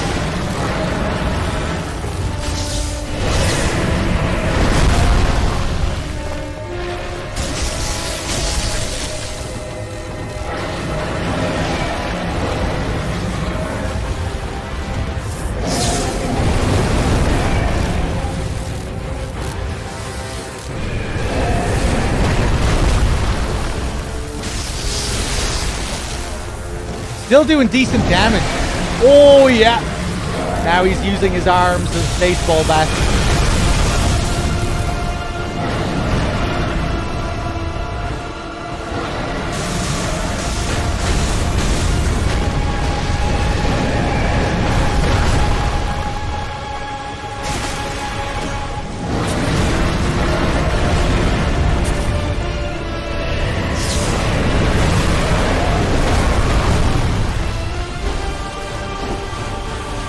Forget how to deal with that attack, exactly.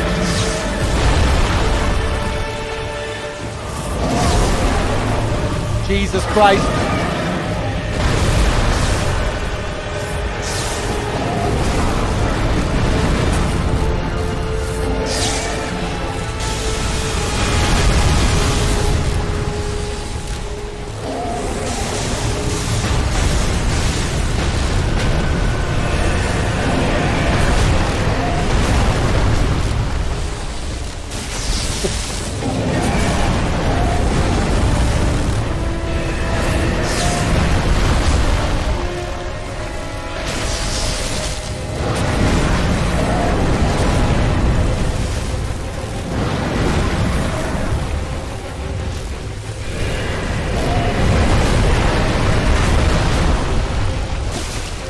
Yeah, I remember.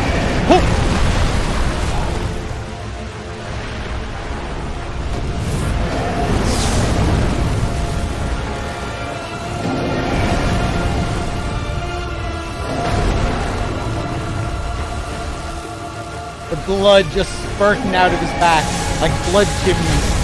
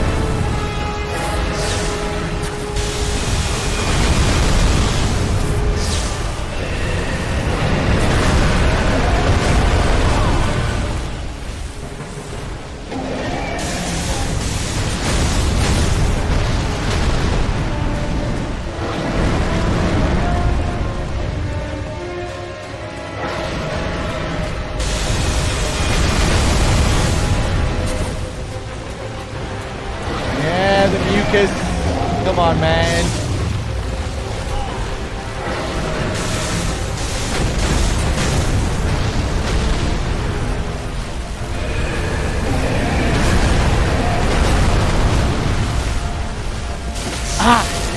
So hard to get into him there.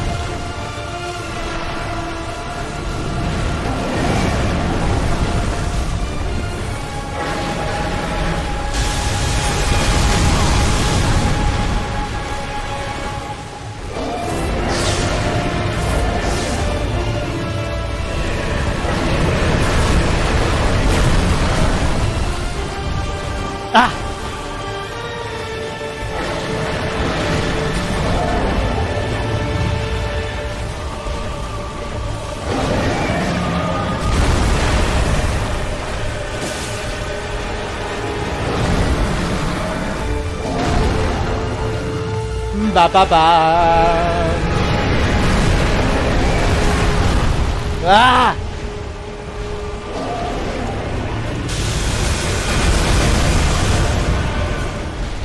It's all about this hand slam attack. Yeah, just always too early when I'm going in. Dead. Fuck!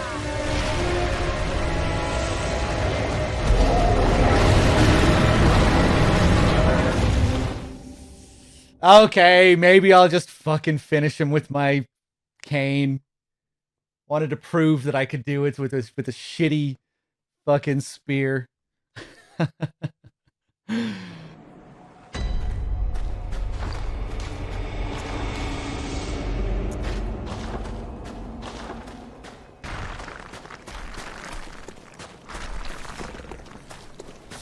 Or, you know, it's just I didn't want him to be a complete pushover, basically. Because I do like the fight. And with my current level and my current cane, you know, he's not up to much.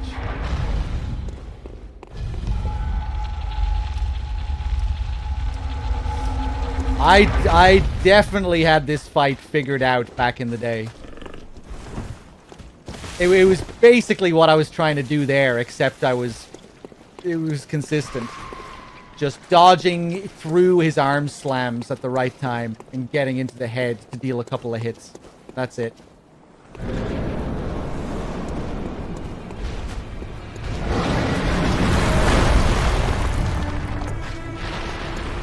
To nitrous.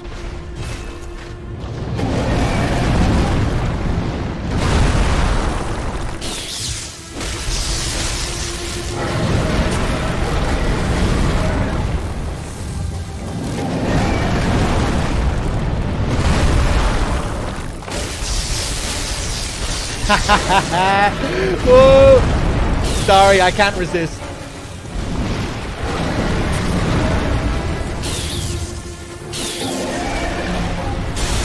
Okay, last attempt, I swear.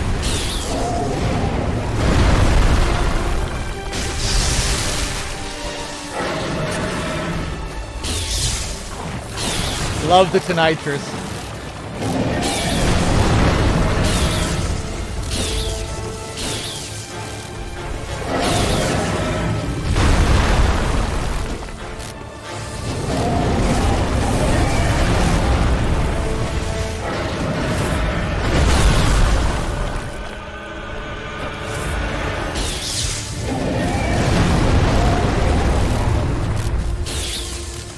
Ba ba ba.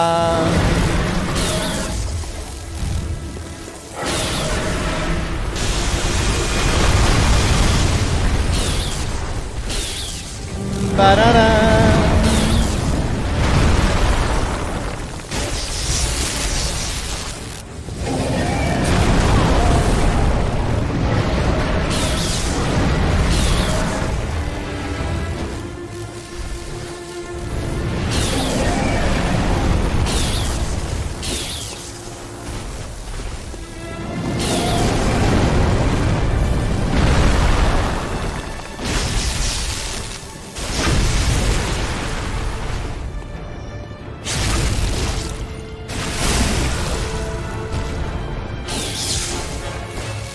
Ho! Phase 2.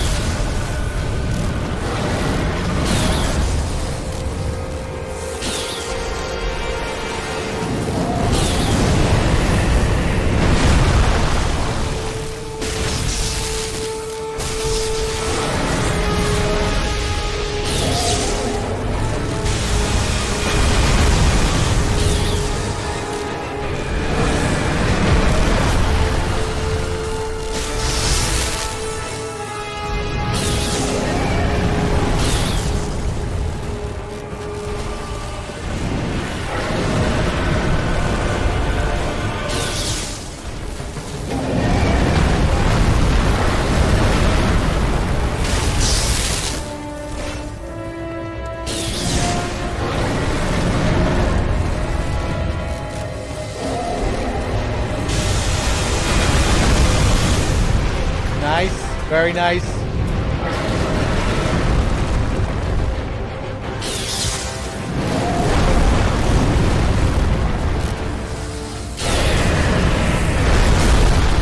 Ah, yeah, you have to be careful. That hanging AoE.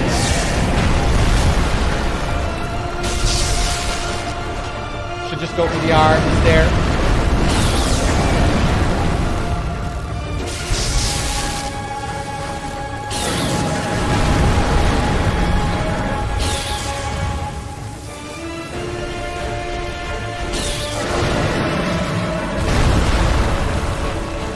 If you're good, you can get his head there.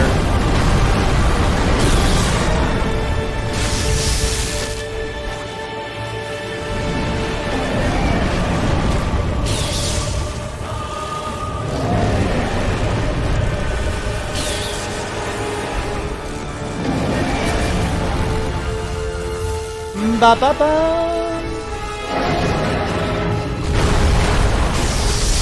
Like that.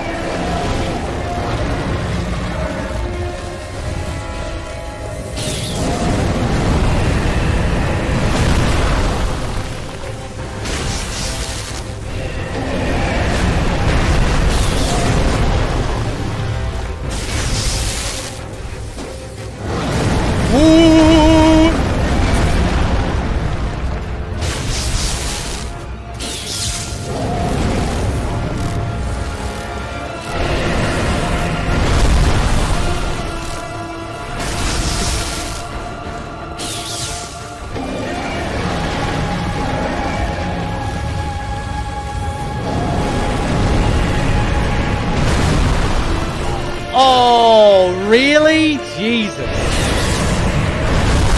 How long does it hang around for?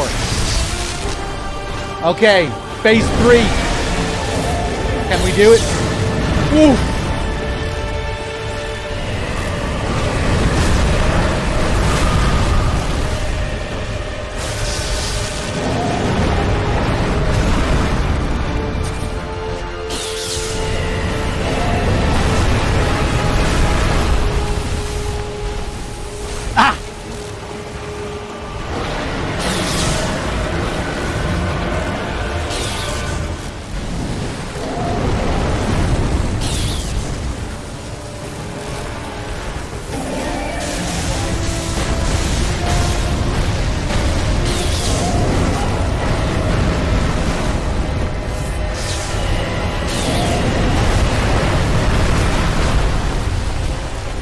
There we go. That's how you deal with it.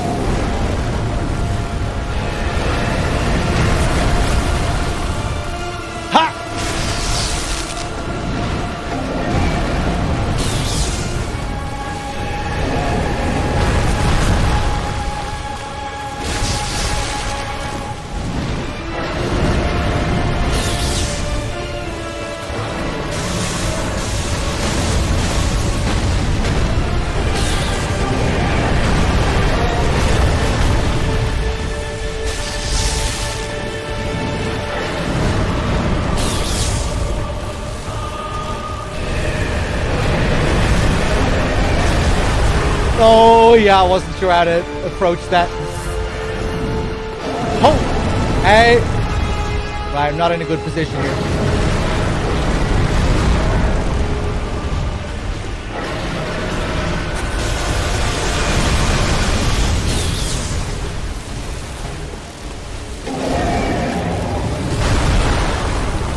Oh, beautiful! Ah!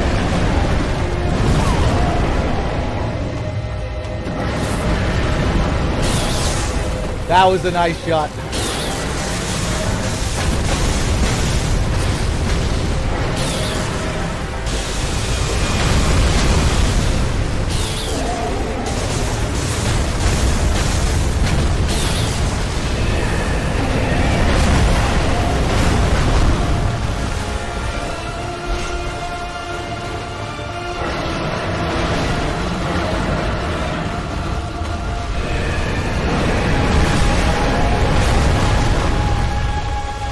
Fuck you.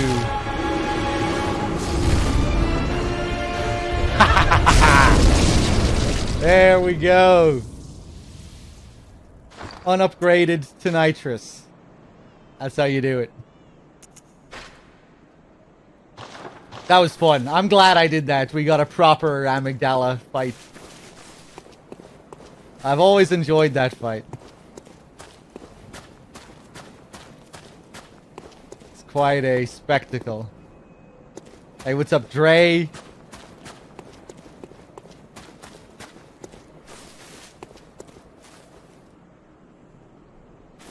Let's see, what do we have inside here? Not much, from what I remember, just a way out. Yep. Pop.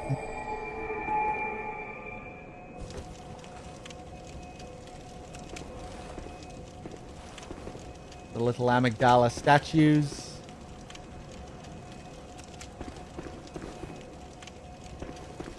I remember people theorized that the, what do you call them? You know the things that were in the arena? They're destroyed now. The brain thingamajigs. The lobotomy needles. Yes. Remember people used to theorize that these, yeah, you can see them up there as well, that these were supposed to be lobotomy needles. Tying in with the whole amygdala concept as well, the amygdala being a certain part of the brain.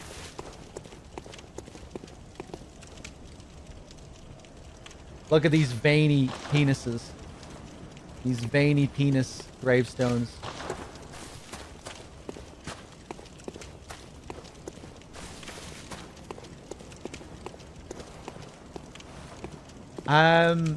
Did we get everything here? Probably not. Do we need to get everything here? Are there any unique attire sets? We went deep into the shit underneath. We got the messenger thing. We killed the, we looked at the lumen flowers. We killed some winter lanterns. I think we're good to go. I don't think we need anything else. Got some runes, some gems. We got kicked down into the swamp by Patches. We looked at the messengers inside the bodies of those slimy boys.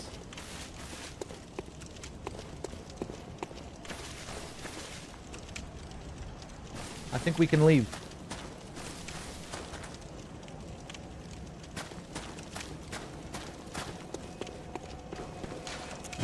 Bam, ba ba bam, ba ba bam, ba ba bam, ba ba bam, ba ba bam, ba ba bam.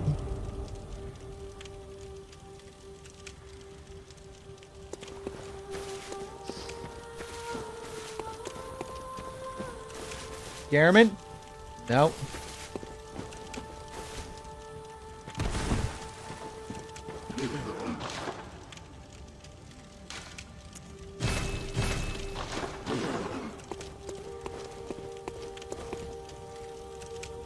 Okay. Upper Cathedral Ward. Ooh. One of my favorite moody areas in this. And one of my favorite hidden secrets in this. Abriatus. If we can call it a hidden secret. An optional area, an optional boss. A secret within the story.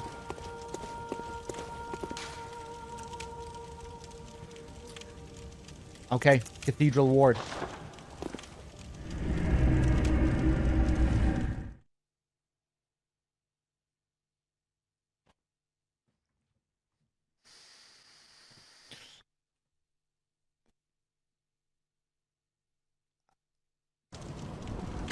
I'm reconsidering my wish to sub after that rendition of the Amygdala theme. You didn't like my rendition? I thought it was pretty decent. Thank you, Mask. Wait just a wee bit longer, my little sweet pea. Granny has gone out to get some more sedatives for me. Except... Wait a second, what's that? Oh.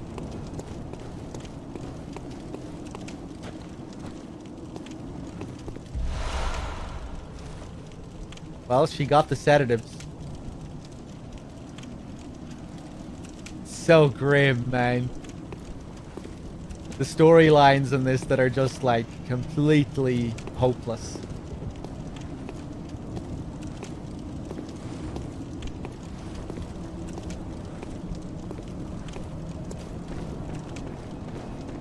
She overdosed? I don't know what happened to her.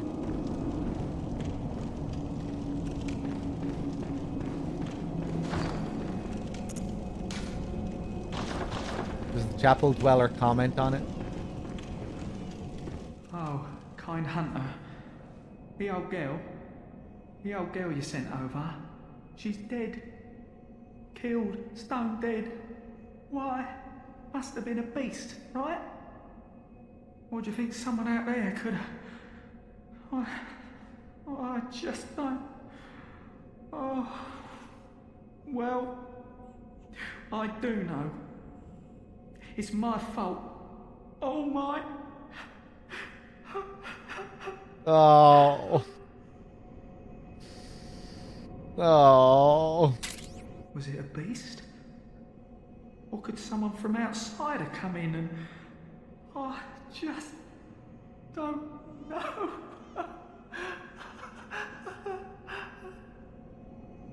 Detective Columbo, thank you for the 2 months. Cheers.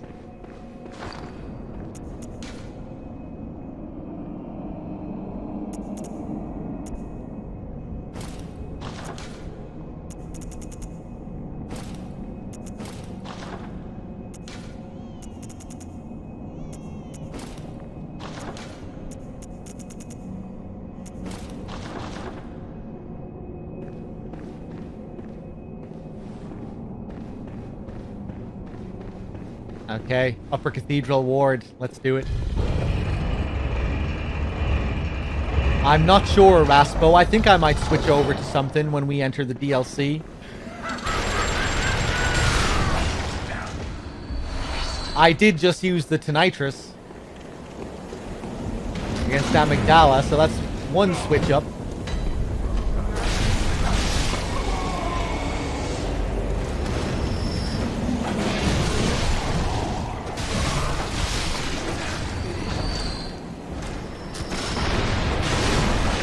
Blades of Mercy, Rakuyo. Oh, you have to work to get the Rakuyo. Jesus. Don't get the Rakuyo till the end of the DLC. Ah! You're better off dead!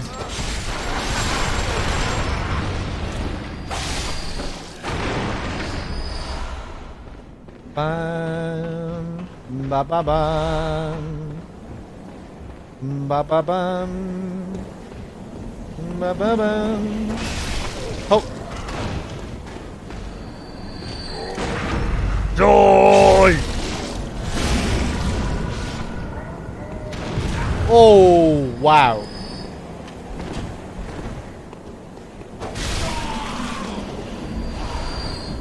Thick, cold blood.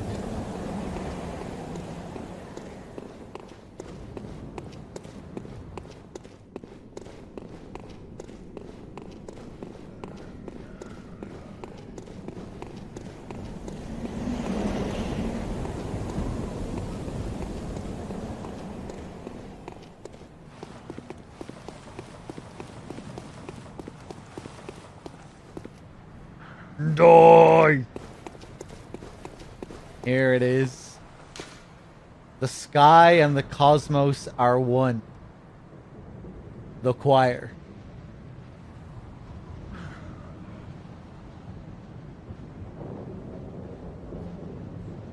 Is this supposed to be a quote from the choir?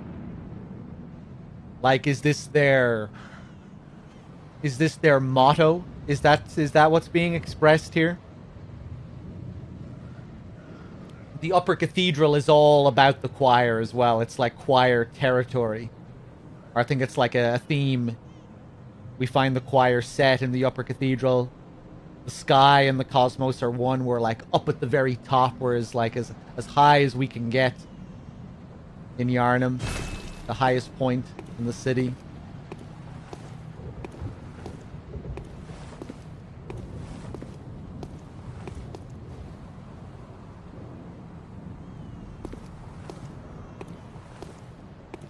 That sky, man, I can't get enough of it. Those shades of blue, purple.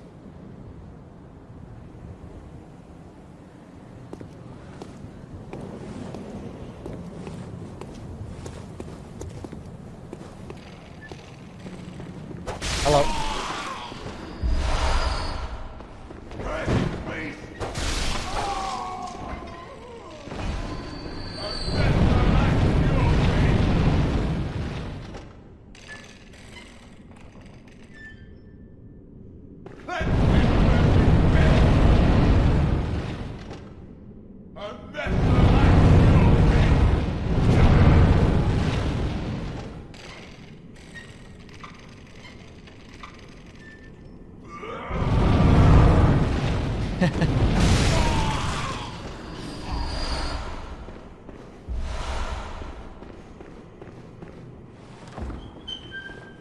We never came here earlier to get Ludwig's badge. Or the Radiant Sword Hunter badge. One of the badges crafted by the Healing Church. The Radiant Sword indicates the heirs to the will of Ludwig. These hunters are also known as Holy Blades. These hunters, also known as Holy Blades, are what remains of an ancient line of heroes that date back to a very early age of honor and chivalry.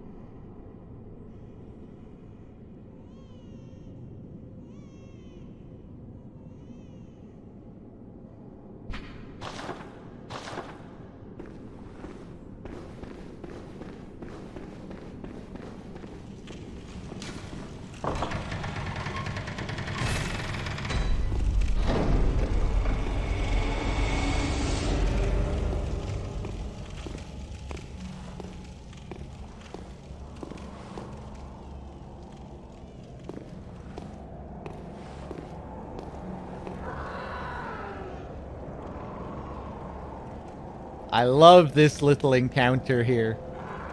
Really just sets the mood and gets you thinking, what the hell is going on here? What is this thing? What is it looking at?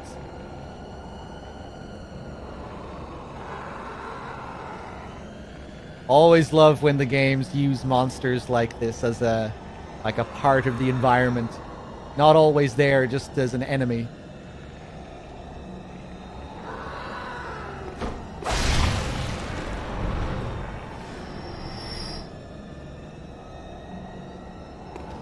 Yeah, they're like little baby Ebrietuses. That's what they look like. Their heads and their little wings. Oh, the music.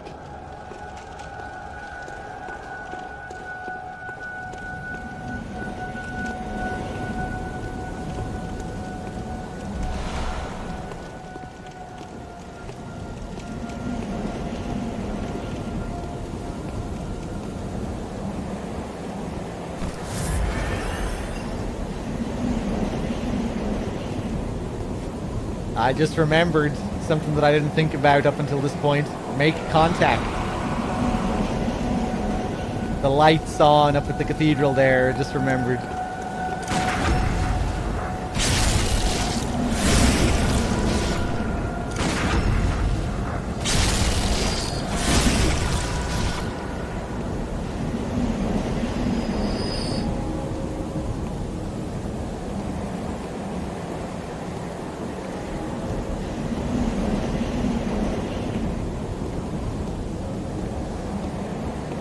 so good. So good. Another one.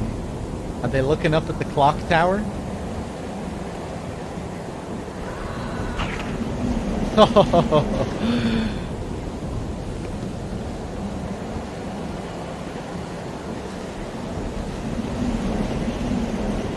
Look at their little wings.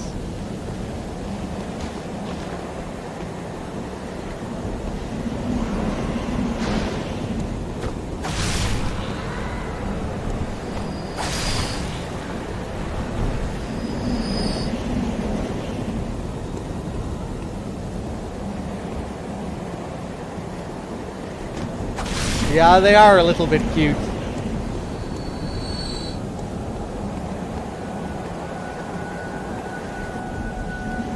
Briatus is quite beautiful.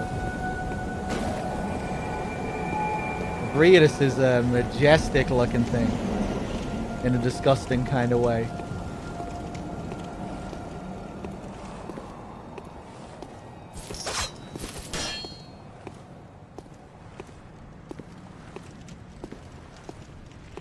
Yeah, I missed this on my first playthrough as well. Oh, the amount of them up here.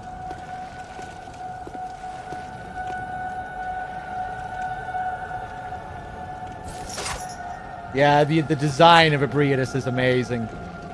She's so detailed as well. It's always enjoyable just walking up to her and just looking at her before you start the fight. Her face is crazy. The macaroni face.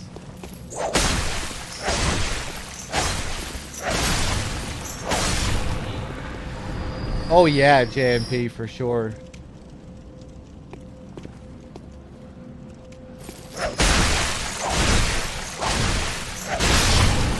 Maybe my favorite.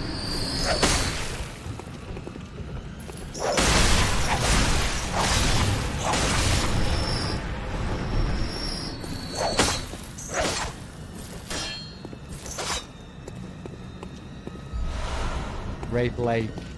Oh, I love the statues here as well. These statues are creepy looking.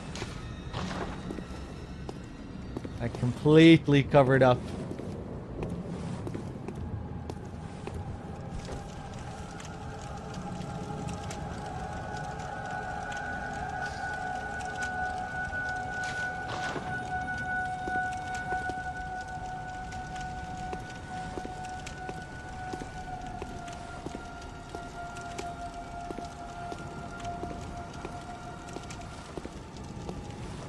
Does the average Yarnamite know what the church worships?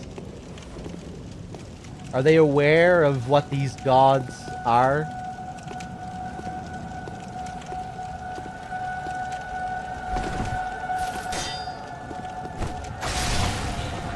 It's interesting how they had the messengers, how statues of the messengers adorn the town.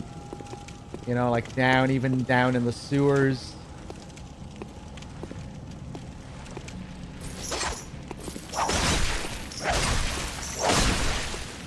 Oh yeah, there's statues, of course, in the Grand Cathedral even. There's the amygdalas with the spears. Yeah.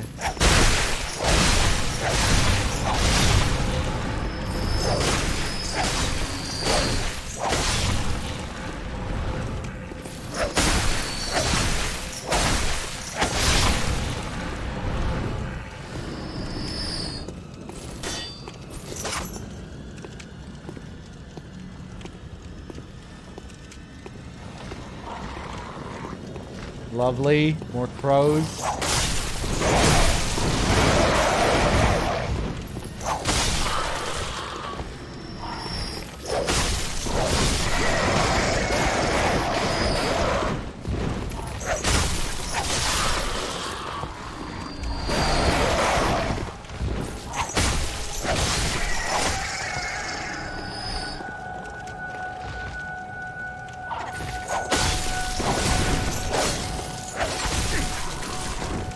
Yeah, well, Alfred says that he doesn't really know, like, how the church functions. Like, I think he says, like, the ins and outs of the church.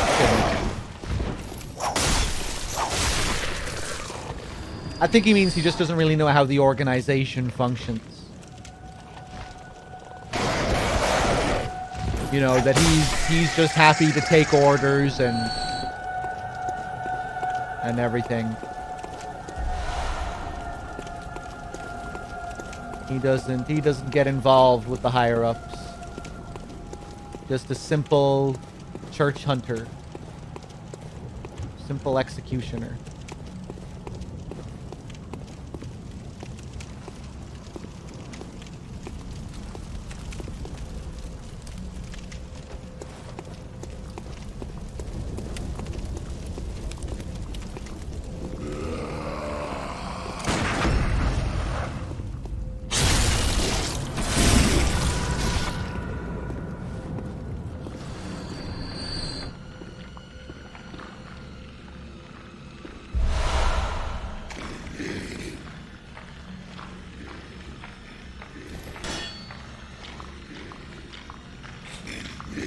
Yeah, cool, man. I feel like that could work if they said great ones instead of gods. Like, you hear them say, oh, gods, a lot. I think, oh, great ones could also work in dialogue. But, yeah, I don't think we ever do hear them say anything like that.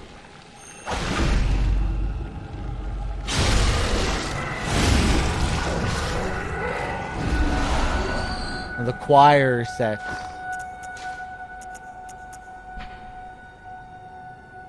Attire of the choir. High-ranking members of the Healing Church. Members of the choir are both the highest-ranking clerics of the Healing Church and scholars who continue the work that began at Bergenworth. Together with the left-behind Great One, they look to the skies in search of astral signs that may lead them to the rediscovery of true greatness.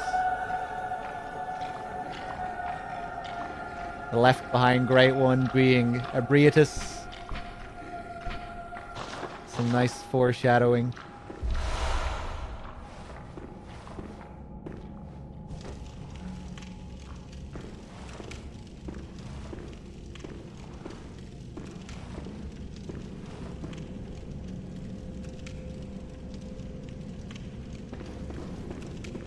Love the vibes here. The chandelier, the lights are on. Fucking horrible enemy encounter in there with like 3 or 4 wolves at the same time. I think it's 4 wolves in total that they put down there. A bit ridiculous.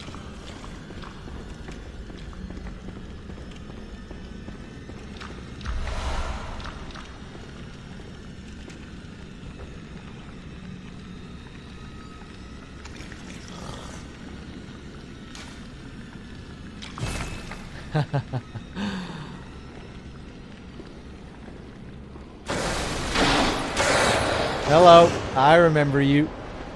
With the blue eyes. First time we've seen a blue-eyed one, I think.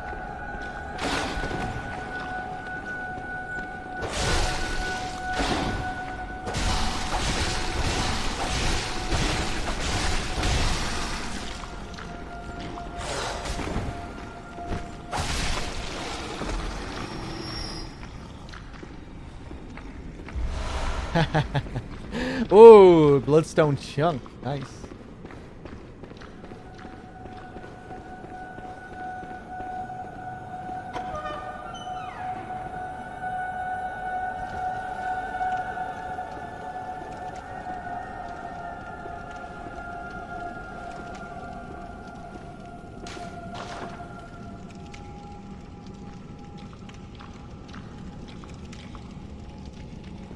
That's cool.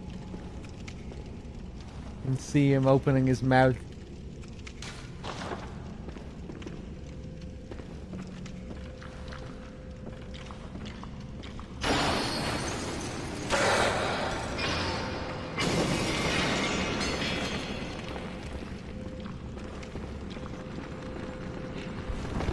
Yeah, cheese time. 3 of them.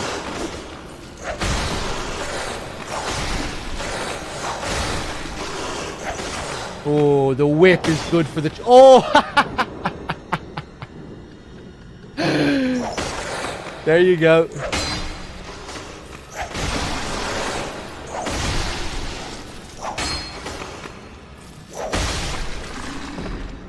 we go. That's some tasty cheese.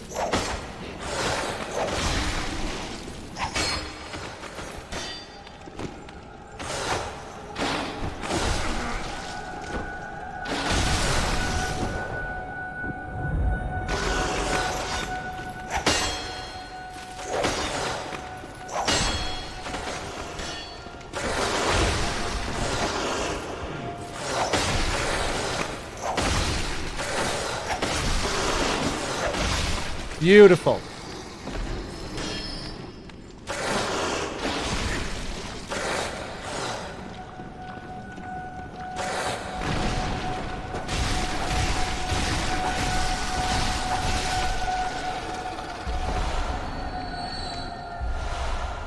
If they put 2 wolves there, I'd deal with 2. 3, though? No. Sorry, game. That's just lazy. You deserve to get cheese.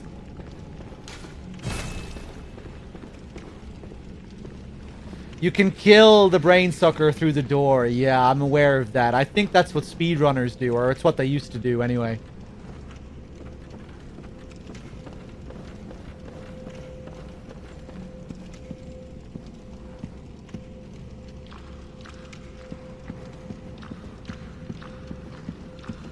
You can hear them slurping around here.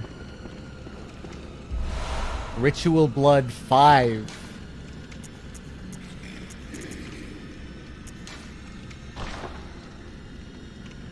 Really cool looking this one, the skull forming out of the blood.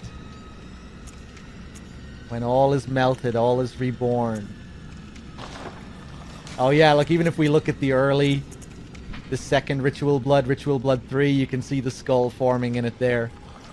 And then it just gets bigger as the tiers get higher. Still the speedrun strat, yeah.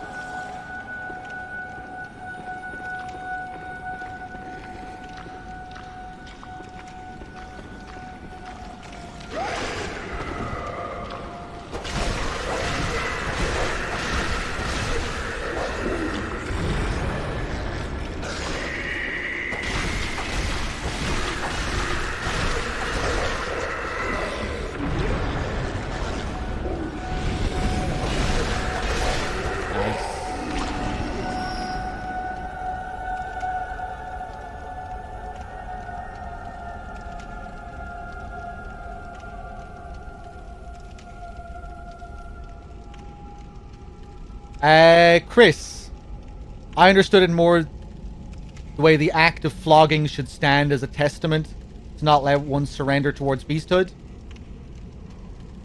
Well, that's just literally what it says, isn't it? Yeah. I mean, that's what it says, isn't it? And then I was just reinterpreting that as being kind of sick, you know? That it's kind of like a pretty twisted way to think about it as a hunter.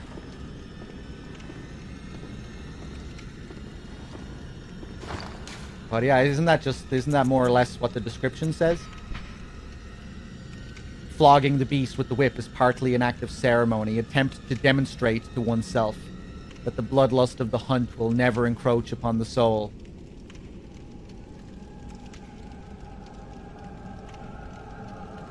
Yeah, I think I agree with what you're saying there, Chris.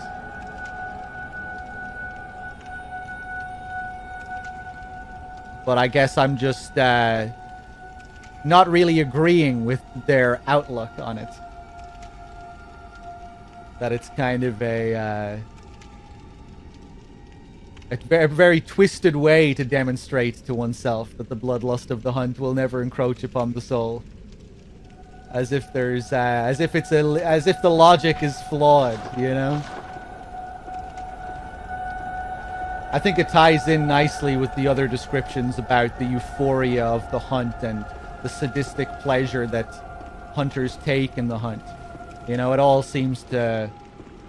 all those descriptions seem to tie in nicely to one another.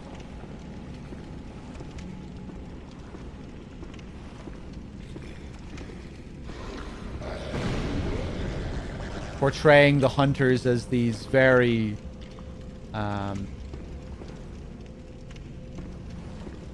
twisted individuals.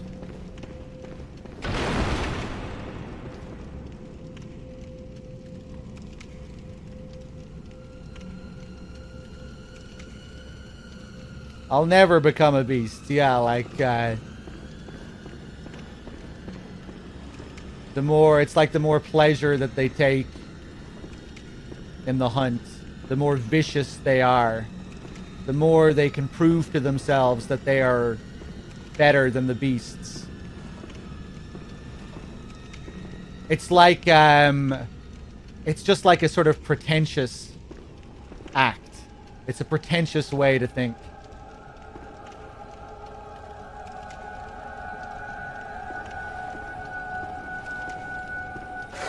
You know, like it seems to, in some descriptions, it often feels like it's associated with purity. That the satisfaction and euphoria that they feel in the hunt is like this holy act almost. Like it's somehow more human. It's like, you know, a demonstration of their humanity somehow in some twisted way. That it's above beasthood, you know.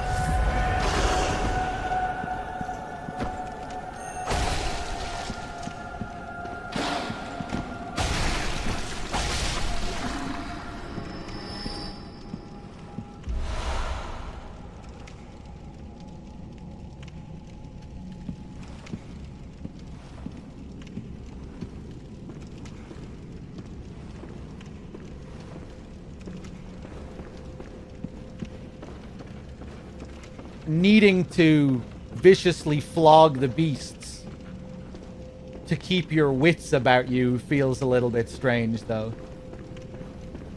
Like, in order to keep your wits about you, you have to be...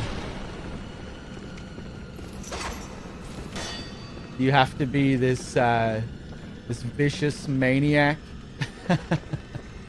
I don't know. If you look at it in line with the projection theme, there might be some therapy in obliterating beasthood externally, because it's in some way a proxy for your internal beasthood. I think just getting back to the cane again.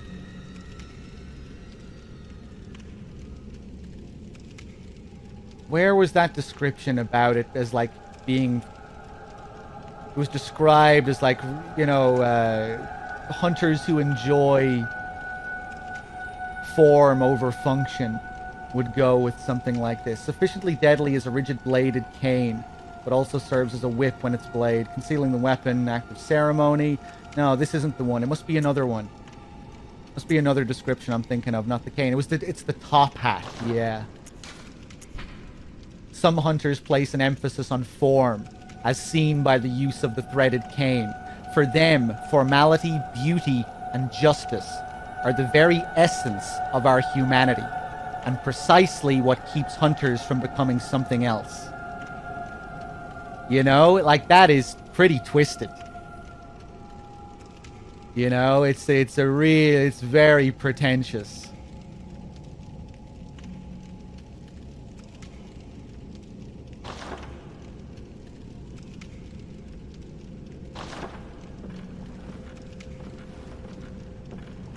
It's like your turn, like, I am not a beast. You know, it's like turning your nose up at these beasts. I am a civilized human of culture and class and taste with my treaded cane. I will slice you up and whip you down and grind you up, you foul beast. To prove that I am above you. No mere beast could handle a weapon like this. I don't know, it's, yeah.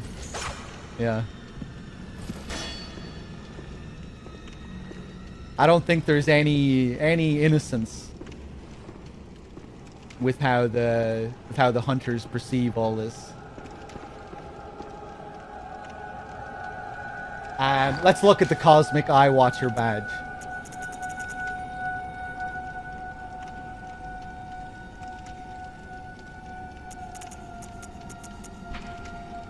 Badge of a member of the choir, elites of the healing church.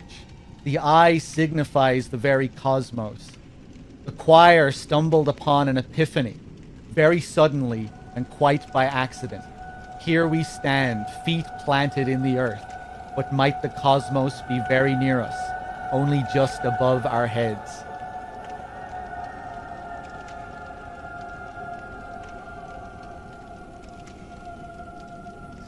With that, could there be meaning in being knowingly wicked with serrated weapons aimed to draw lots of blood because they simply can, whereas beasts are attacking because they need, or it's just because they, you know, the beasts don't really have, you know, it's just instinct for the beasts?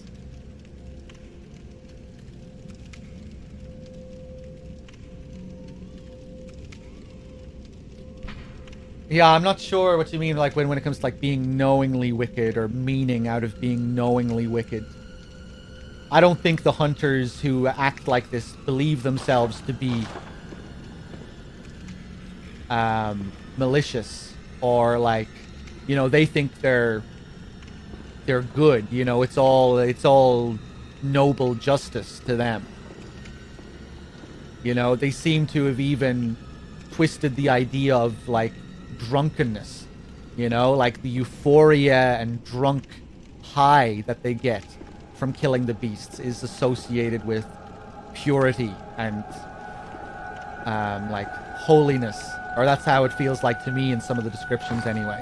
You know, again, it's just this sort of pretentious act that they are just far above these beasts, that they're of a completely different make, you know, that they're of a completely different makeup. And the irony being that all the blood is doing is triggering their beasthood, you know? Every human has the beast inside them.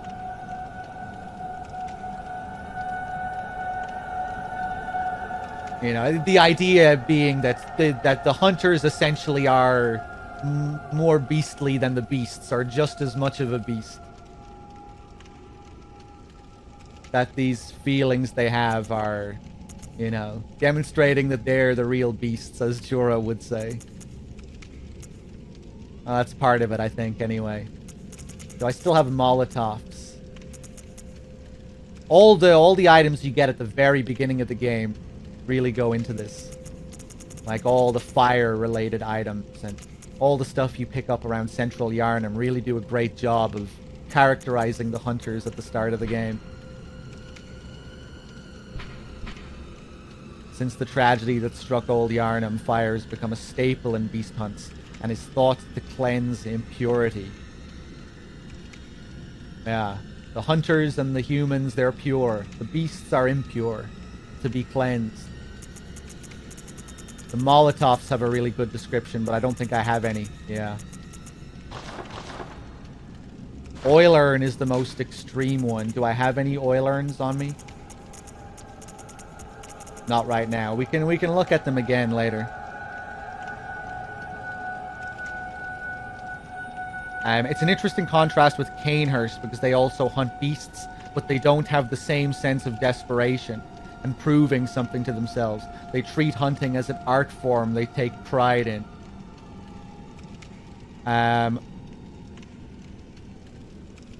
One second as well.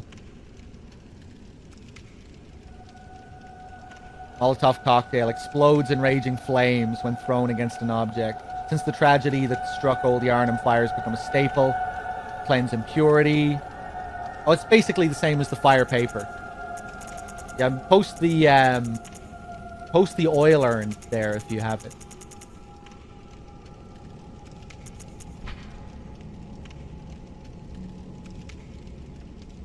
The beast blood pellets. Ripping apart the flesh of one's enemies and being rained upon by their splattering blood invigorates one's sense of beasthood, feeding strength and euphoric feeling alike.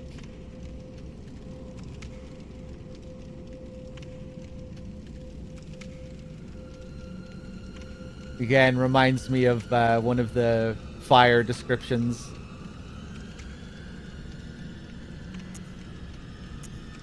The euphoria of the hunt. And now the euphoria of beasthood. As if they're not so dissimilar.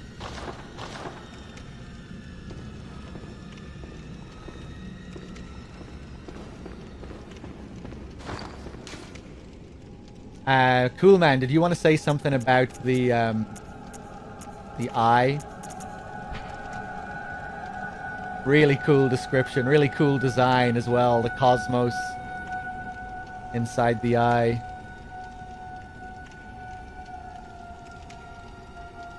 The choir stumbled upon an epiphany very suddenly and quite by accident. Here we stand, feet planted in the earth. But might the cosmos be very near us, only just above our heads?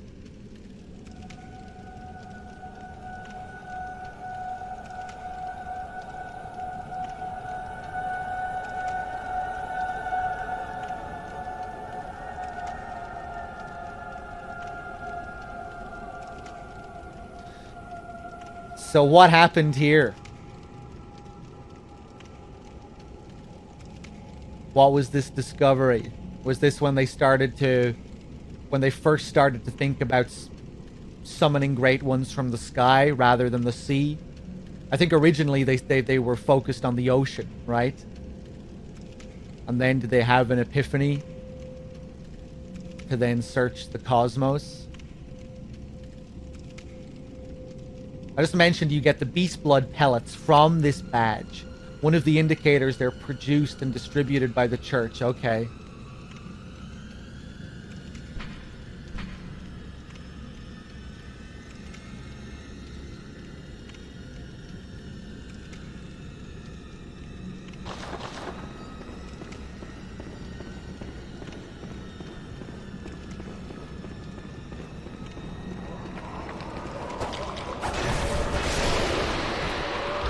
Yes, 2 more chunks. Hello. Oof. I knew he was there.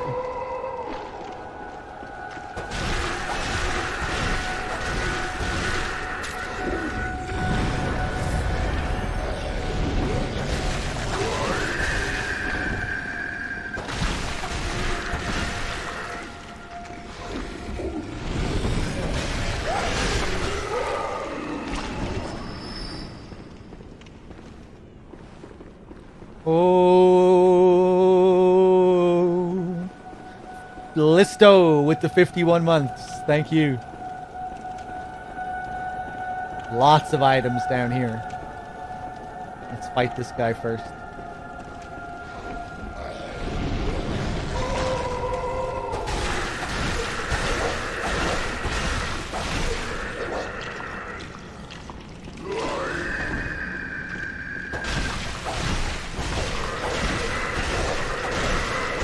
Oh.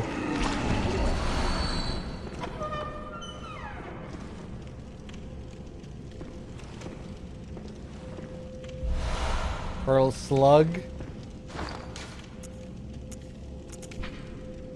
Of all the strange life forms that reside in the nooks and crannies of the old labyrinth, the slugs are clear signs of the left-behind great ones.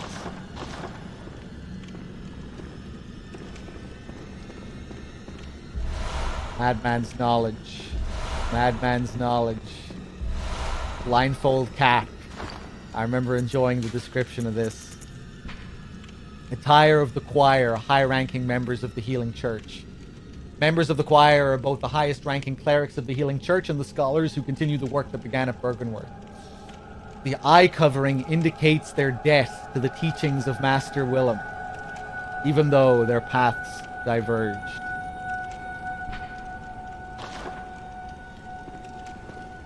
Master Willem would not be proud. Master Willem would facepalm if he had to read that description.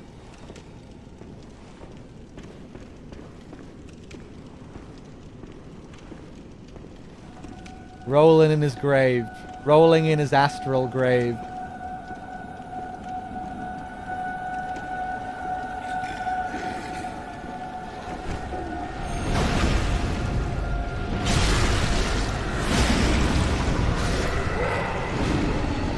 What did I tell you kids about the old blood?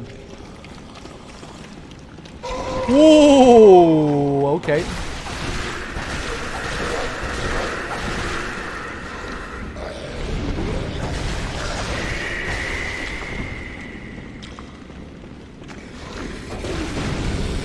Fuck.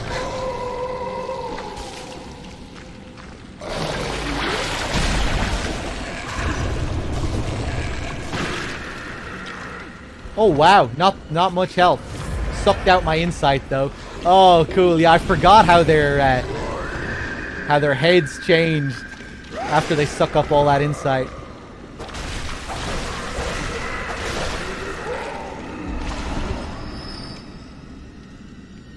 Orphanage key.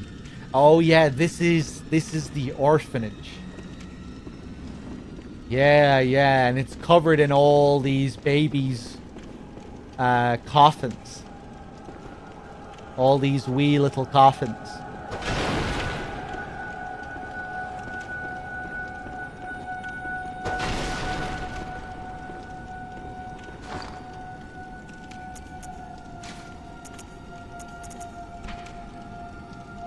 Key to the orphanage.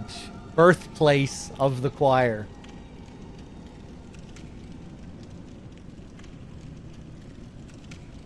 The orphanage, shadowed by the Grand Cathedral, was a place of scholarship and experimentation, where young orphans became potent, unseen thinkers for the healing church. The choir that would later split from the healing church was a creation of the orphanage.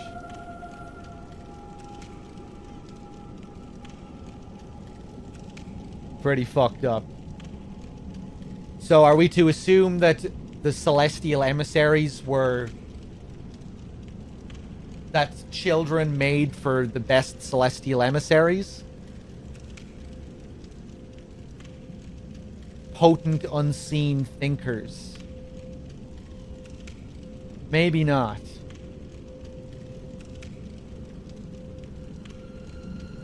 You know, I'm just thinking how the church used the emissaries to communicate with the Great Ones.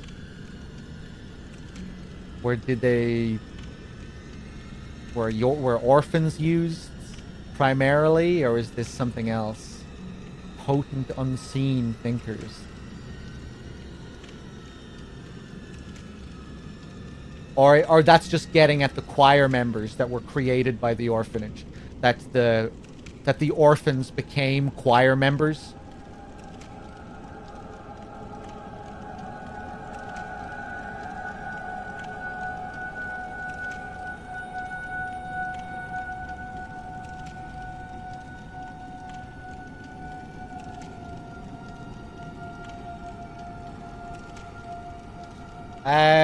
How tough am I? Under the statue of Amygdala.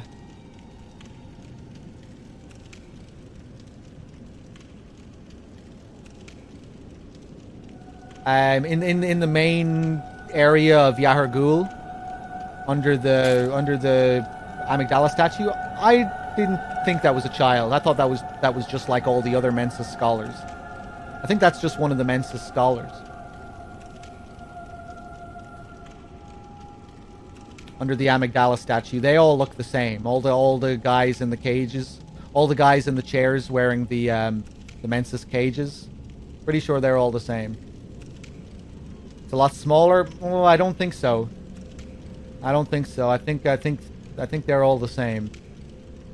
We could take a look later on, though. But yeah, no, I think that's just a regular old Mensis scholar. But either way, you know, the church, the school of Mensis is different from the choir.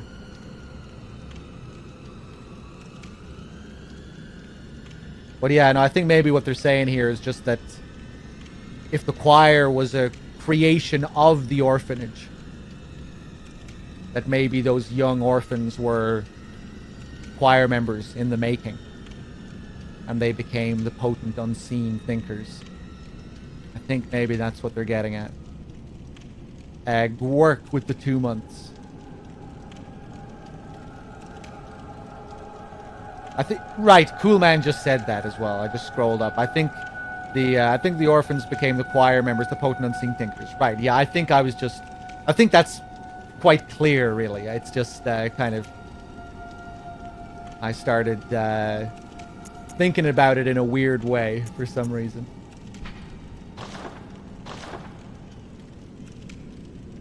Brainwashing from a young age to become brilliant scholars. Yeah. Damn, I don't remember that before. I think maybe I always thought about that description in a weird way. Because I don't remember ever thinking about that before.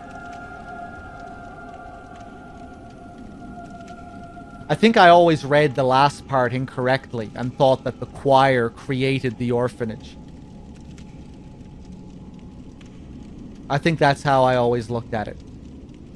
I just read it incorrectly and I thought the choir created the orphanage. But no, it was the orphanage that gave...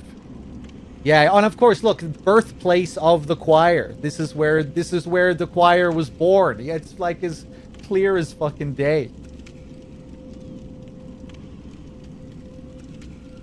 Kind of disturbing for it to be called the birthplace as well, associating an orphanage with children. Let's go out here.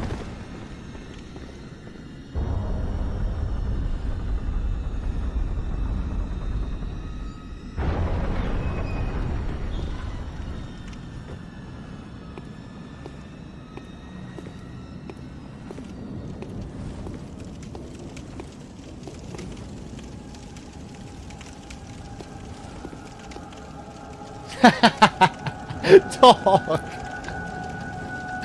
Yes, I remember this.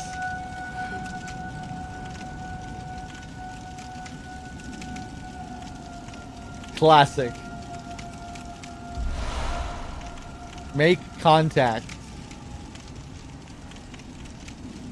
Oh man, this game.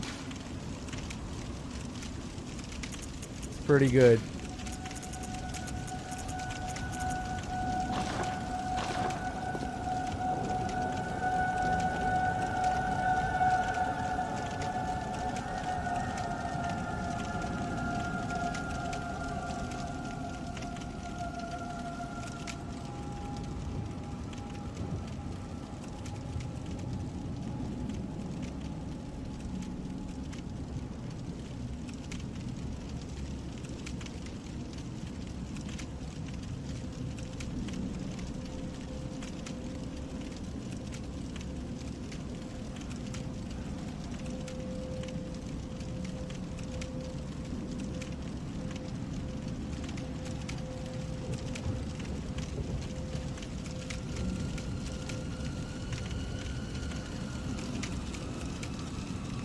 Remember when the game first came out and everyone was just doing the make contact gesture everywhere to see where you could get a reaction in the game?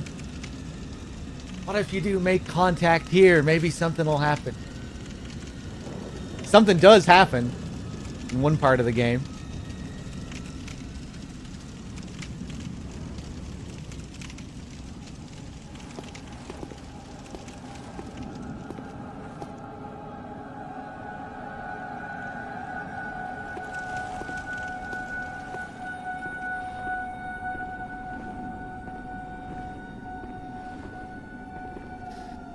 I wonder if people are still killing themselves in the abandoned workshop. Wait, what? I'm not sure if I know about this. What's this?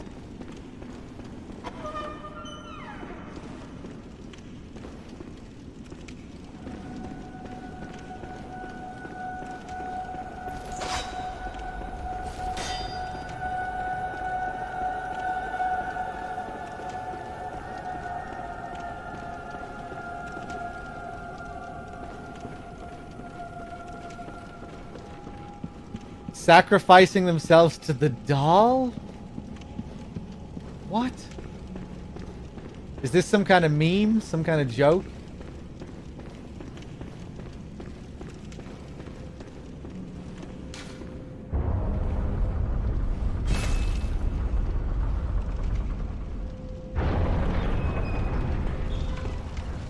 I don't even remember the reasoning for it, but people are constantly killing themselves in the abandoned workshop using the Chikage and the bloodletter? Okay.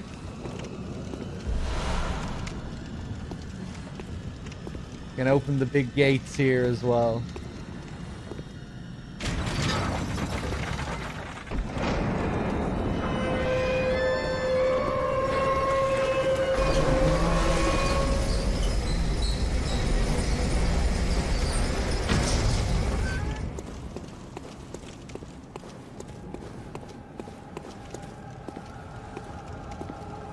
These creepy statues. Covered in eyes.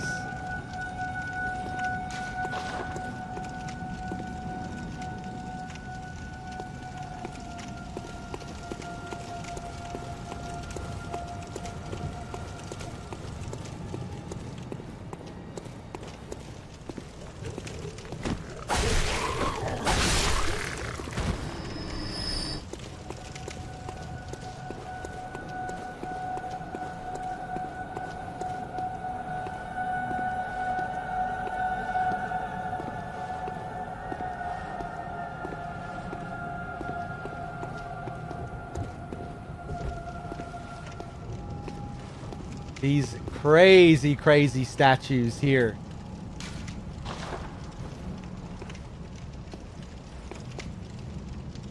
I think people used to theorize that this was the moon presence. With the big flower head, the big twisty head. Or some kind of representation of the moon presence in some way.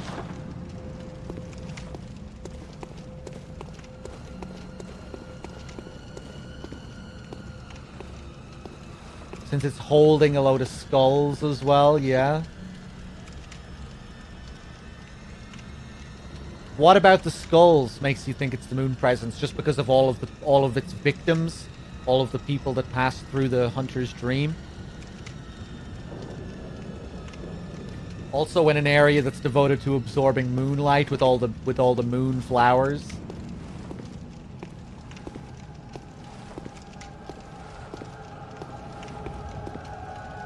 Very unique. We don't see these statues anywhere else in the game.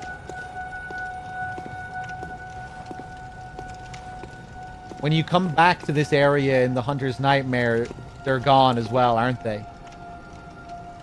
When we come back to this room in the Nightmare, I don't think we see them.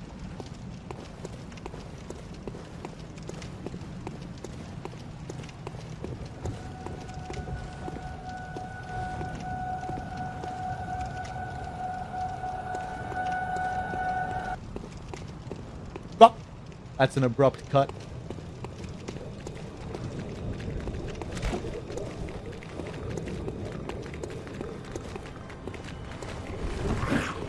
Where's the friendly boy?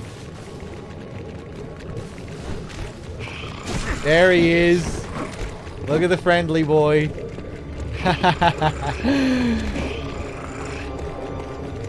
Come on. Don't be shy.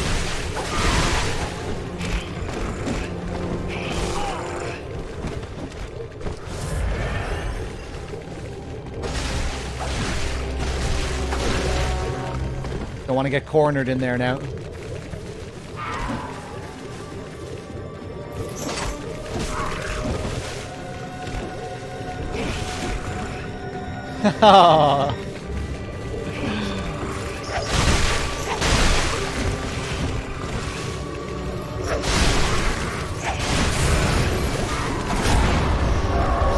Here we go.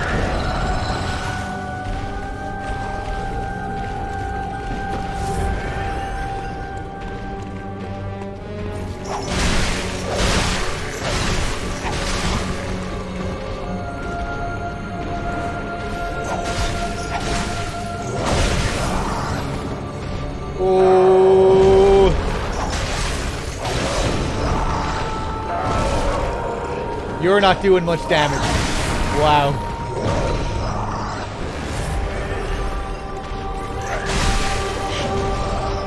On the higher NG plus cycles, Celestial Emissary can fuck you up if you're not careful. Oh, I like the hair.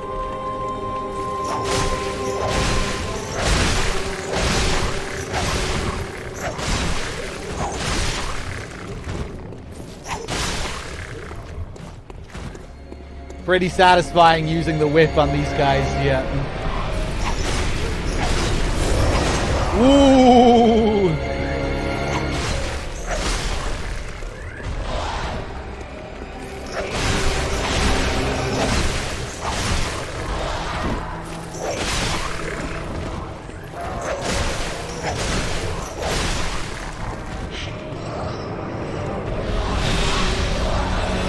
Jesus, okay, now he's dealing some damage.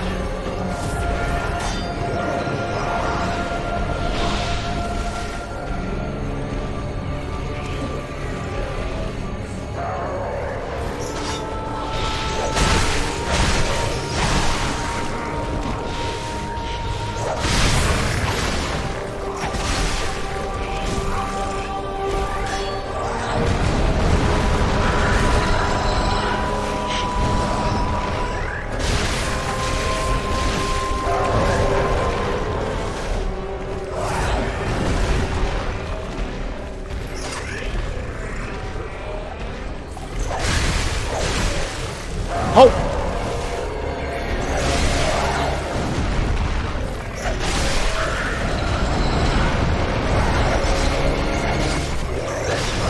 That bit of the track kind of reminds me of the New Presence's theme.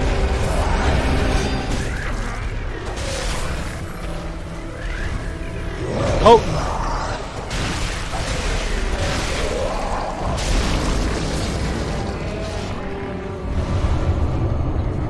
Communion. Relevant. Communicating with the Great Ones. That's what the emissaries are for. That's what these guys are for. The way they kind of sprout out of the ground here feels relevant as well. Are they supposed to be growing out of the ground here? Or is that just a gameplay concession? I always wondered about that. Like, the way they sprout out of the ground kind of looks intentional, but we also know that celestial emissaries, we also know how they're created. You know, we see Yusefka turn people into them. You're under the impression that a person has to be transformed into a celestial emissary. But here they're just sprouting out of the ground. It's weird. Can they also be, like, grown?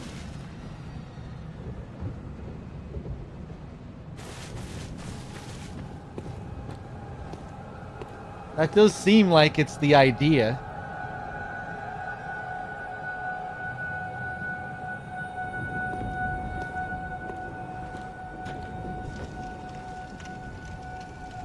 Kind of interesting how the lumen flowers are all closed up here as well.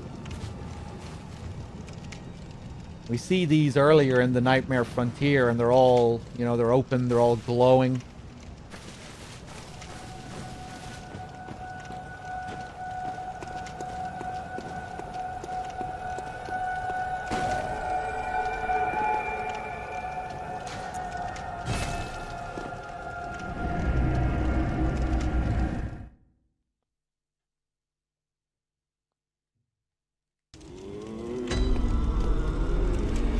Imposter Yusefka seems to believe she's doing something original. That she's found a new way of creating celestial emissaries. That originally they were just grown out of the ground.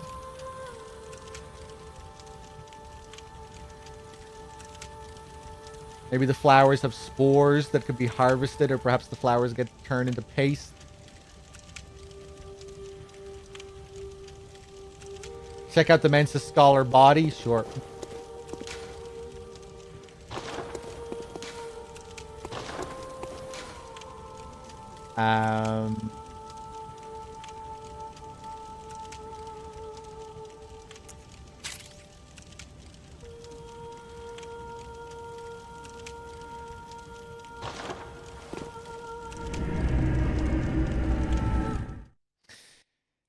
Hey, Cody, with the 50 months.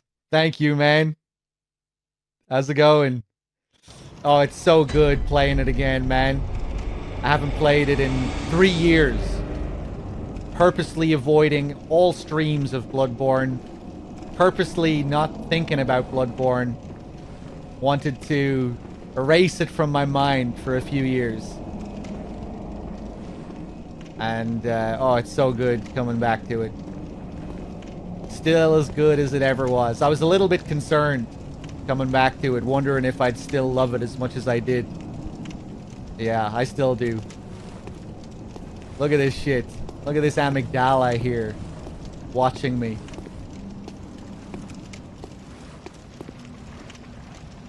The Mensis scholars. In the same boat. You gonna do yours this year? Yeah, I'll definitely be there watching when you do. But yeah, here's one for reference. How tough am I? I think these guys are just supposed to be the regular Mensis scholars. I guess they look a bit small. I don't think they're supposed to be kids or anything though. Just a bit shriveled.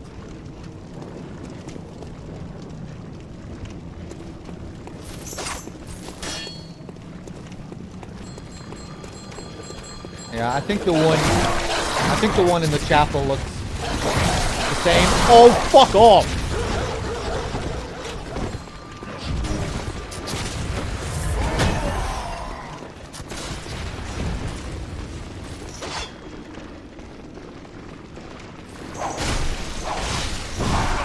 Yeah, okay.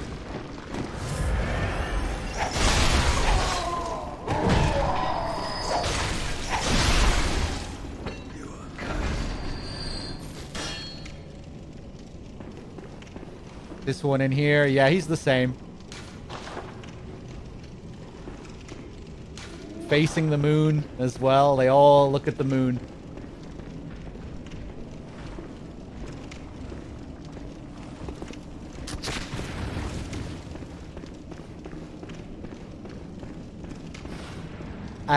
Okay. Let's go back to the dream. Let's fight Abriatus. Looking forward to this. Do I have any Bold Hunter's mark? No.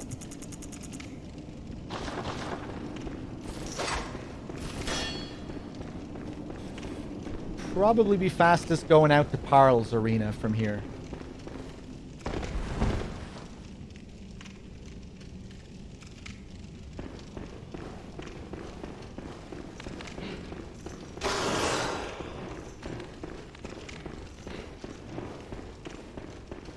Kind of interesting that the choirs are followers of Willem as well, because they would have been raised to believe in Willem's teachings, right?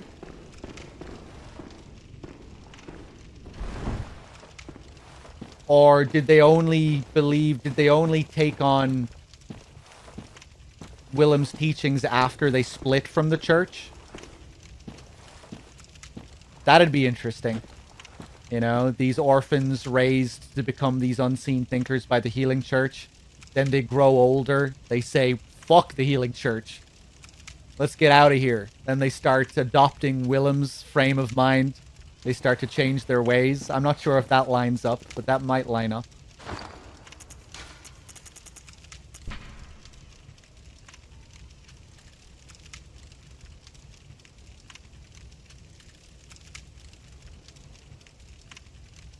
Guess it's hard to know for sure.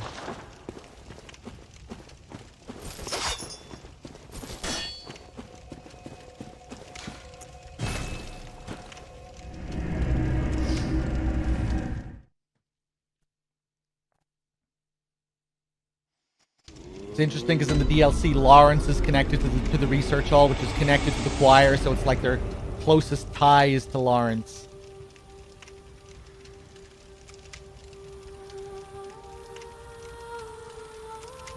Oh, also, Cody, did you host me up? I think you did. Thank you. Welcome anyone coming in from Cody's stream. I always miss hosts. Welcome. We're doing some Bloodborne. In depth.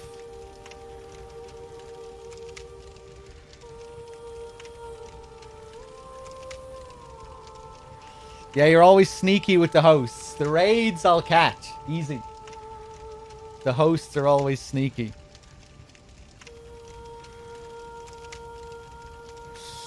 Yeah, I remember being really intrigued by all that stuff in the DLC with the surgery altar and like what all that was supposed to mean. The connections to the orphan and trying to piece together all of that. One amazing detail in the DLC is when you see Amelia and you hear her say the same prayer again as she did when you fought her, before you fought her, except now she's all weary. You know, you hear her say the prayer in the main game before the fight, and she's sounding like so sure of herself, so strong in mind. And then you hear her in the Hunter's Nightmare, and she's like just desperately hanging on to her faith, it sounds like. Like she sounds so frail, so weak.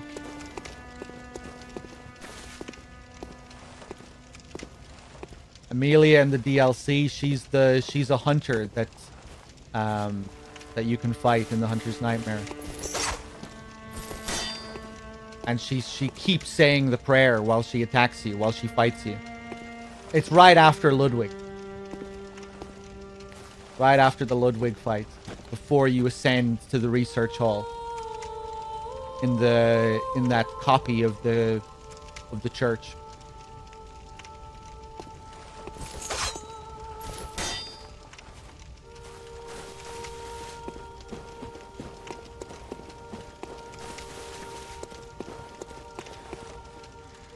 Okay, what are we doing?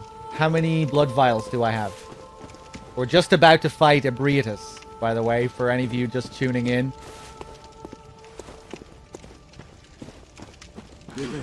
Just finishing off the Upper Cathedral. 56 vials stored.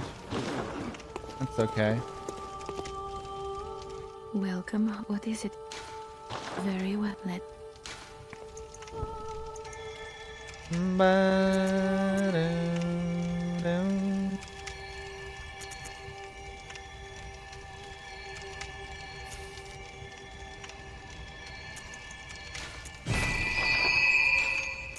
Farewell, good hunter.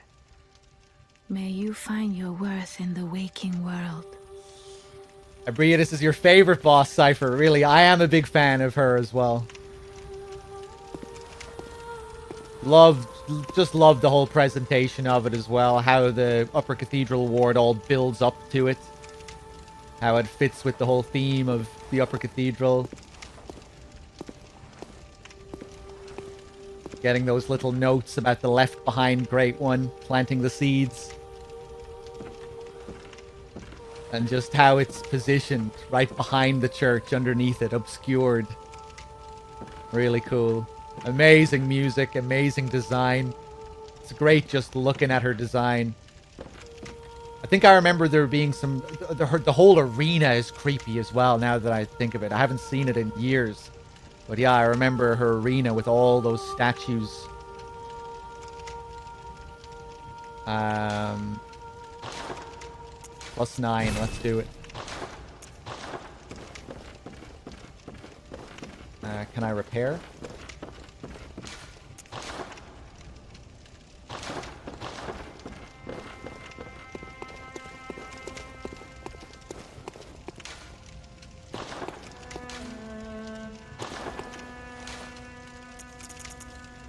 The Lumen Flower Gardens.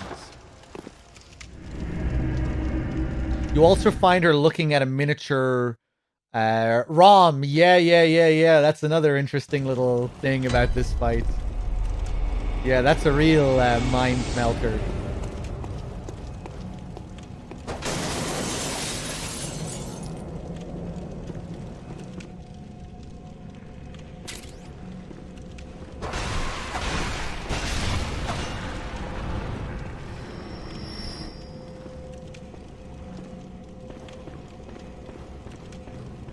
Gray Fox with the 3 months, thank you.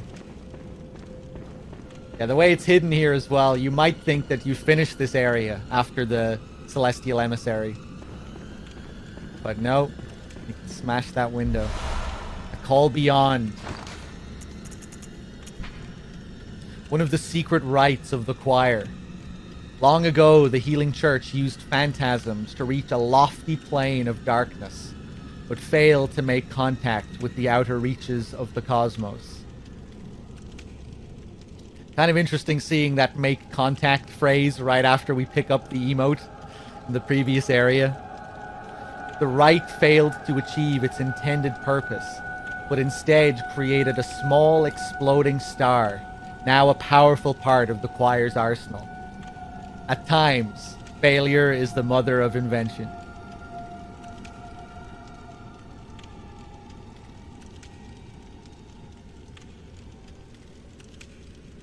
Nice attempt, though. At least they got something out of it.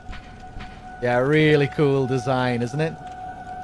I really hope we get big, meaty designs like this in future From games. I'm not sure how it's going to be in Elden Ring, but I was quite disappointed going to Dark Souls 3 after this game, and the pictures were so small. They're so detailed and so big in this game. It's really nice. Like these tiny little things in DS3.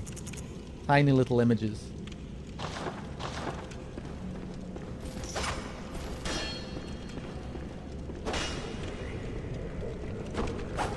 Oh!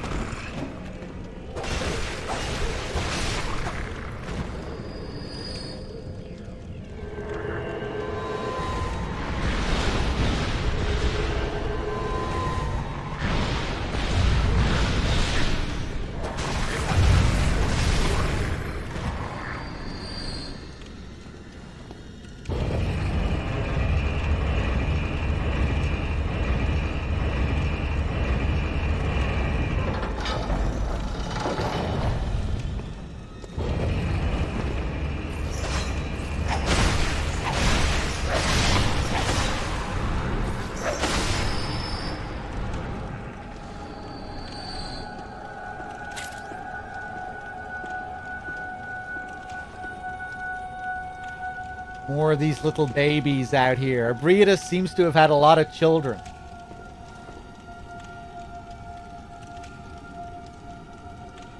Which is kind of interesting, given the lore about Great Ones all losing their children, yearning for surrogates. William with the year as well. Thank you. Buddy Arts, how's it going?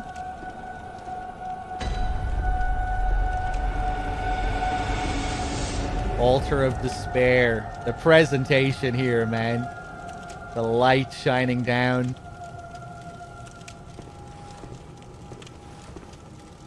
The crazy design of this room. What is this?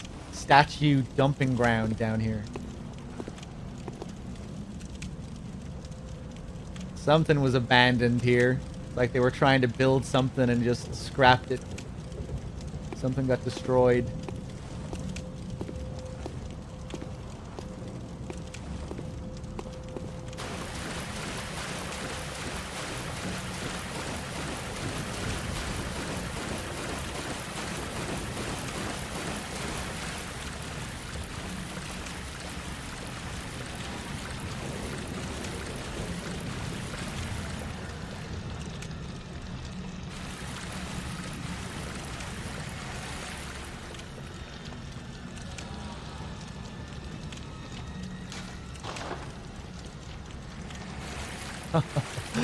What a crazy design. The macaroni coming out of its head.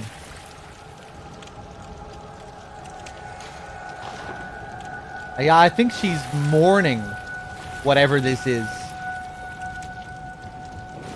This ROM-like thing. It's called this area is called Altar of Despair. And she looks quite sad, and it sounds like she's kind of crying.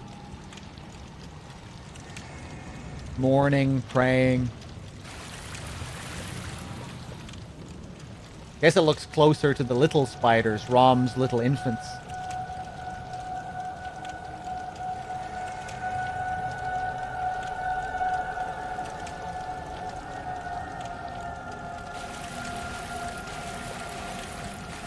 Who put the candles here? Yeah, I don't know. All the cold blood flowers coming out as well. Really unusual.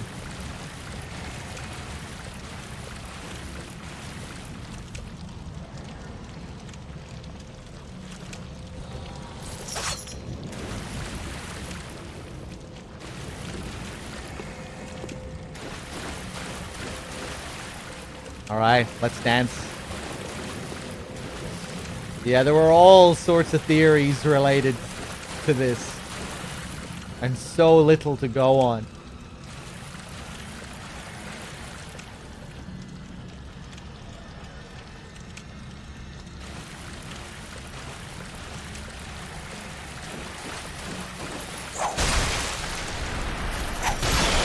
I'm sorry, Ebrietas. You don't deserve this. Daughter of the Cosmos. I remember that. That's the hardest attack to avoid.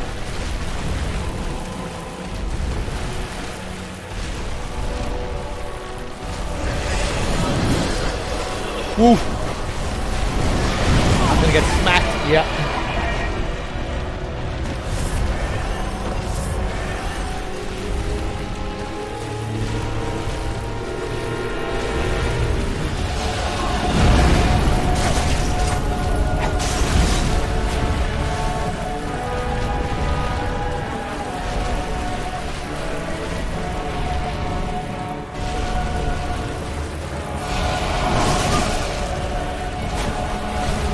Oh, Jesus. Yeah, way out of practice with this. I'm used to that charge one-shotting you, though, so... Doesn't look like it's going to be too bad.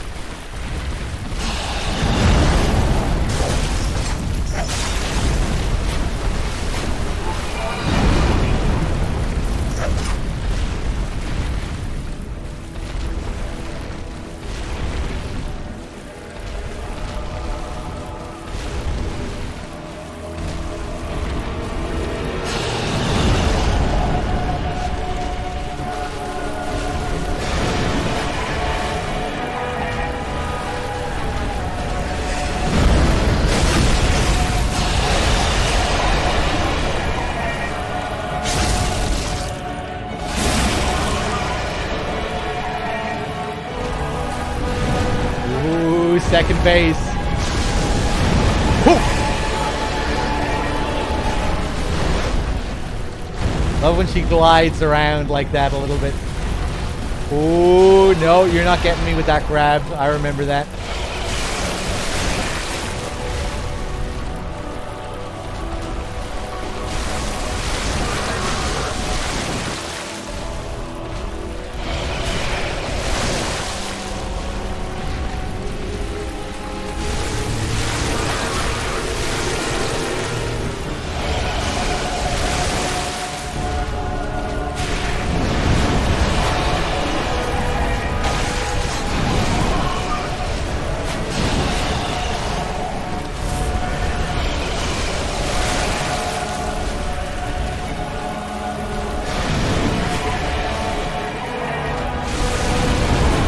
Ooh, man.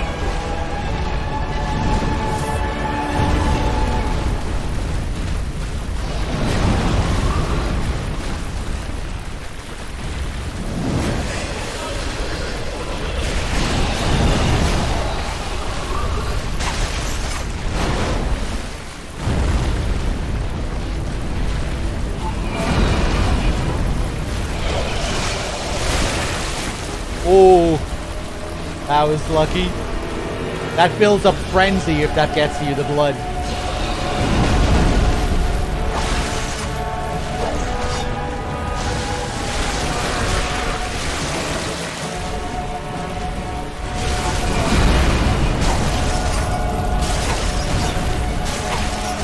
Oh, here we go.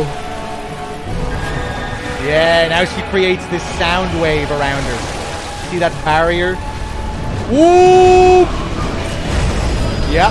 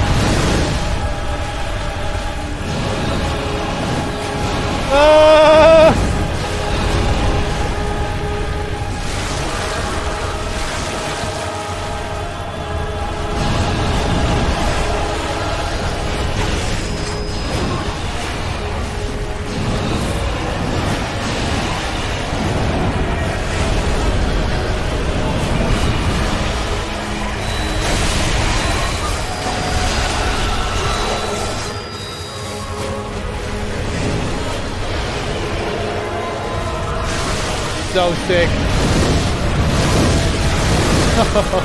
Ooh, and the follow-up in the middle of the attack.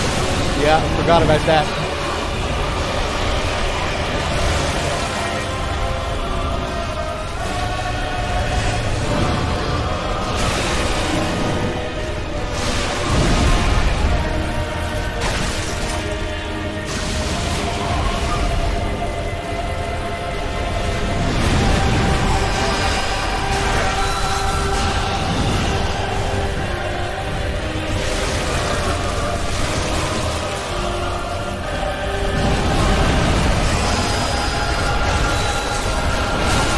Got greedy there.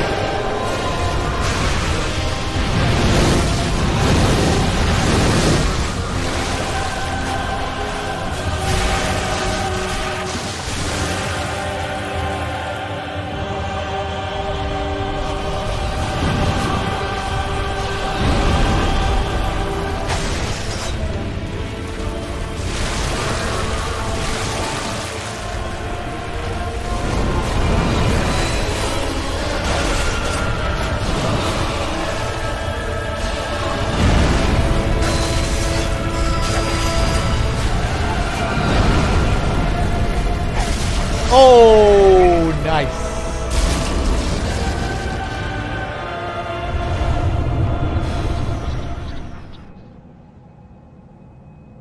First try. Yeah, I remember that fight being... I remember the really brutal version of that fight. When you're on the high NG plus cycles and that big rush just one-shots you. And the great is Chalice.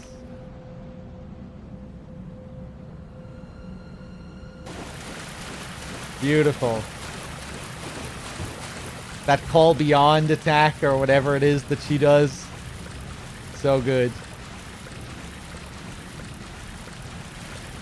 Inspect. Oh yeah, that's another crazy thing about this. This is how we bring Annalise back to life. We bring her flesh to this altar. And that's what brings her back to life if Alfred kills her. It reverses time. Reverses the time of the flesh. What a wild little part of the game this is, story-wise. Rivia, 91 with the Prime sub. Thank you. Cheers.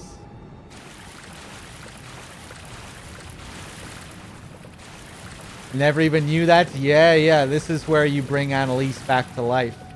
You bring the flesh to this altar, and then somehow it has the power to reverse time.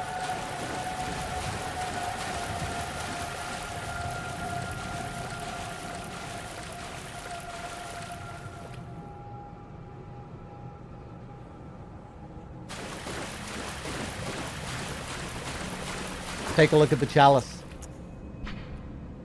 Like an apple. A chalice that breaks a labyrinth seal. Great chalices unlock deeper reaches of the labyrinth. The Great Is chalice became the cornerstone of the choir, the elite delegation of the Healing Church. It was also the first great chalice brought back to the surface since the time of Bergenworth, and allowed the choir to have audience with Ebrietas. I love how they use that phrase in this. You see it a couple of times. Like the Mensa scholars were allowed audience with Murgo, but resulted in the stillbirth of their brains.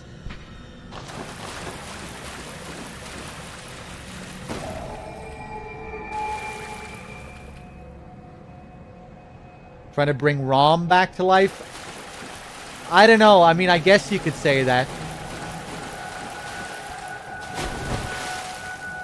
Like, is this supposed to be Rom? I don't know. Like, we see lots of Rom's little babies. I feel like this looks more like one of Rom's little babies. Rom doesn't have the big legs sticking out like that. The babies do. But, yeah, I don't know. Maybe it's one of Rom's little bros. Maybe it's Rom's sister. Rom's brother.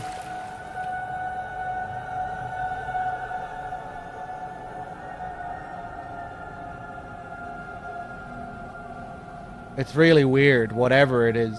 Whatever the fuck is going on here, I really have no idea. I don't know what to make of this at all.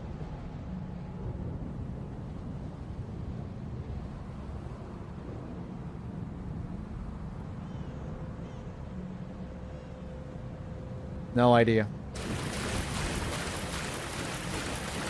It's Tom.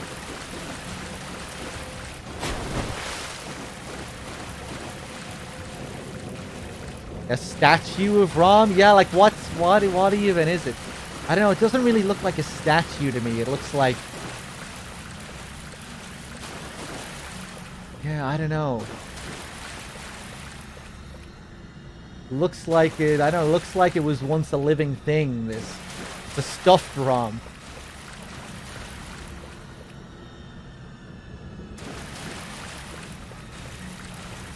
Petrified corpse. Yeah, it does have that kind of feel about it, like a petrified corpse or something.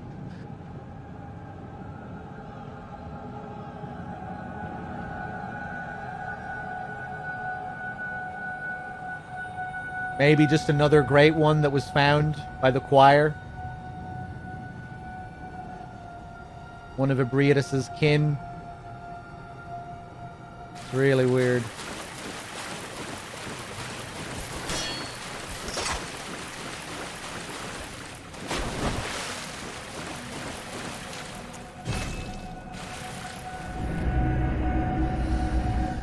Bunya, how's it going?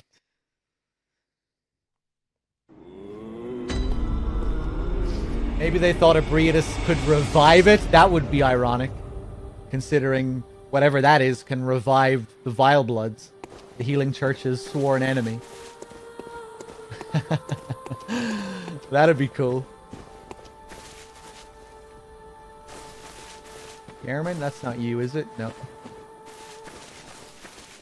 What's up, Eminem King? I'm doing pretty good, Bunya. I'm having a great time playing Bloodborne.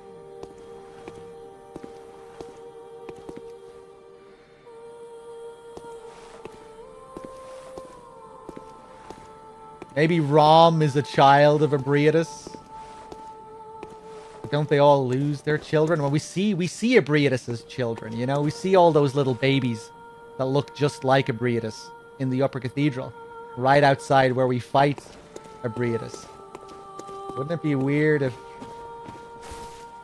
Rom was also... Those Rom creatures were also her children? It's very confusing. Been enjoying my RE VODs on YouTube. Hey, thanks, Dyslexic. I'm glad.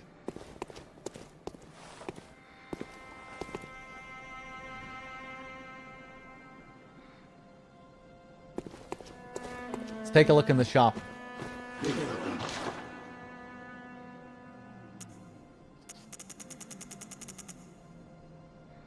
$48 vials stored. Get another 20.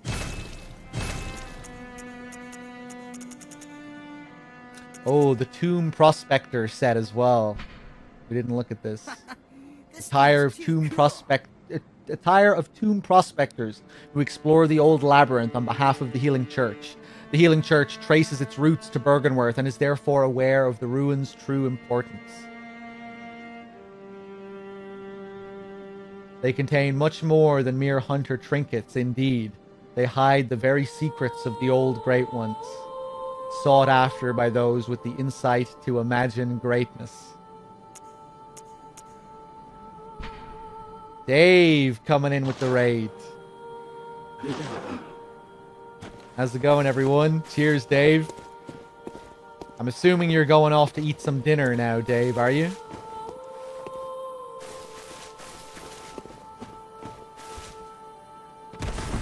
I think we're just about to go to Canehurst.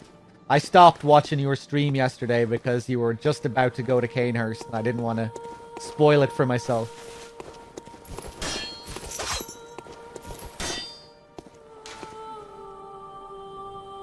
We have the whole list now on the first gravestone. Oh, oh. All right, let's do it. To Canehurst we go.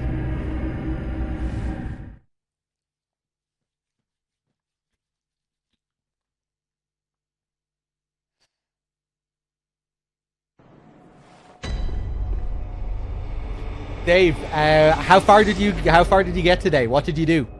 You finished Canehurst, I assume. You did Bergenworth, Rom. What else did you do?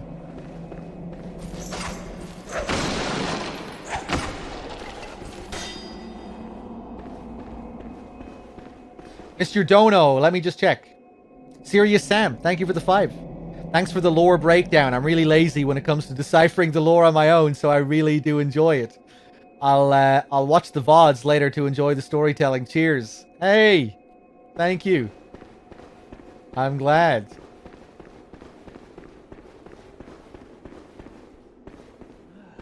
Yeah, I'm a big fan of the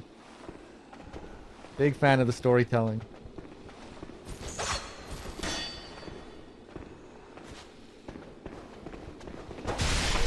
Let's take a look at the Canehurst summons before we trigger the next scene. Just to remind everyone what we're doing here. When we went back to Yusefka's clinic... Wow! You mean business. Jesus.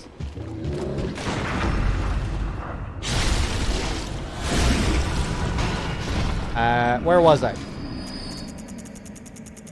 Yeah, when we went back to Yusefka's clinic after the Blood Moon, we found this on the stretcher, on the table where we started the game.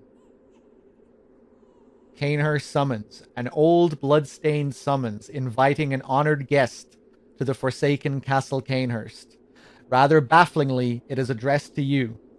Do not hesitate. The stagecoach leaves from Hemwick Crossing.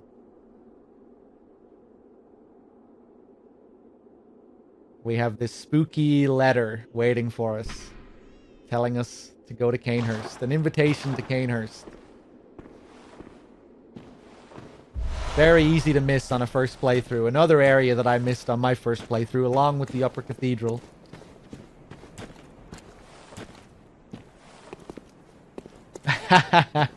Yeah, the Rom dance is great, Dave. Let me just scroll up here as well.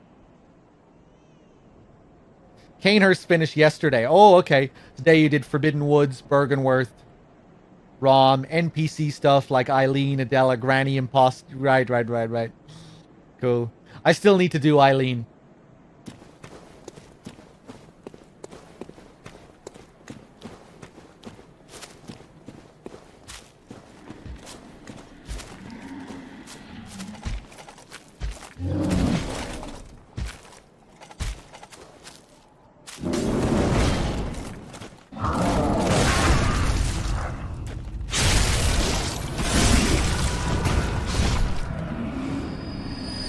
Got Bloody Crow first go, but had to let it largely kill itself while trying not to die. Is that the cheese for the Bloody Crow? You poison him?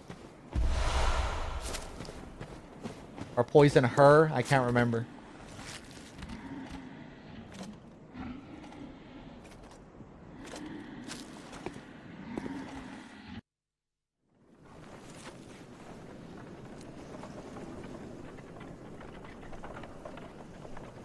Here comes the stagecoach.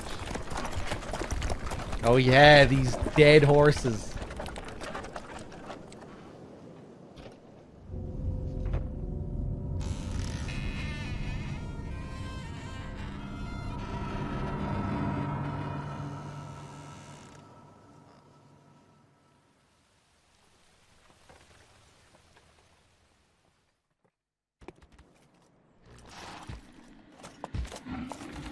Ooh.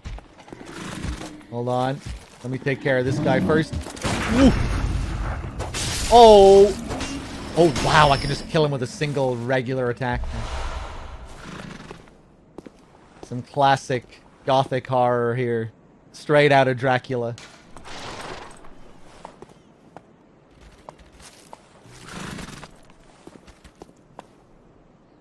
No eyes.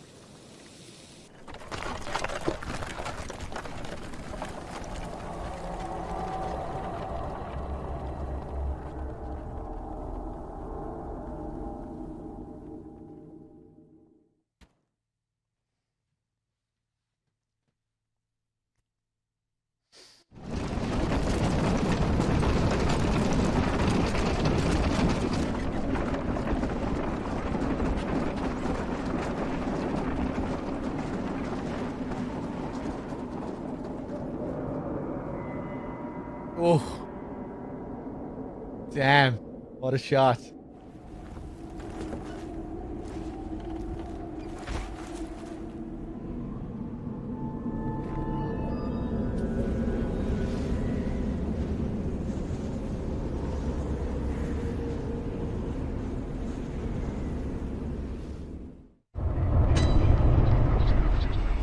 Forsaken Canehurst Castle. Cool man, welcome back.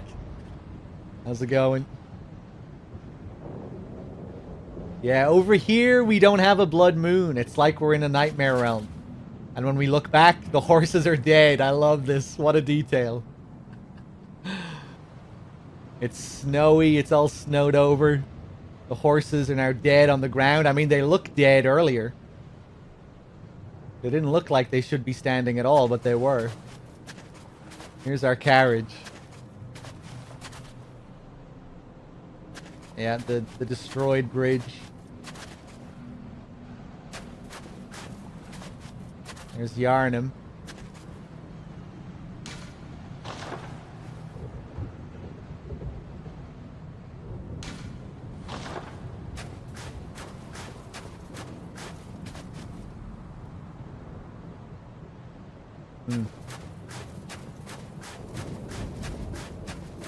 Time for one of your favorites. You're a big Canehurst fan, cool man.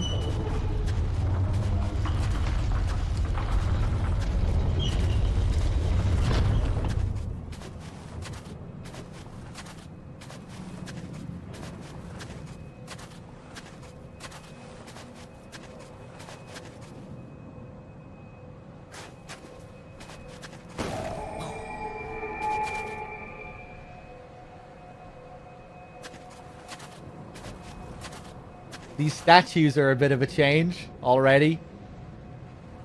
Not those miserable Yarnum statues, everyone crying and covered up. Everything being obscured. Just repression and misery all over Yarnum. And a few amygdala statues. For an extra bit of fear.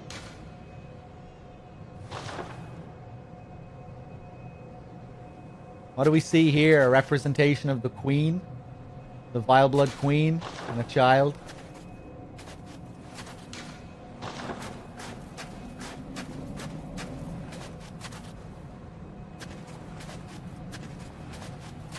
They're proud. They celebrate the female form. Yeah, you feel free to go into some of the stuff that's in that's missing in English. You were saying that in Japanese, the vile bloods are far more sexualized than they are in English. And there are certain things that just come across a bit different in Japanese, apparently. Oh, Alfred, man, I can't wait to see Alfred's dialogue. One of my favorite parts of the game. Alfred's interaction with Annalise. So good. Love how the blood lickers move around here as well. Look at that.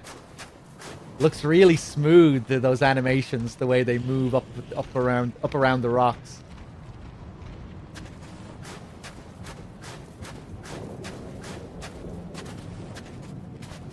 Yeah, Alfred is a lunatic.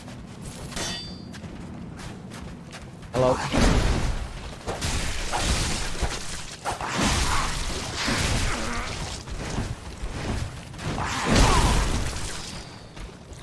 Fuck off. These things are an absolute nightmare on the higher NG Plus cycles. And BL4 and all that shit. They're not too bad now. I can take the hits. Or I guess just when you're under level as well, if you come here early on.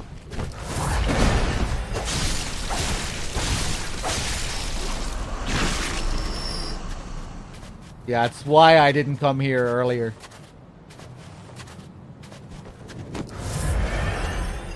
I was unsure. I was thinking about coming here before the Upper Cathedral. I was like, nah, I think I'll handle the Upper Cathedral a little bit better than this.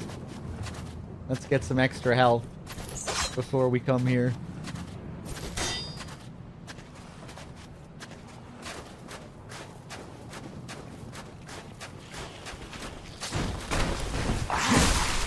Oh.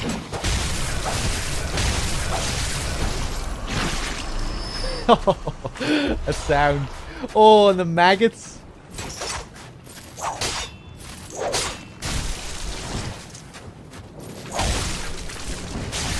Oh, God. Oh, fuck off, man. More of them. Yeah. Dave reminded me of what these things were called. Their official name. They're called hateful maggots, aren't they? Isn't that their official name, which is just very suitable?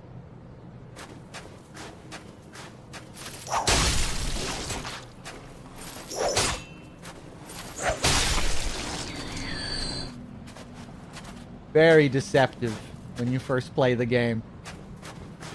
How can these things be such a threat?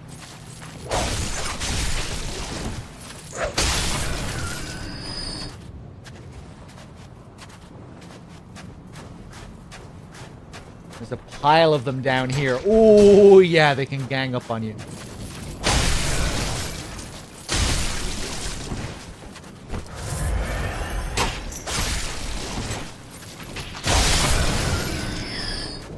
It's just a gem that's down here as well, I think.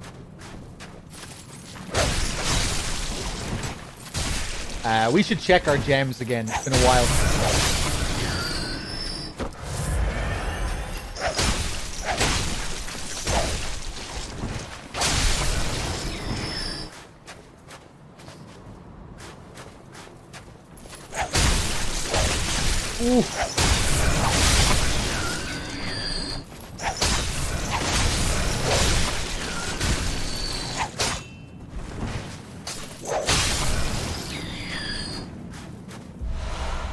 Yeah.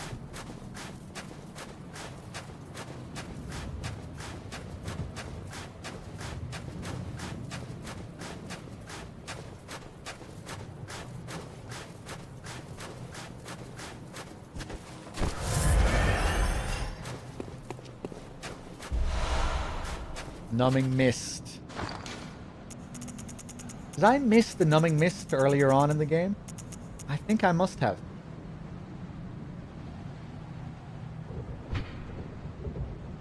Yeah, it's good for using against Amelia as well to prevent her praying from restoring health.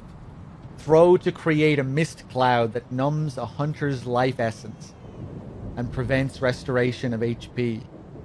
Said to be used by the blood hunters of Canehurst.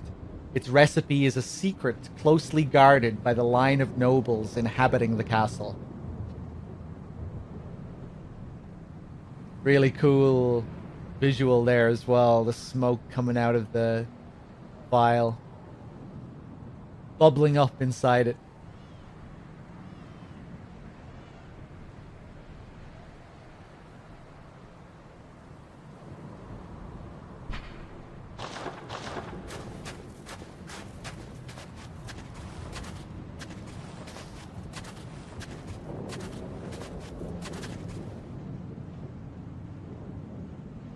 Serious Sam, you gave up on Lawrence.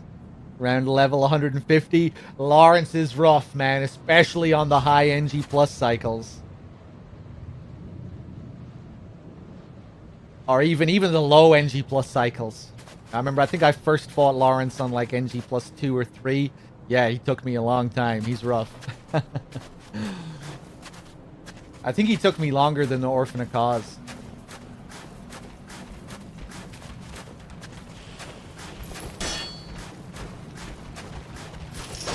Oh, yeah, let's go one at a time here.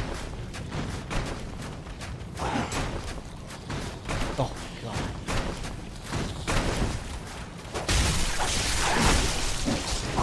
It's cool how they come in different sizes here. Some of them have small little bellies. Some of them have big bellies.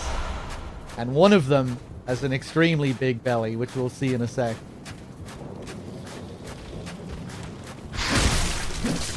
So hard to get the fucking timing right.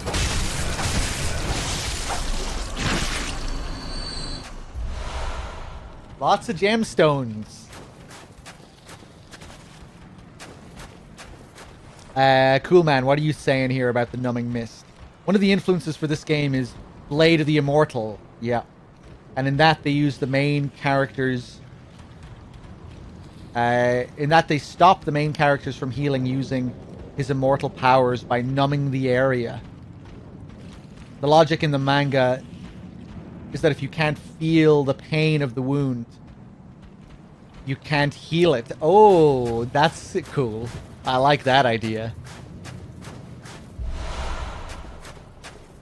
More numbing mist. That's cool.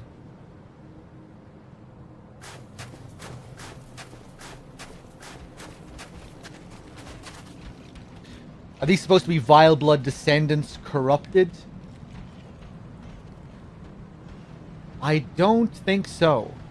I always thought they were just... But it is weird how they have, like, human features. But I always thought they were just kind of these natural things that... like flies, you know? They appear when there's lots of blood. You know, the reason they're here is because there was a bloody war between the executioners and the vile bloods. There were a lot of dead bodies, a lot of corpses hanging around. So these creatures got a whiff of that and they came to clean up the mess. They came to clean up all the blood. There's a cool detail when you're in the Chalice dungeons. If you use a visceral attack on an enemy, you can get a chance. There's a chance that one of these creatures will appear in that area because of the blood that you splashed around the place.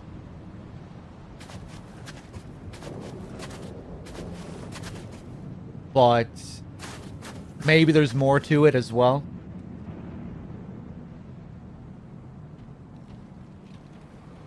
But yeah, I think they're just like insects who are attracted to blood.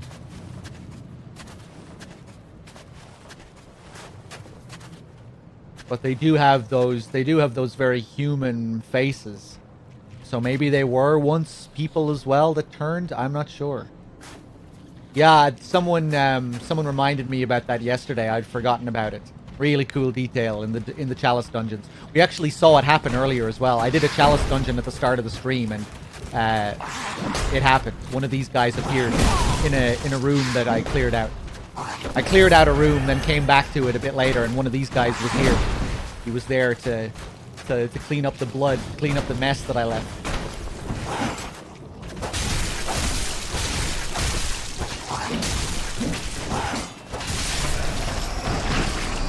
Yeah, you see them all over the River of Blood and the Hunter's Nightmare as well, yeah. They may be creatures, but I'm fairly convinced the creatures here are what's left of the Vile Bloods. That would make sense as well. I think their faces kind of have that, like, Tumerian look about them as well, don't they? And the Vile Bloods are descendants of the Tumerians, I think. They have that same kind of look. They have those kinds of faces.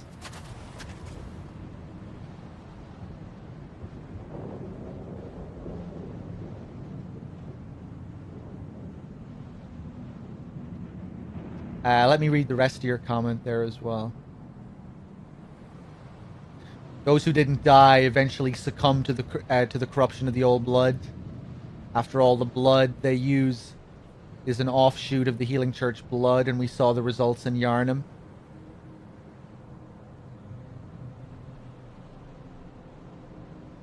The bell-ringing women wear the same outfit as one of the Canehurst portrait women, right?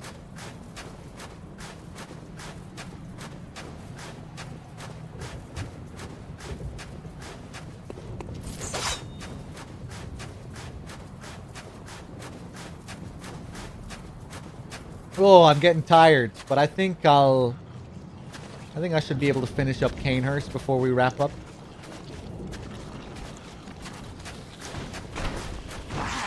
Whoa!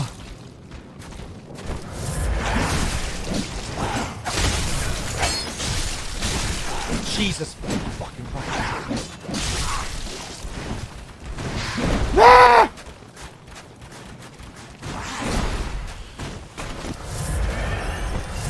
Oh my god.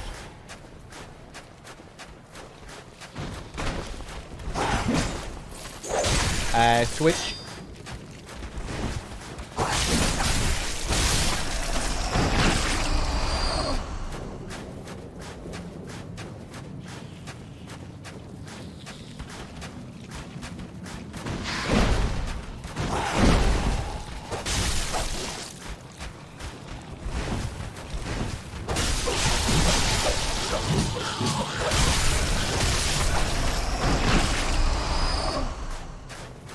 And here's the big boy, the glutton. Those two guys right beside him, they're so skinny as well. Oh my god. Yeah, they really do have those Tumerian faces. I guess it would be kind of fitting with the vampiric theme as well of the Vile Bloods, right? That these are Vile Bloods. You know, craving the blood. Just the way he looks here.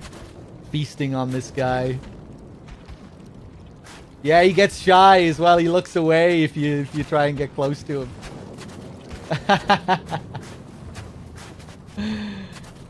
The shame.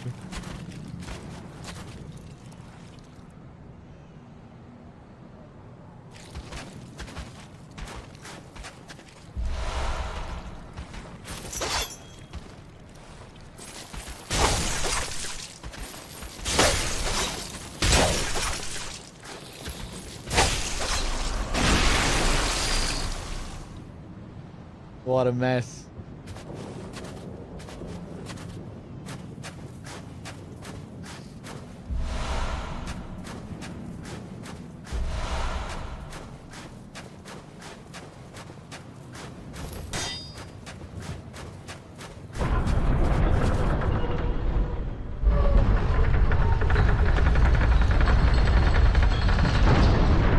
The poor Vile Blood King, man. Not a word spoken about him. The Queen, though, Jesus. You don't stop hearing about her. This guy, though, who's this guy?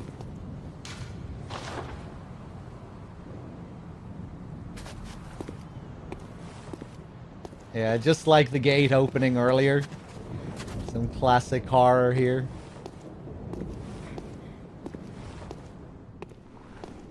Oh.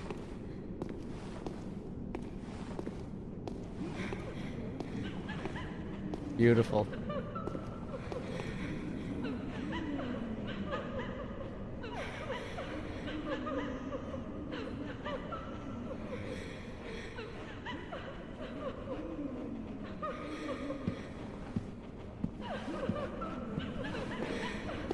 The servants here, yeah, I love their animation. Make it sparkle. The servants who are also very adept at sword fighting. I don't think this guy is, though, is he? Oh, he has a cane.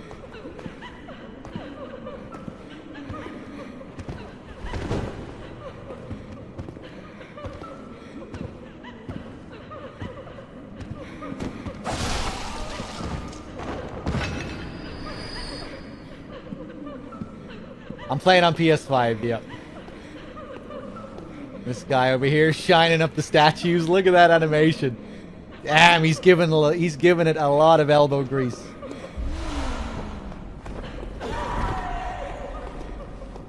Who is he taking orders from at this time? How are the slaves still alive? Everyone else is gone, just ghosts.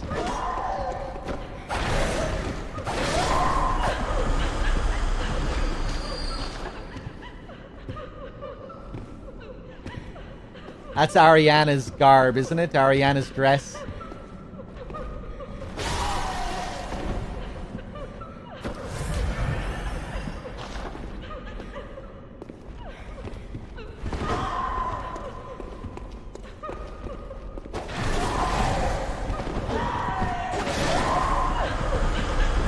That's a different one, yeah. Oh.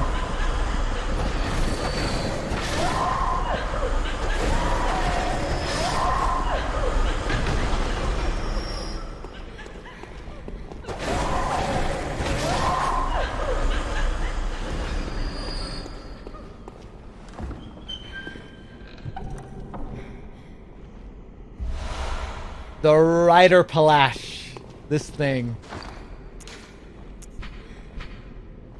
Weapon wielded by the Knights of Canehurst. Combines an elegant knight's sword with the peculiar firearm wielded by the Canehurst Order. The old nobles, long-time imbibers of blood, are no strangers to the sanguine plague, and the disposal of beasts was a discreet task left to their servants, or knights, as they were called, for the sake of appearances.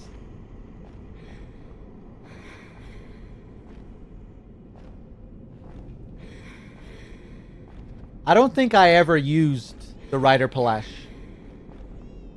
all that much. Like, I think I've played around with it a little bit.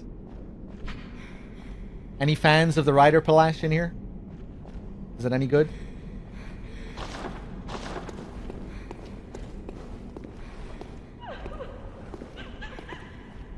Does that mean that these guys are also considered knights? These servants here? Because these guys do use fancy looking rapiers later on.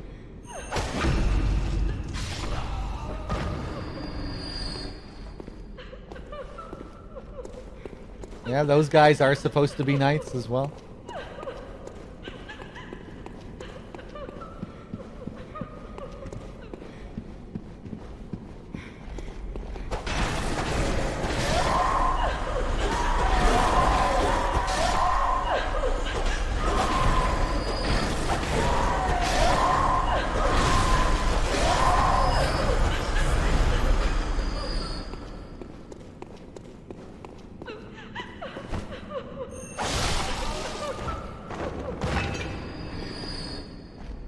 Was it just you that was crying this whole time? Or are they all crying? They all have slit throats as well, don't they? Oh no, they don't all. She does. Maybe it's only the crying ones that have slit throats. And she can pull off her head. Yeah, let's see if she does it. Oh, man. Oh, yeah, and she lights up. We can see her. We can see her skin. She isn't just spectral all the time. Or maybe that was just the lighting.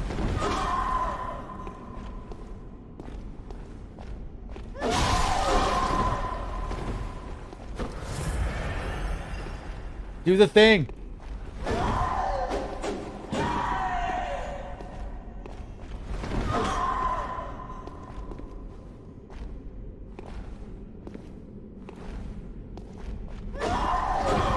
Maybe she can't. Maybe they only do it from range. It's not this enemy that does it? Alright, I'm thinking of another one. Did all the other ones have slit throats as well?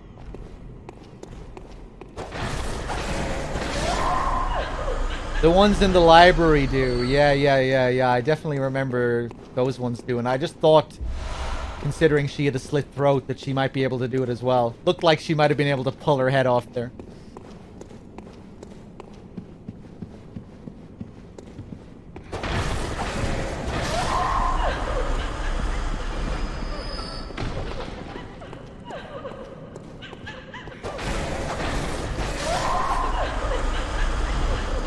Yeah, I think they all have it.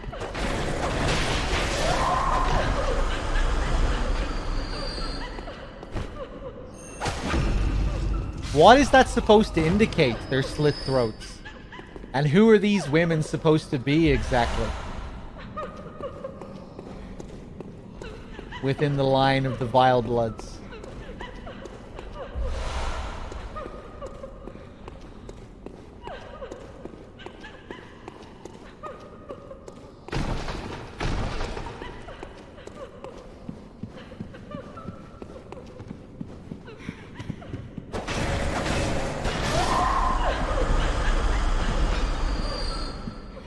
Purged nobles killed by the church. Is this how they kill them?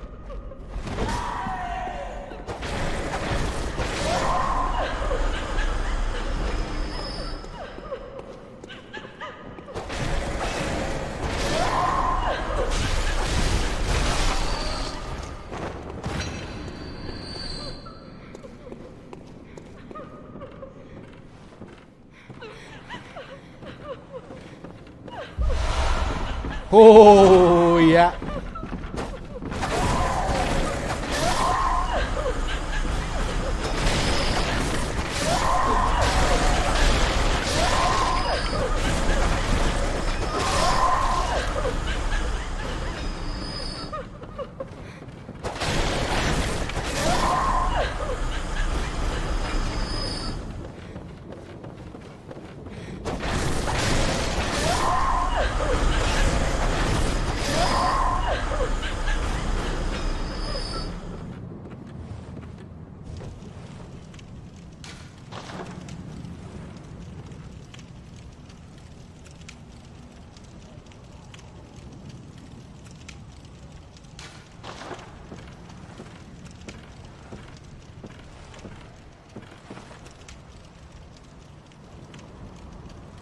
Remember, there used to be plenty of theories related to these pictures, and like one of them maybe being Maria, something like that. Yeah, really nice portraits. Or one of them wears something that Maria wears, or something that the doll wears. Maybe the little jewel there, or something, that necklace.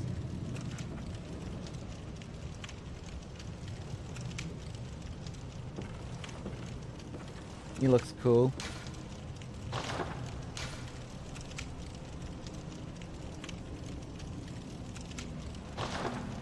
The ones with her hands folded in front of her is Annalise. This one is supposed to be Annalise.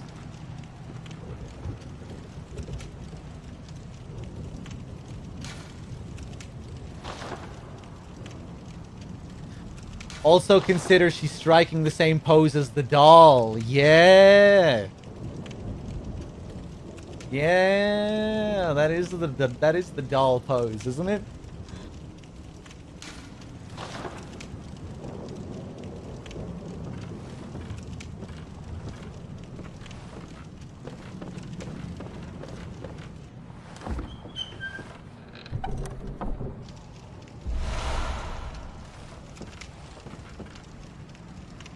The noble dress.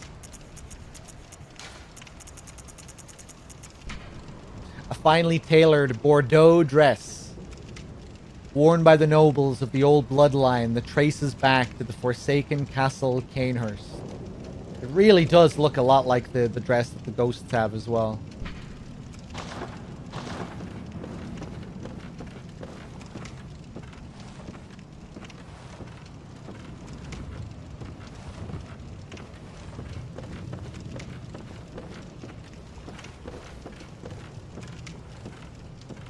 We're using animation assets? It's a painting, JMP. This isn't an animation. They can't copy-paste the doll's animation onto a painting, I don't think.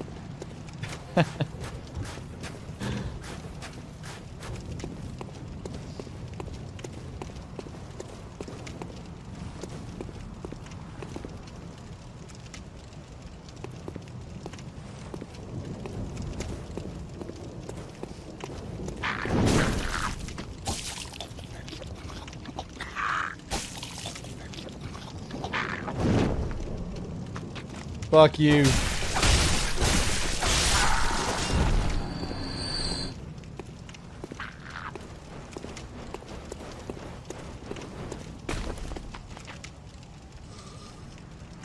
These guys really remind me of those enemies in Demon Souls at the bottom of Latria. Their faces, like the bugs in Latria. Those centipede guys.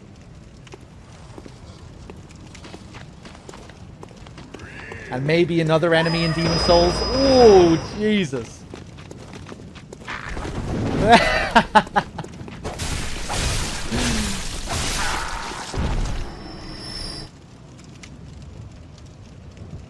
So who are these guys? More Vile Bloods? Vile Bloods that have the ability to transform into these things? Into like bat-like creatures, like a vampire?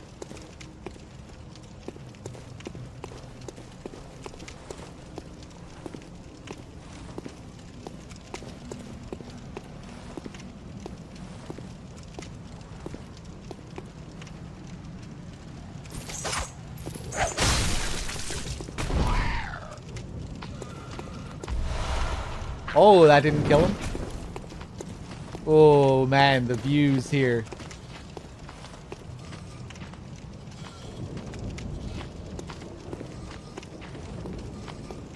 The visuals here still look so nice.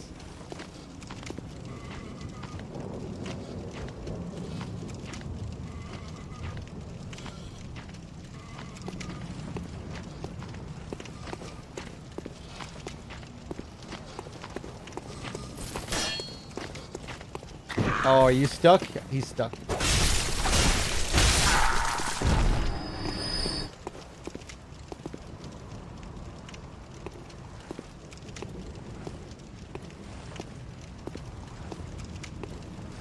Yeah, he did remind me of that guy. The guy who I said looks cool. Yeah, he does look like him.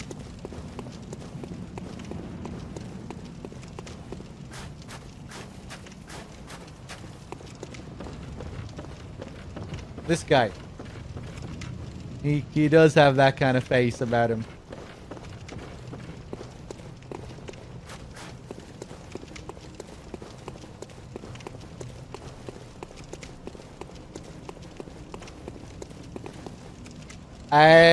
If you want a movie reference.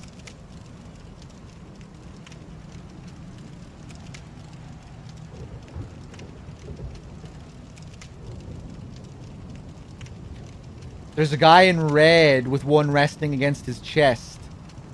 I'm sure that's from Coppola's Dracula, yeah. I don't remember that portrait, but that's interesting. That film has cage-headed guys as well. Quite a bit of the aesthetic in that film reminds me of Bloodborne, or was reminding me of Bloodborne. Ah, that one, okay.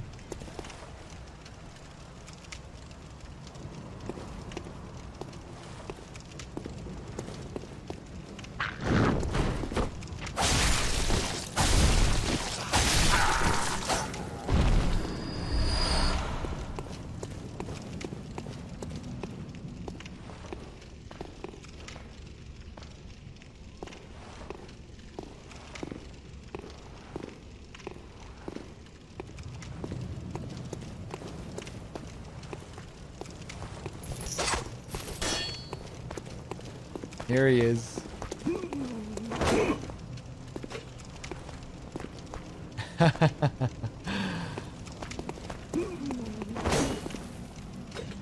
Very cute. Oh! Almost ate my words there. I didn't realize my health was that low.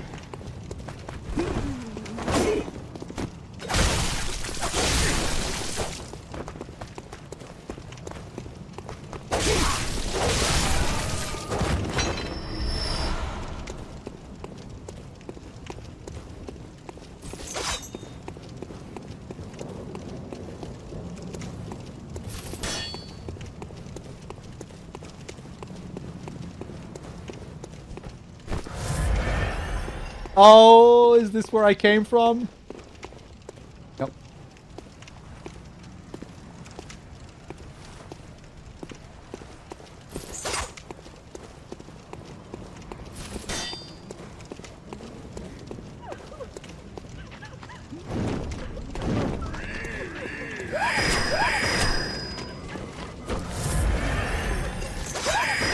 Oh my god.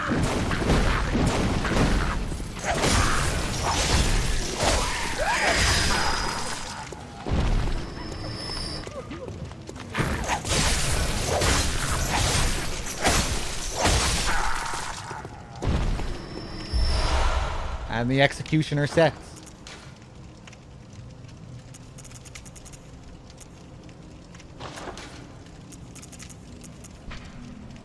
Attire worn by the band of executioners commanded by the martyr Ligarius. Later became the basis for all church attire, with its heavy draping of holy shawl. As the great Ligarius once said, acts of goodness are not always wise, and acts of evil are not always foolish. But regardless, we shall always strive to be good.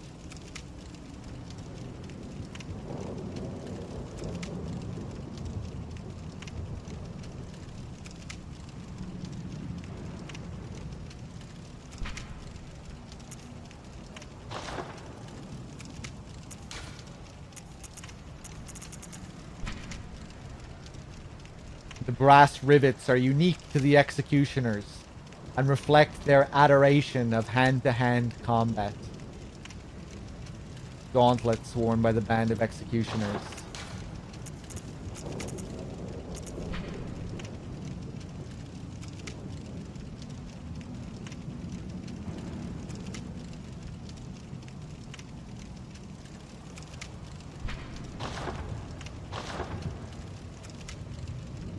This description is pretty confusing in English because it reads like the executioners existed before the rest of the church hunters.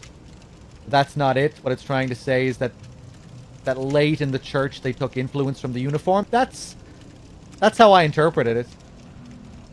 I didn't get the impression that they existed before the church hunters. What about it would imply that?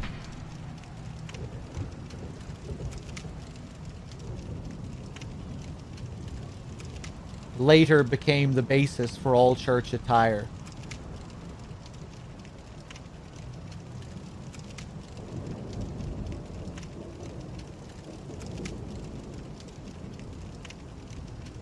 Yeah, when I read that, I'm not like, oh, you know, they must have been there before the church.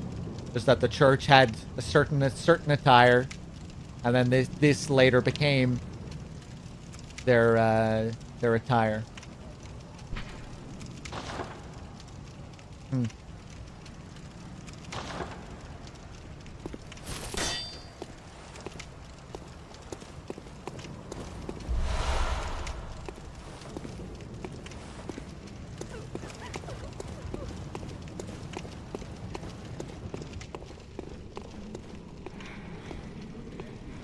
Ooh, man, the lights.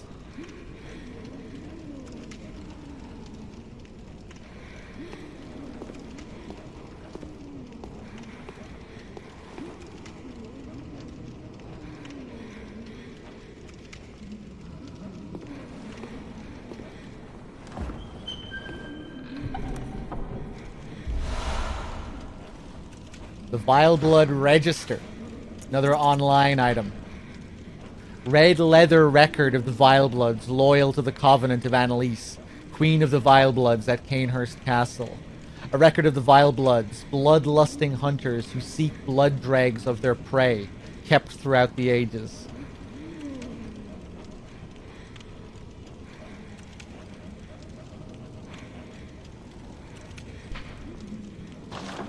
And a shortcut. Let's go back, level up. We have 91,000 echoes.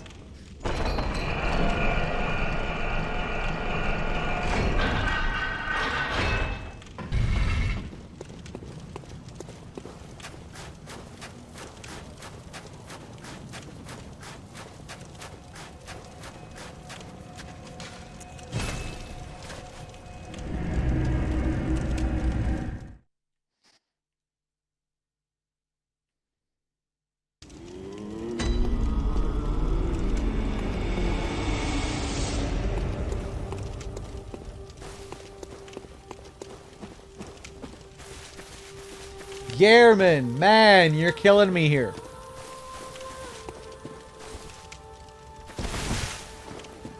He'll turn up eventually. We have plenty of time. Welcome home, good hunter. I must have drifted off. What is it you desire? Very well. Let the echoes become your strength.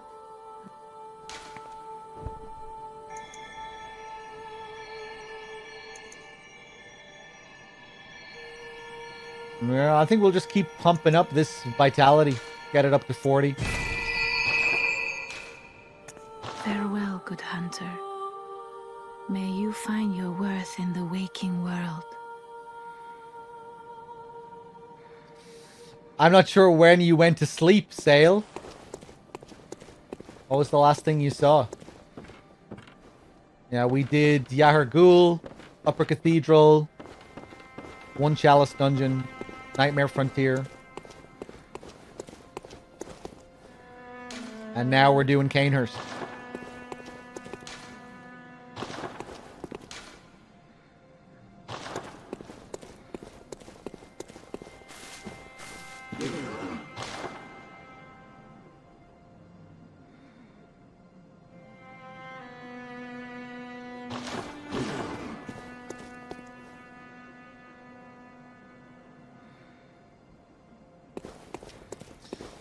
Yeah, I definitely get the impression that the Vile Bloods are bloodthirsty, blood hungry. Even like, what was the item we just picked up? The Vile Blood Register. Bloodlusting hunters who seek blood dregs of their prey, kept throughout the ages. And I guess that just combined with the vampire aesthetic.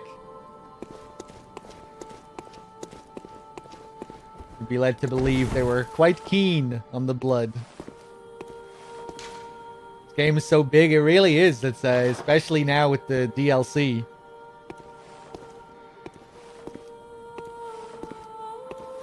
We haven't even touched the DLC yet.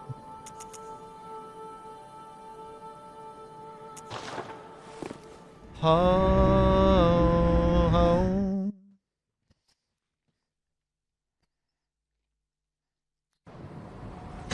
Is it the mystery and the intrigue that brings people back to Bloodborne? It certainly is for me.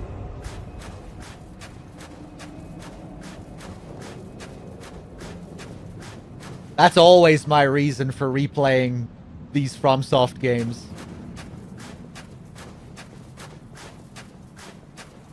But Bloodborne especially.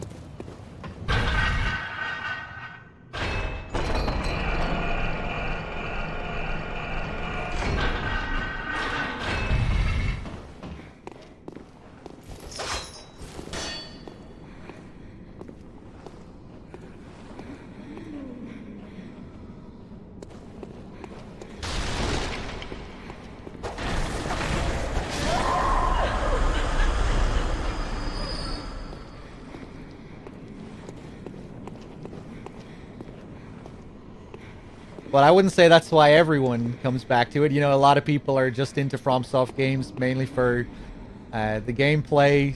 We'll have big speed running scene on Twitch as well. It's different for different people. I'm all about that insight, yeah. I'm a true inheritor of Master Willem's legacy.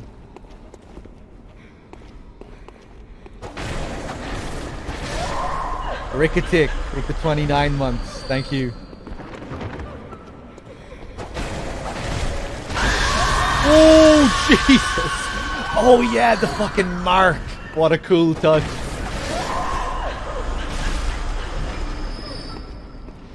That's the Vile Blood's rune. What's it called again? What's the Vile Blood's rune called again? Corruption. Yeah.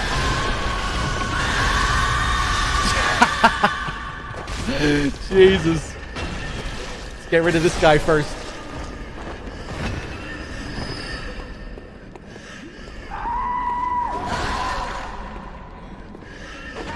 So what happened there? The servant hit me with a dart. The dart gave me the corruption rune. And I think they can only do that scream attack when I'm hit with that rune, right?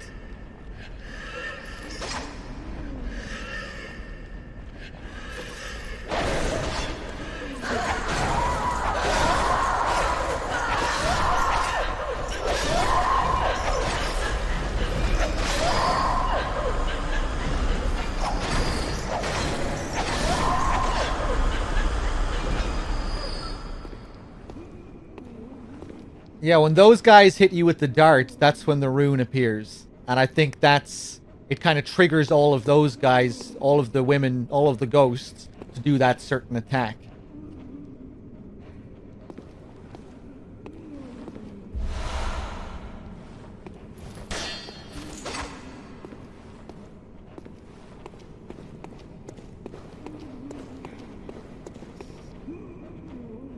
Really, Dr. Rockstar? I've seen a lot of people say the opposite. Because... I would say Bloodborne, and like, Bloodborne's narrative isn't as clear-cut.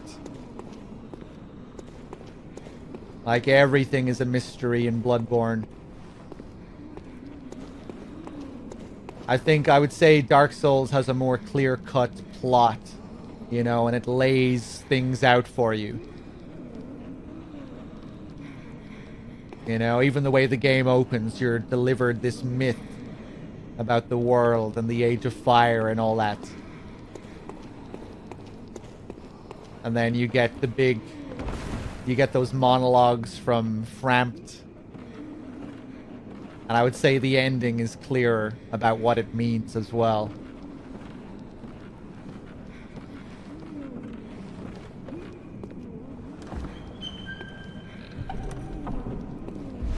But it was certainly easier for me to get into. I would agree with you. For me personally, I would like, because Bloodborne was just more to my tastes.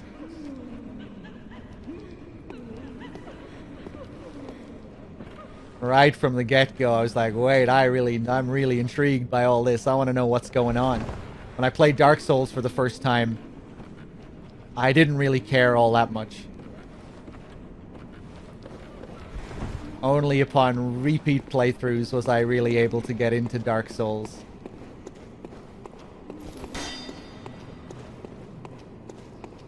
I think it depends on the person.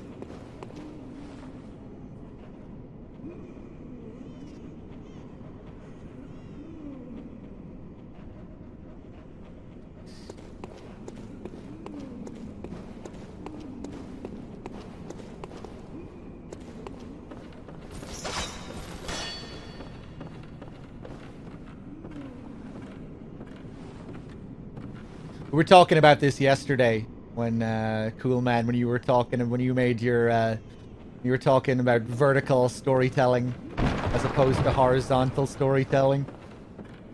And I was saying, you know, in Bloodborne, it felt like all the item descriptions were significant. I think that had a big impact on my first playthrough and how I focused a lot more on the story of it compared to when I first played Dark Souls. I think a lot of it was because every new item description I picked up felt like it had like significant chunks of story and world building in it. Whereas in Souls, I felt like I was going through area upon area without really getting anything of much significance. You know, you can play through Souls for a good few hours without really getting any meaty lore from items.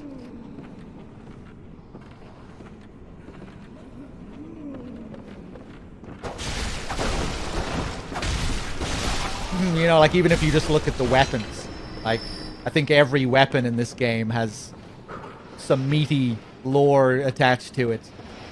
In Souls, like, there are a lot of random weapons that you won't really get much information on at all. You know, it'll just give you mechanical details and not much else.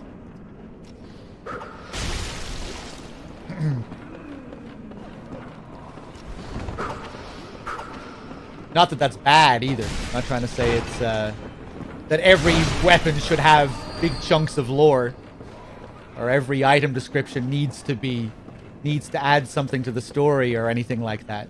But I felt like in Bloodborne there was a real, you got bits of lore from descriptions at a really frequent pace, at a really frequent rate.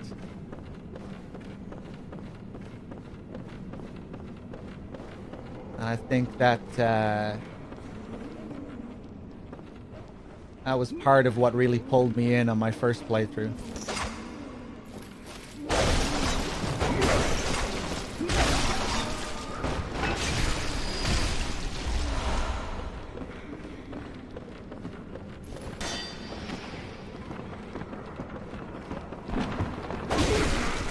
Potent.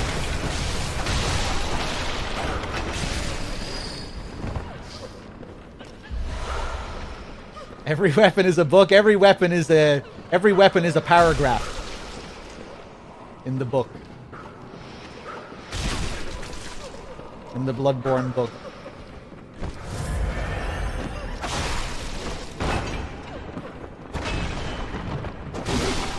But yeah, like I think Central Yarnum is great. Like when you're going through Central Yarnum for the first time, you're picking up lots of new items as you go.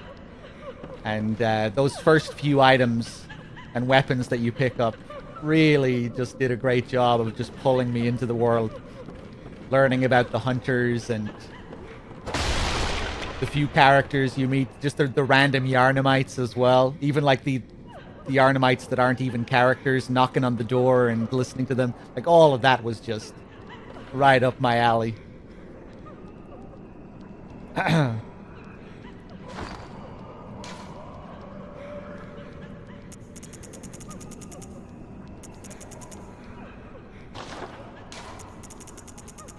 And then finding this shit.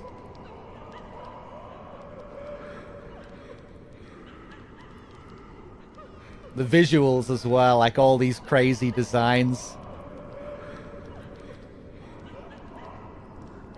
Like, forget about the description, just what the fuck, a slug? Why a slug?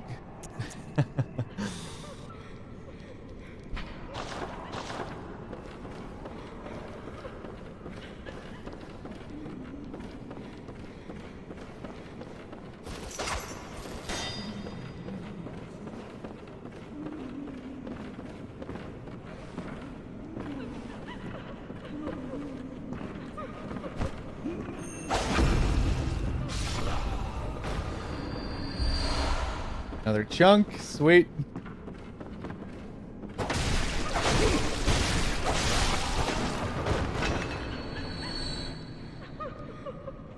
think body horror is something good FromSoft are particularly good at. Yeah.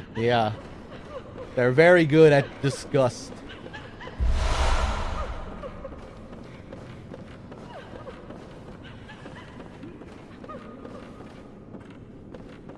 They're good at, they've mastered disgusting monstrosities.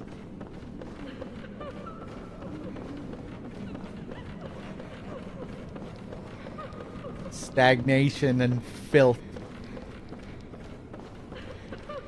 Vermin, corruption. Do I want to drop down here?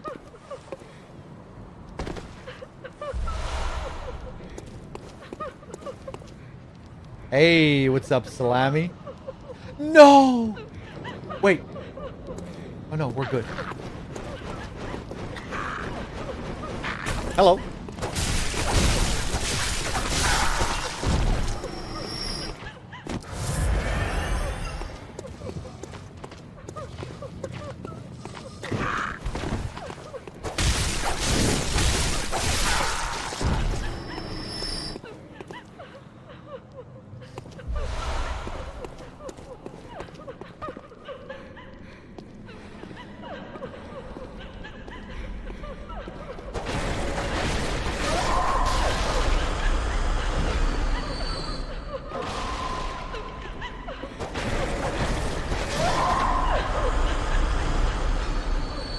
Oh yeah, here's the one holding onto her head.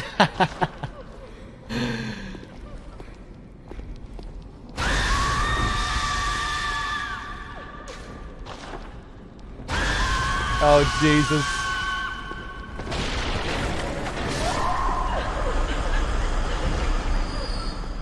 I think you get frozen if you get caught by that. Oh, wait. There's something... Oh, wait, no. I thought I was fucked there for a second.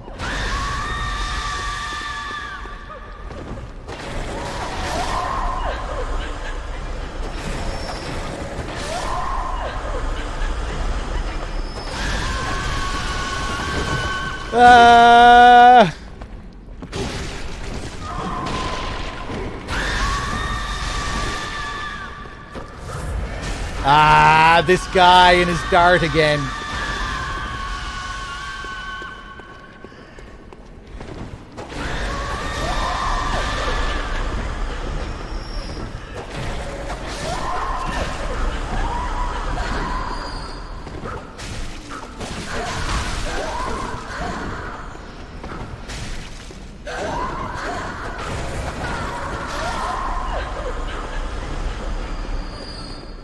What is that attack doing? Someone probably clarified earlier.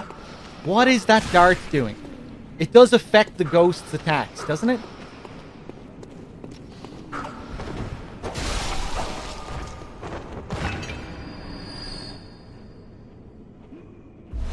No idea. I think it does. It affects their scream attacks or how they can lock you in place or something like that. They all go mental, yeah. Yeah, I'm marked with the rune, with the Vileblood's corruption rune.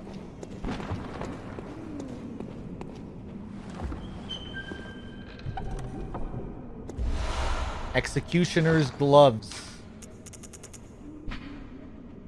One of the secret treasures hidden in Canehurst. The gloves of an executioner from a faraway land.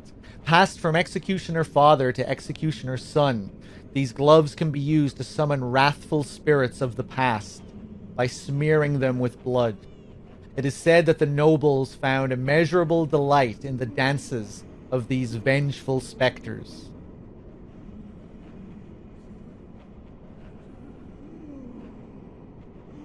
An executioner from a faraway land. I'm assuming it's supposed to be a Yharnam executioner. Maybe not?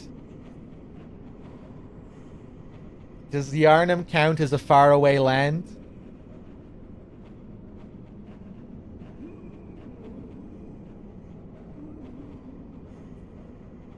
Passed from executioner father to executioner son. They can be used to summon wrathful spirits of the past. Said that the nobles found immeasurable delight in the dances of these vengeful specters.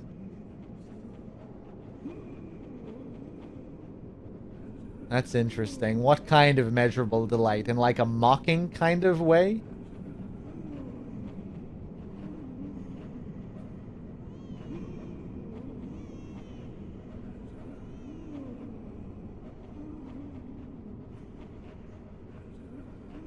Did the executioners use these to summon wrathful spirits? Or was it only other people who used them to summon the wrathful spirits? Did the executioners just use them as gloves? I have so many questions. Rich people being entertained by seeing ghosts appear? That's the kind of vibe I'm getting. You know, kind of laughing at their enemies and the tools that their enemies used.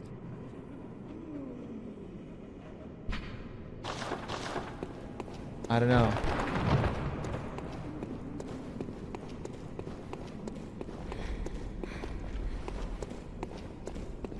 Hey, what's up, Storm? What's up?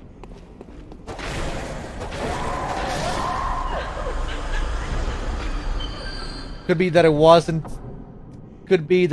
even the specters bringing them immeasurable delight. It was the blood on the gloves.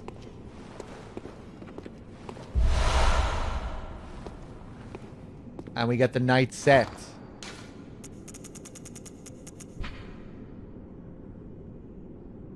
Well, no, it says that they found immeasurable delight in the dances of these vengeful specters. So it would be the spirits, right? The specters. The things that we see when we use the item. They look like skulls, don't they? They're like red, smoky skulls. Similar to what Logarius uses, isn't it? So it probably is referring to Yharnam. If Yharnam is the faraway land. It kind of feels weird to call Yharnam a faraway land, because they're like next door neighbors, aren't they? Let me just scroll up here as well, see if I missed anything.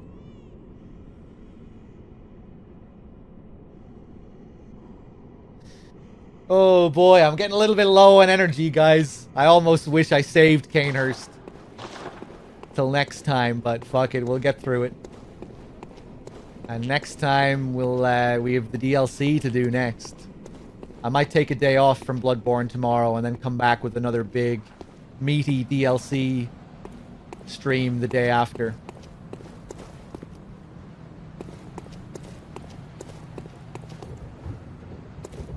Let's go up here. Let's look at the night set as well. When it says executioners in that description, it doesn't mean healing church ones. Oh. Okay. I assumed that it did. The problem is that Souls calls everything executioners. There are 4 enemies named executioners in this game. Who are they referring to then? Yeah, that is a bit confusing. Look at this guy. Get down from there.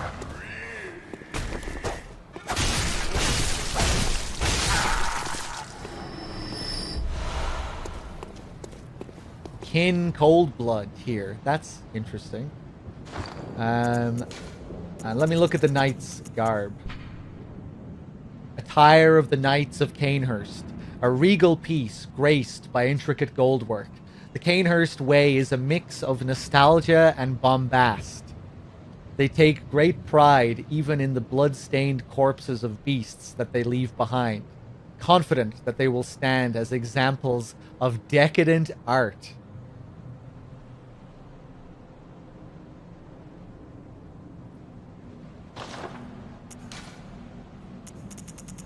They're pretty punk rock, these knights.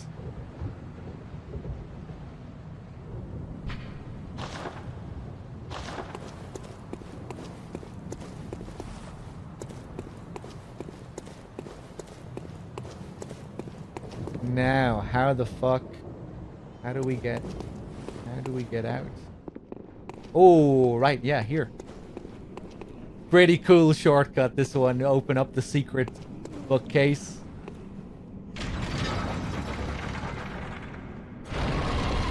Classic. The secret bookcase with a ladder. That's a pretty unique shortcut. A shortcut that also combines with a ladder that leads up to the second floor.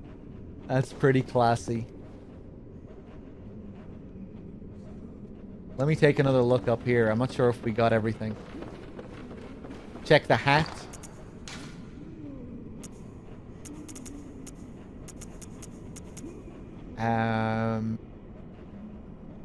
We didn't get the hat. You find that somewhere else.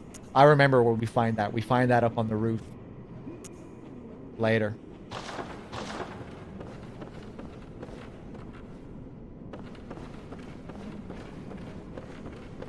Yeah, I think we got everything.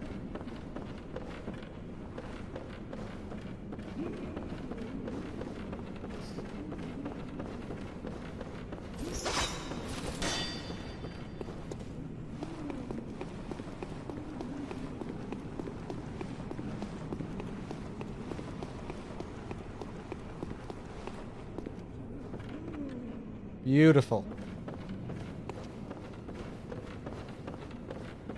Or maybe we get the hat here. It's like a wig, isn't it?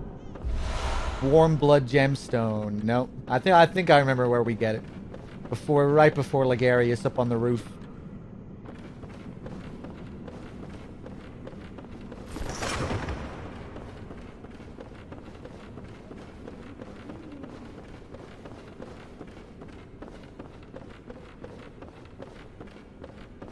game. Oh, there we go. Have to be something down here. 2 chunks.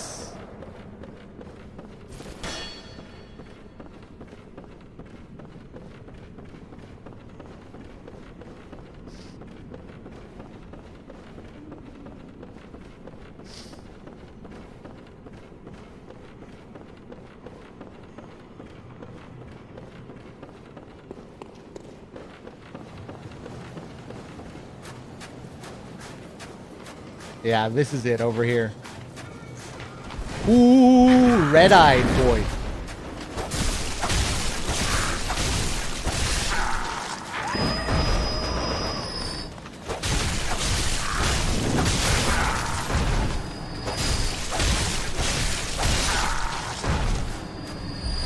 Yeah, knight's wig.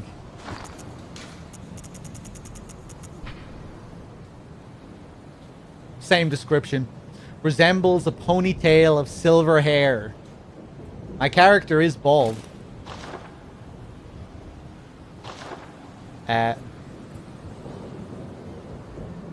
Still looks pretty bald. There we go. You're not fooling anyone, old Sven Kilborn. How does he look with the rest of the set?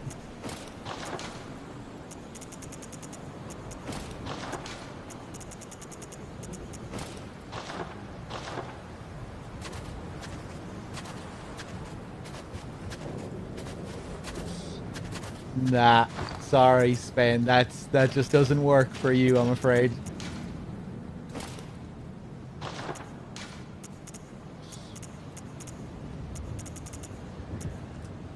Let's go back to the classic.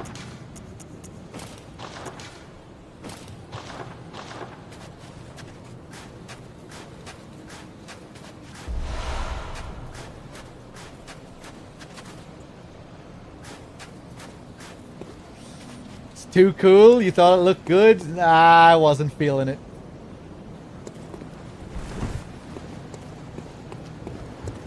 Oh shit, looks like we're here.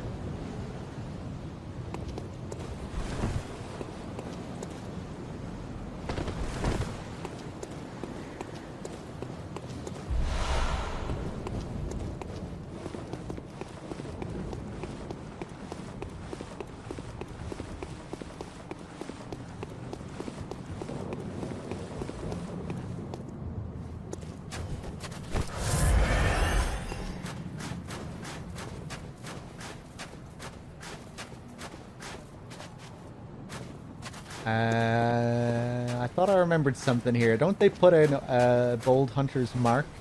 Yeah, here it is. Very nice, Debs. Because there's no way back from here. You're fucked.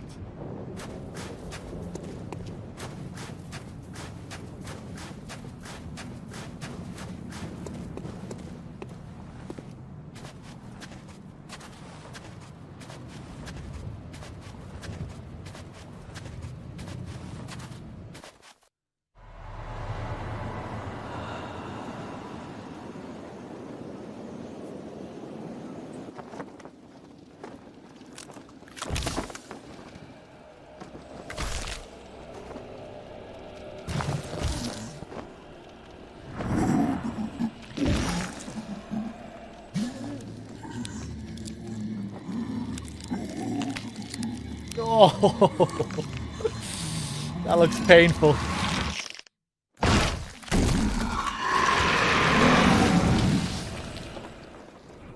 Oh yeah, the crown. Forgot all about that. We have to wear the crown. Sick. Let's go.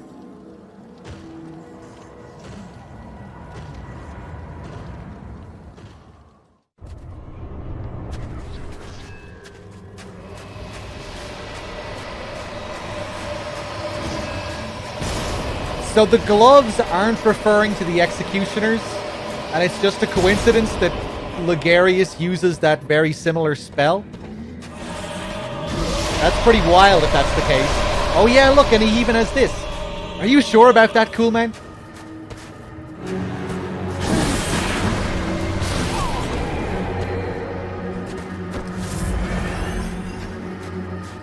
Nope.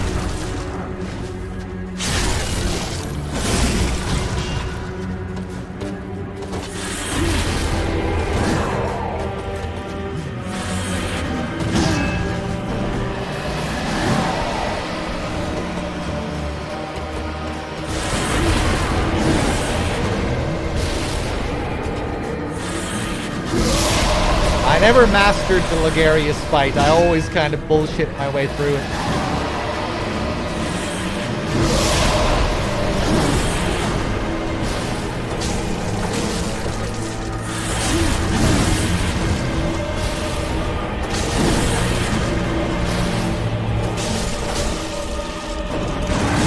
Oh, you can parry that, I think.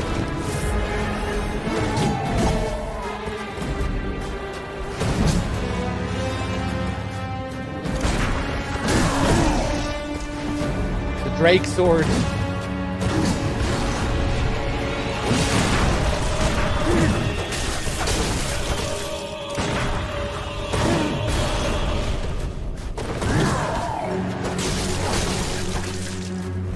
Whoa!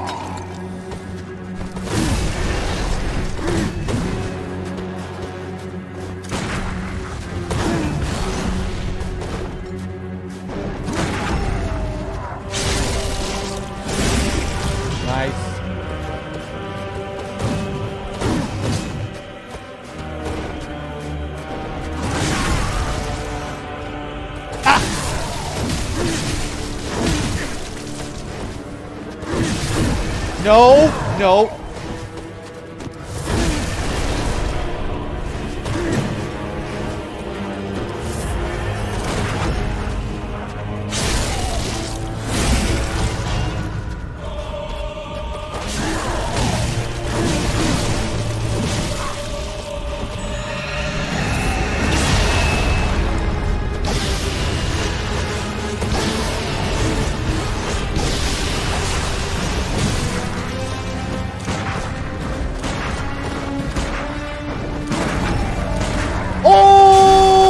Oh, I could have finished him there. That's what I deserved, though. I was spamming.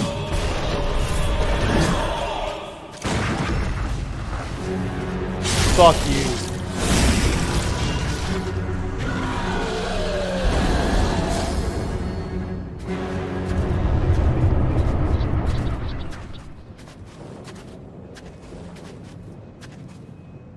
Executioner scum. A crown of illusions. One of the precious secrets of Canehurst. The old king's crown is said to reveal illusions and expose a mirage that hides a secret. And so Ligarius donned the crown of his own volition, determined to prevent a single soul from stumbling upon the vile secret. What visions did he see, sitting serenely upon his new throne?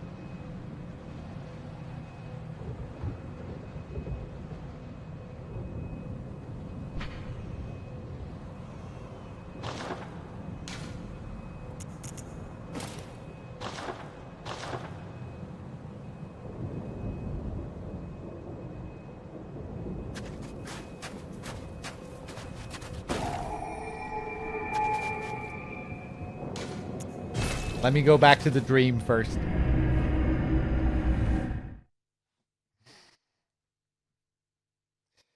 He never... Yeah, Bloody Crow. I was wondering, did he go into phase 3? Yeah, no, he didn't, because we didn't hear the music. The music is very reminiscent of the Moon Presence's theme. The third phase of the fight. Yeah, the music goes ham. I remember that fight being kind of janky like that, where sometimes the third phase won't trigger. Yeah, the third phase is like super hectic. Welcome.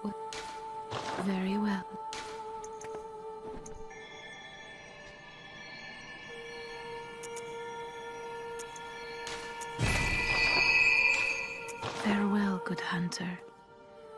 May you find your worth in the waking world. That might be it, Crow. That rings a bell. Gehrman. Still no Gehrman.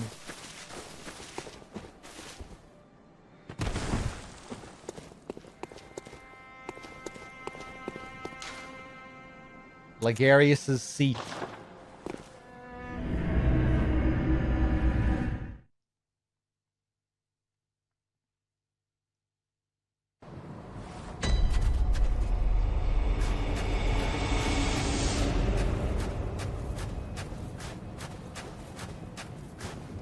Really cool how the building just manifests here in the next cutscene.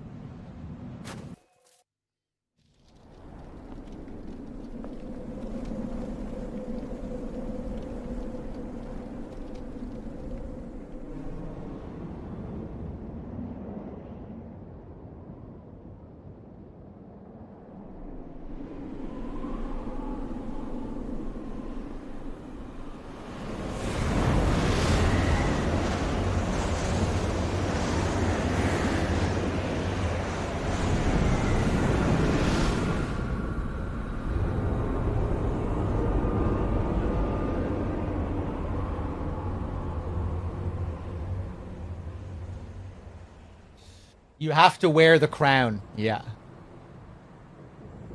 So cool.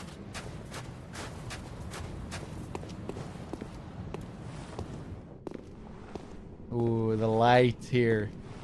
Yeah, this room. Yeah, and they're missing legs. It's all coming back to me. All with the missing right leg.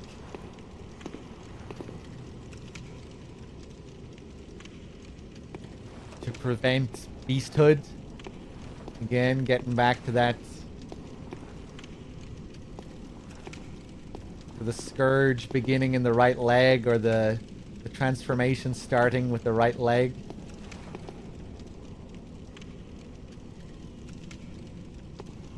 Quite a bit left, Storm. We have all of the DLC to do, which is pretty meaty.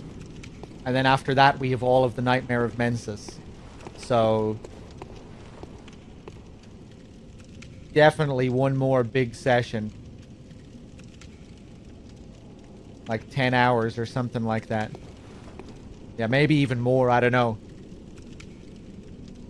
Yeah, I don't know, maybe more. Yeah, maybe like 16 hours, something like that.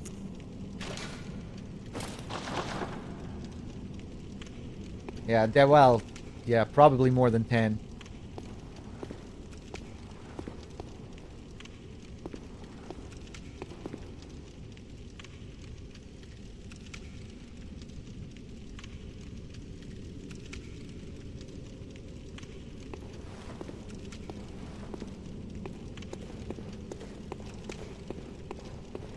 Visitor. Moon-scented hunter.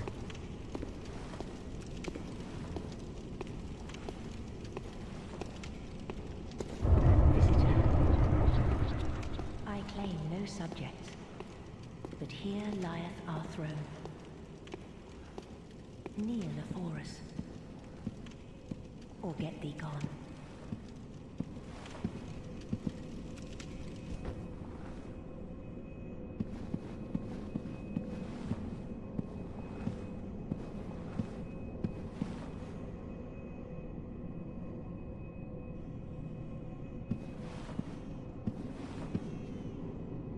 Such impudence.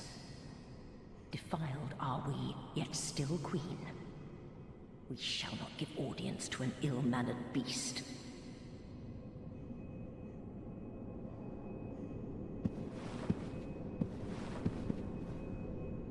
Visitor. Moon-scented hunter. I am Annalise, Queen of Castle Canehurst. Ruler of the Vile Bloods, and sworn enemy of the Church. Yet our people are murdered, and we are prisoner to this wretched mask. What is it thou art in search of?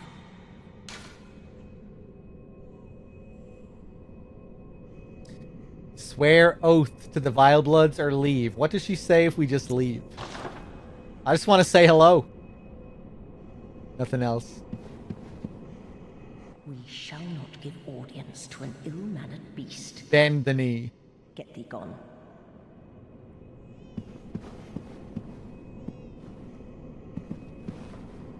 Speak thy mind.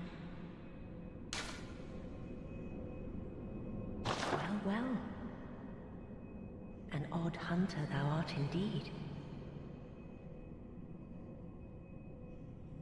We've tired of these piteous nights.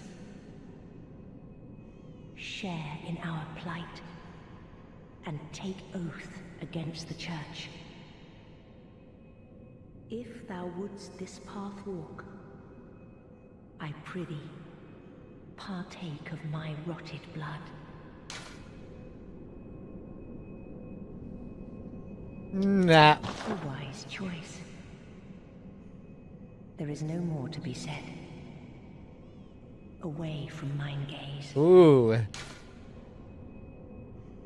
A wise choice. Anything else now if I go and talk? We shall not give it. Okay. Let's try. I'm doing all the different permutations here. Speak thy mind. Well, well, an odd. We've tired of these piteous nights.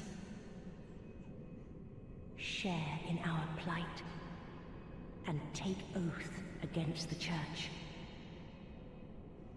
If thou wouldst this path walk, I prithee, partake of my rotted blood. Very well. Drink deep of our blood. Feel the spreading corruption burn.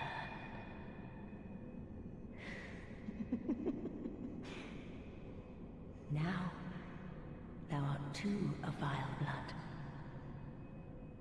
We two, the very last on this earth.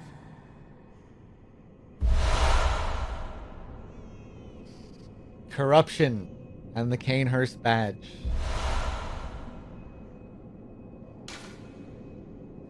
I don't think I have any blood drags, unfortunately.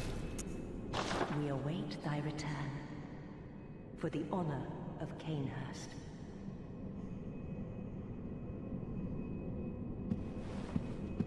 Feel the spreading corruption burn. I like the idea of blood. The blood burning. Anything else now that I've joined? Arrant fool. Vile blood or no, forget not. We are thy queen. Bend the knee.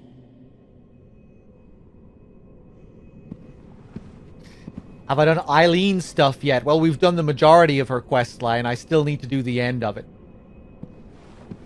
If that's what you mean.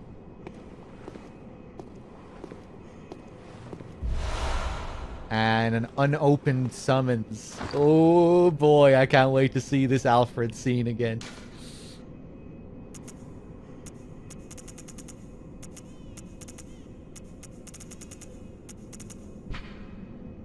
An old sealed summons.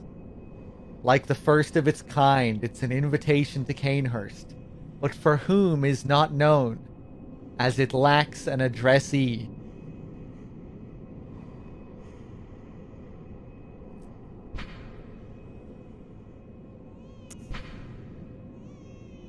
This one is red, this one is blue.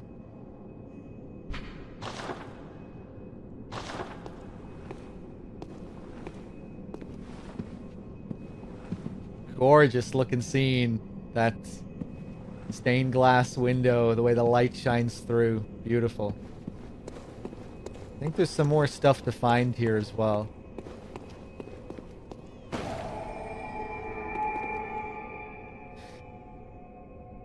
Yeah, you had this whole theory about the invitation, cool man. Just to reiterate from a few streams ago, in my opinion, the idea with the invitation being addressed to you is that whoever breaks the seal on the invitation will find their name written inside through Canehurst's illusion magic. So you can give this one to Alfred and he'll gain passage because it's still sealed. Right, that is a cool idea. I like that.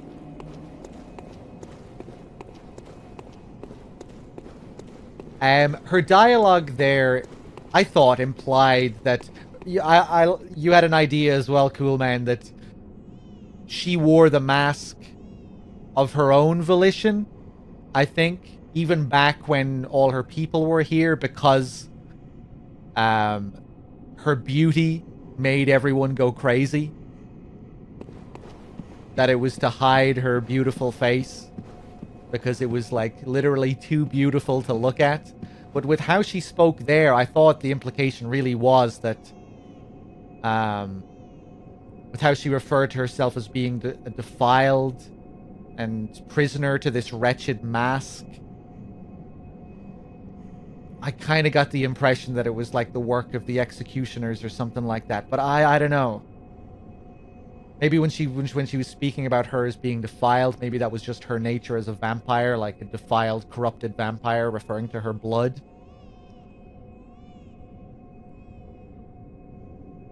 Oh no, you do think it was forced on her. I thought she did say she was prisoner to it. But I think the executioners put it on her. Right, you were talking about the executioners, right. Oh yeah, that makes sense. That makes sense. They're hiding her. They're hiding her beauty.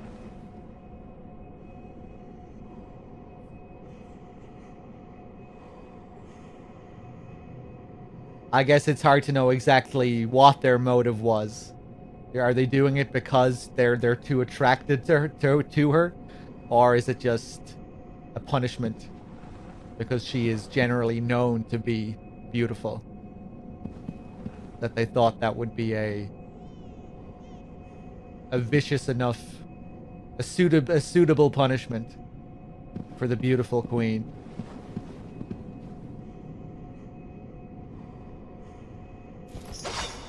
We can murder her ourselves as well, can't we? If I attack her enough times, she'll explode into pink mush. Exactly what happens when Alfred kills her. At least I think you can do that, can't you? You just have to stand here slashing at her for ages.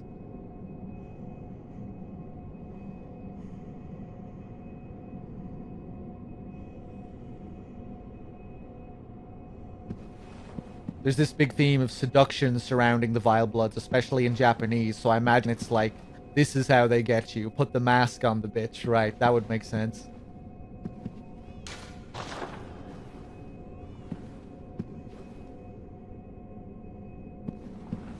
Look at that black skin.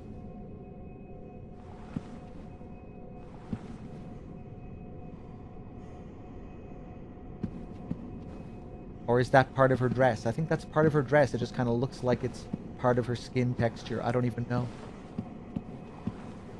I don't know what I'm looking at.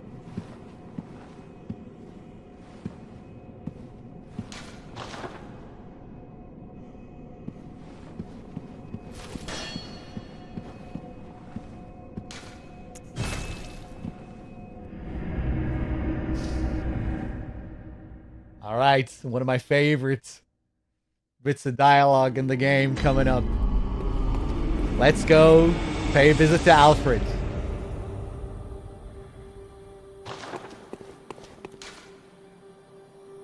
We have a present for you, Alfred. We're serving up the queen on a plate to him here.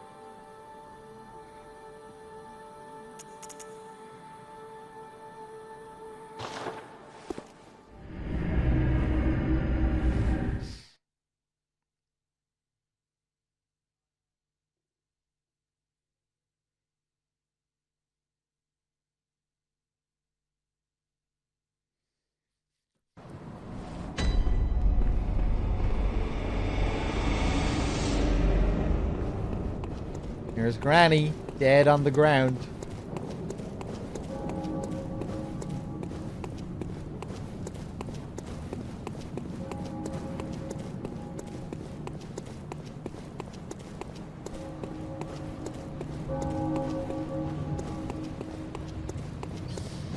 Annalise would be too cool to fall for fake Yusefka.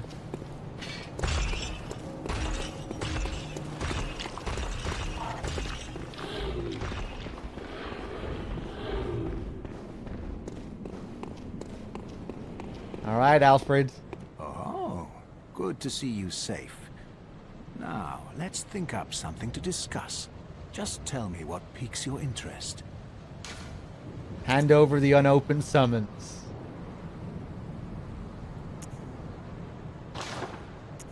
Aha! Is that the sigil of Canehurst? I've heard tell of Canehurst nobles and their amusingly pompous invitations. Wonderful. I thank you profusely. I will depart immediately, but first, a token of my gratitude. The Wheel Hunter badge. And a church bow. Ah, I feel my master's hand at work. Praise the good blood. And let us cleanse these tarnished streets. It has been an honor, but I must say goodbye. Let us cleanse these tarnished streets. And Tarnished, may the you good say? blood guide your way. Let's cleanse these lowly, tarnished streets. Dave, welcome back. You just missed Canehurst, yeah.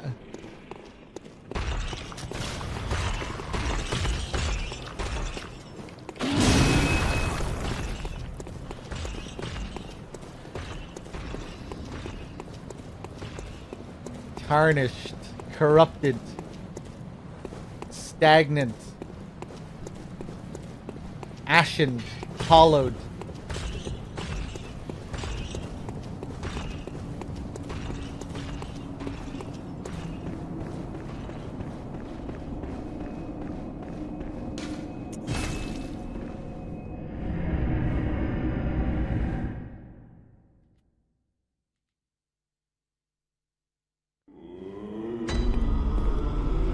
I beat him first try. Yeah, he bugged though. He never went into his last phase, and I didn't realize until I killed him. I remember Ligarius was weird like that.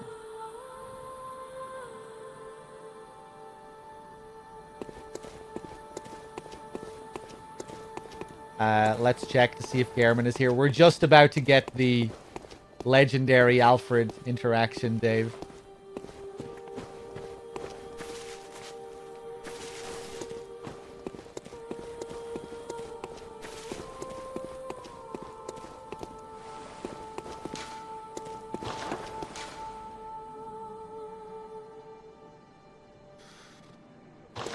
I think I'm better off teleporting outside instead of teleporting straight into the room. What's the best way to hear this dialogue? Dave? Am I better off walking in from the outside or teleporting straight into the room? Ligarius' seat or the Vileblood Queen's chamber? You just go straight into the Vileblood's Queen chamber? Okay.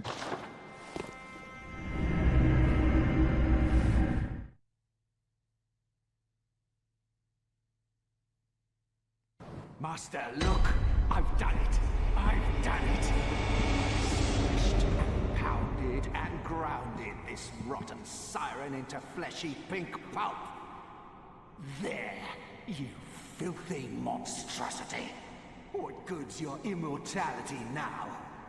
Try stirring up trouble in this sorry state! All mangled and twisted, with every inside on the outside for all the world to see.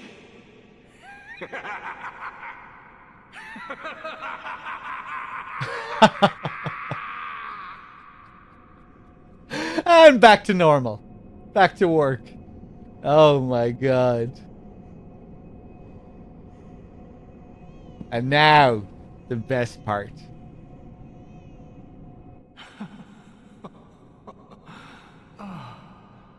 Oh, you, is it? Look at this. Thanks to you, I've done it. Well, isn't it wonderful? Now Master can be canonized as a true martyr. I've done it. I have.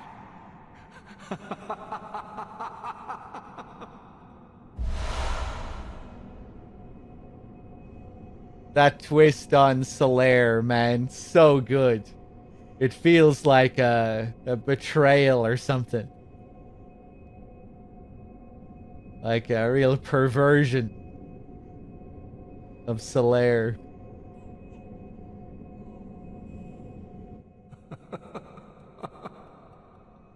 I've done it. I have.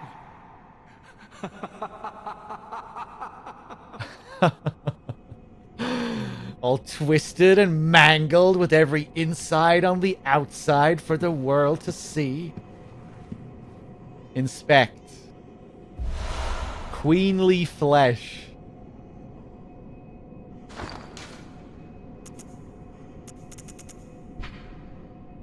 What remains of Annalise, Blood Queen of Canehurst?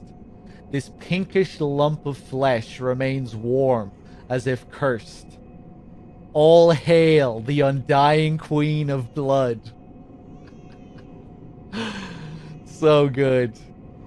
Alright, let's bring her back to life, shall we? The helmet on the ground.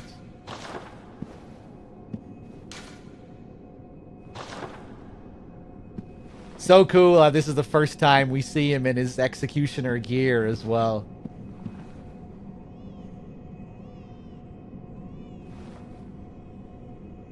We never see him with the helmet outside of this.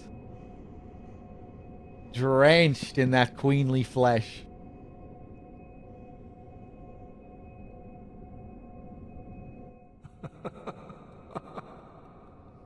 I've done it. I have.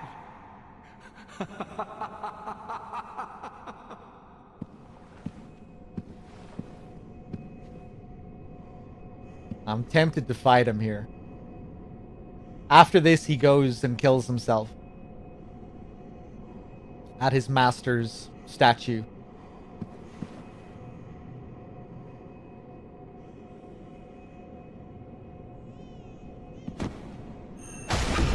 Jealous, aren't you? Oh, that sound effect. What was he drinking there?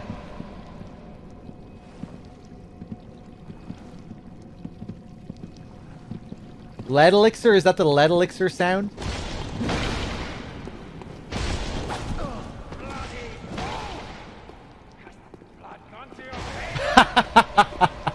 You're one to talk, man. Wow. Have you lost your mind?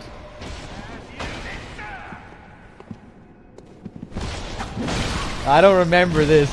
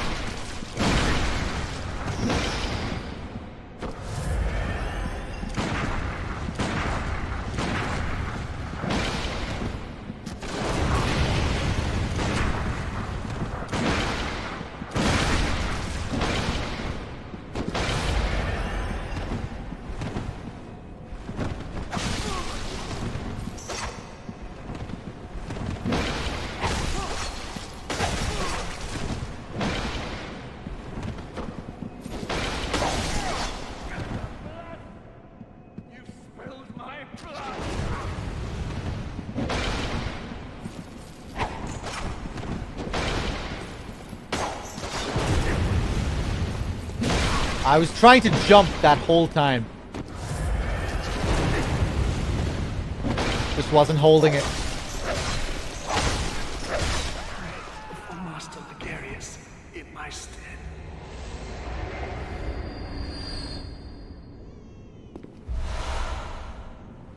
Radiance.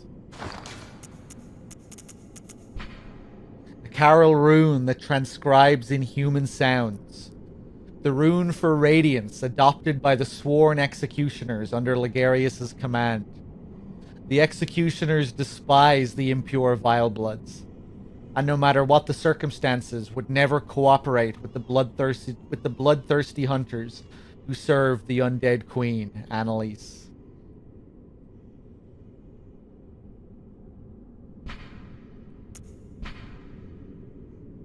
We never did read the corruption rune. Several runes contain a nuance of blood, including the rune of corruption, associated with the oath of the corrupt. Pledgers to this oath are Canehurst Vilebloods, hunters of blood who find dregs for their queen in cold blood, particularly in that of hunters. Yet the corrupt are heretics in the eyes of the church, and thus subject to the wrath of the executioners. Several runes contain a nuance of blood. What does that mean? As in when they're imprinted? Like literally when they're imprinting the rune onto your head? Because that is how the tool is used, isn't it? It's like a brand that they press, that they reshape, and then press into your skull.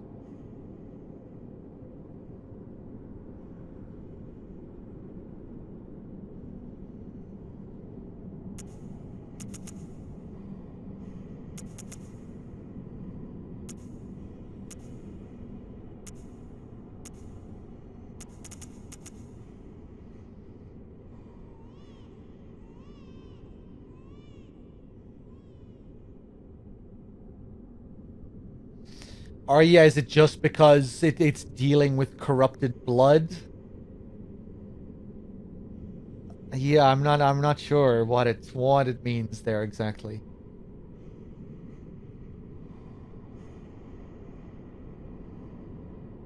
I'm just like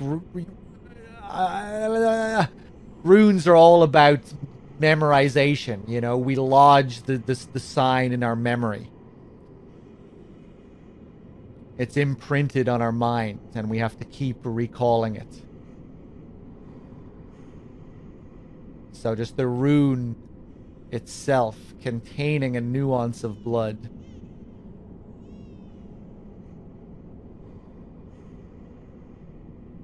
Runes have no use of blood at all. There's a line about how Willem would have been proud because of that. Oh yeah. I forgot about that one. Now that you've mentioned it, though, I remember. Yeah. Master Willem would have been proud of Carol's runes because they do not rely on blood in any measure. It's the tool that has that, isn't it? Yeah, Provost Willem would have been proud of Carol's runes as they do not rely upon blood in any measure. Runesmith Carol, student of Bergenworth, transcribed the inhuman utterings of the Great Ones into what are now called Carol runes. The hunter who retrieves this workshop tool can etch Carol runes into the mind to attain their wondrous strength. And we see the tool there in the shape of the hunter's mark.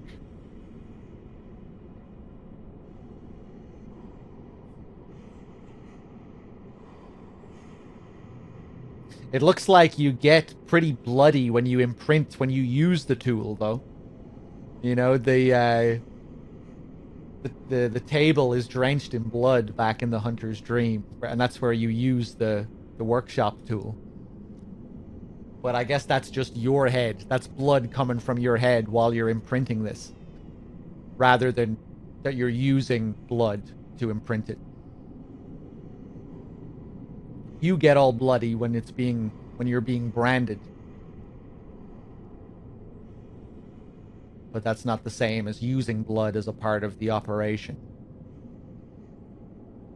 But it seems like with this one here, you do use blood in the process, and I guess you would be using vile blood, right? This is the vile blood's corruption rune.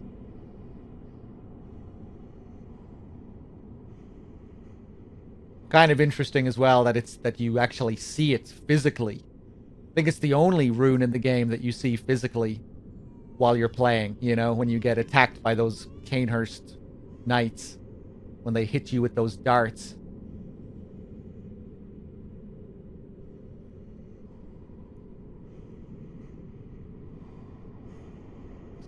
that you sear it into your skull. That's kind of what it feels like with the brand. That it's like literally pushed up against your head. It really doesn't sound like a nice process at all.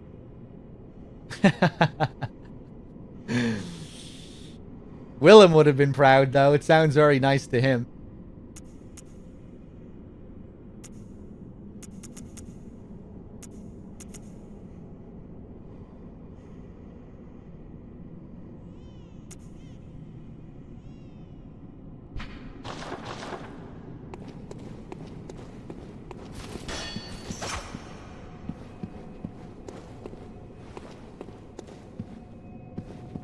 What do you think as well about Ligarius sitting outside with the crown? I feel like there's supposed to be more to that.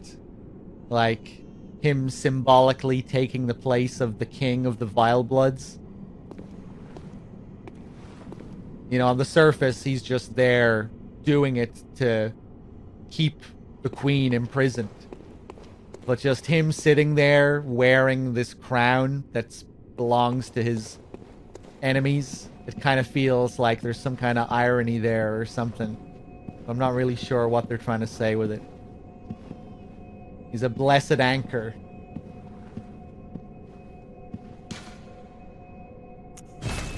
All right, let's bring the queen back to life.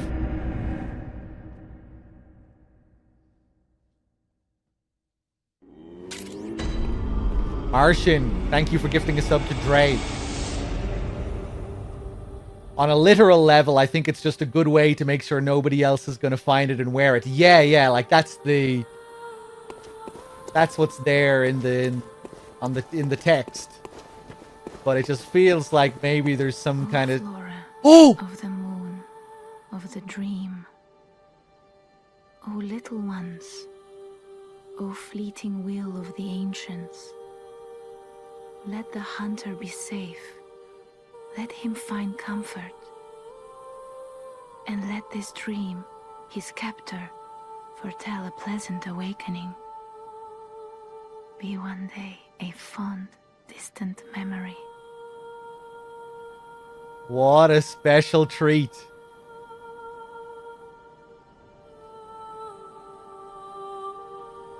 That's the rarest dialogue in the Hunter's Dream. I used to play this game all the time, do big lore playthroughs, and usually we would never hear this. Cool. Oh, Flora of the Dream. She mentions the messengers as there, oh little ones. Wish I could hear it again. And it's the general consensus is that Flora is the moon presence.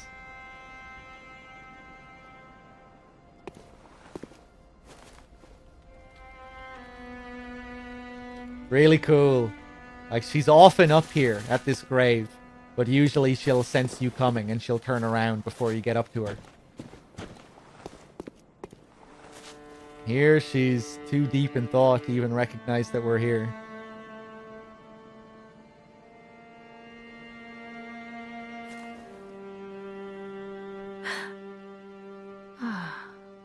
Welcome home, good hunter. Wiping away the tear there I again. must have drifted off.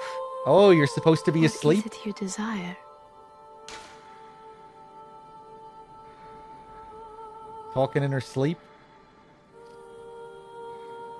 That's how I interpret that, Relian, yeah.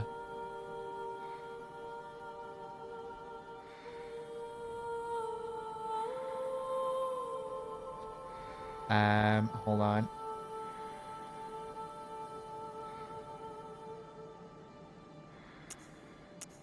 Farewell, good hunter.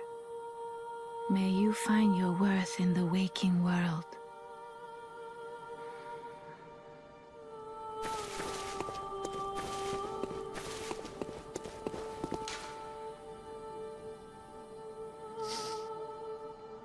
Cool how they actually... I forgot that they actually referred to the dream as a prison as well, like very literally. The dream, his captor.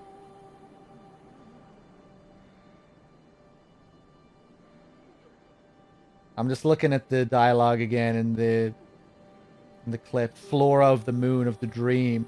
O little ones, O fleeting will of the ancients. Let the hunter be safe, let him find comfort. And let this dream, his captor, foretell a pleasant awakening. Be one day small, a fond memory. Wait, what was the end of it there? Be one day a fond, distant memory. Be one day a fond, distant memory. She wants us to get the good ending. She wants us to be rid of this dream, to wake up, and to forget about this shit. Let's go back to the altar of despair.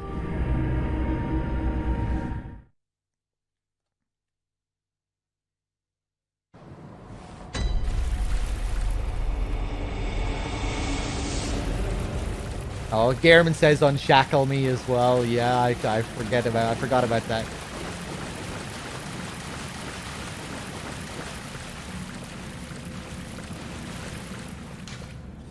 Offer flesh to altar. Time flows in reverse for this scrap of flesh. Completely bewildering, this part of the lore. No idea.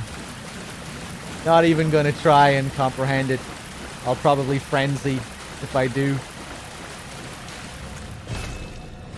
My brain will explode.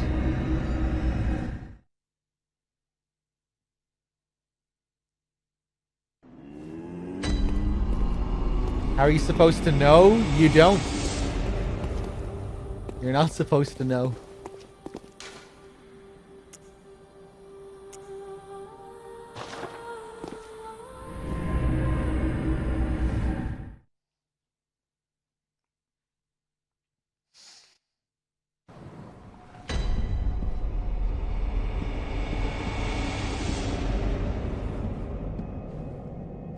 And I bet she's still gonna order me to kneel.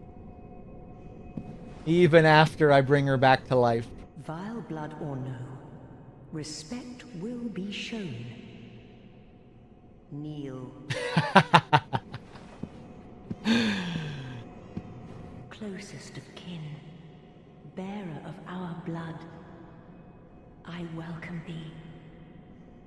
What is thy wish? I mean, it's not like she even knows, right? We reversed time for the flesh. So, it never even happened. As far as she's concerned. We await thy return for the honor of Canehurst. Oh my god.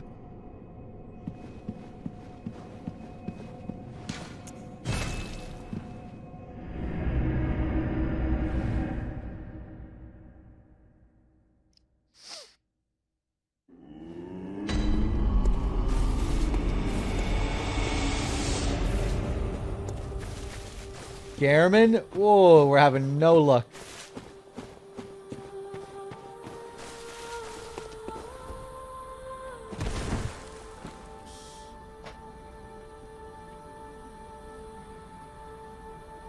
The wedding ring doesn't do nothing. It gives you a funny dialogue exchange.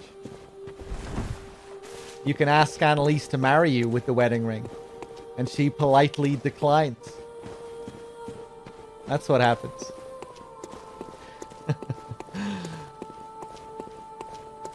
I really love how she turns you down.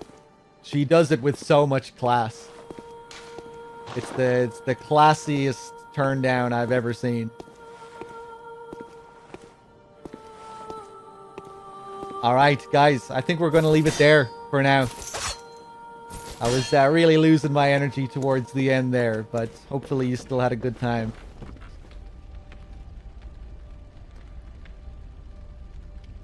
Alright, guys, thanks for watching.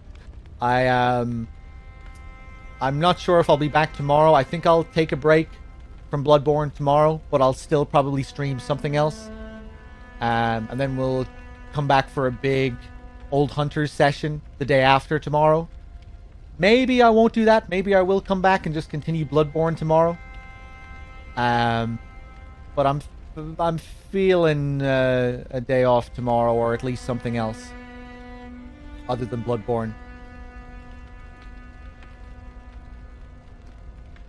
And yeah, we'll definitely get it finished before Elden Ring at this rate. 2 more sessions of Bloodborne and we should be good, I'd say. Cheers, everyone. It's pretty intense to do a long lore run every day. Yeah, it can be a bit exhausting.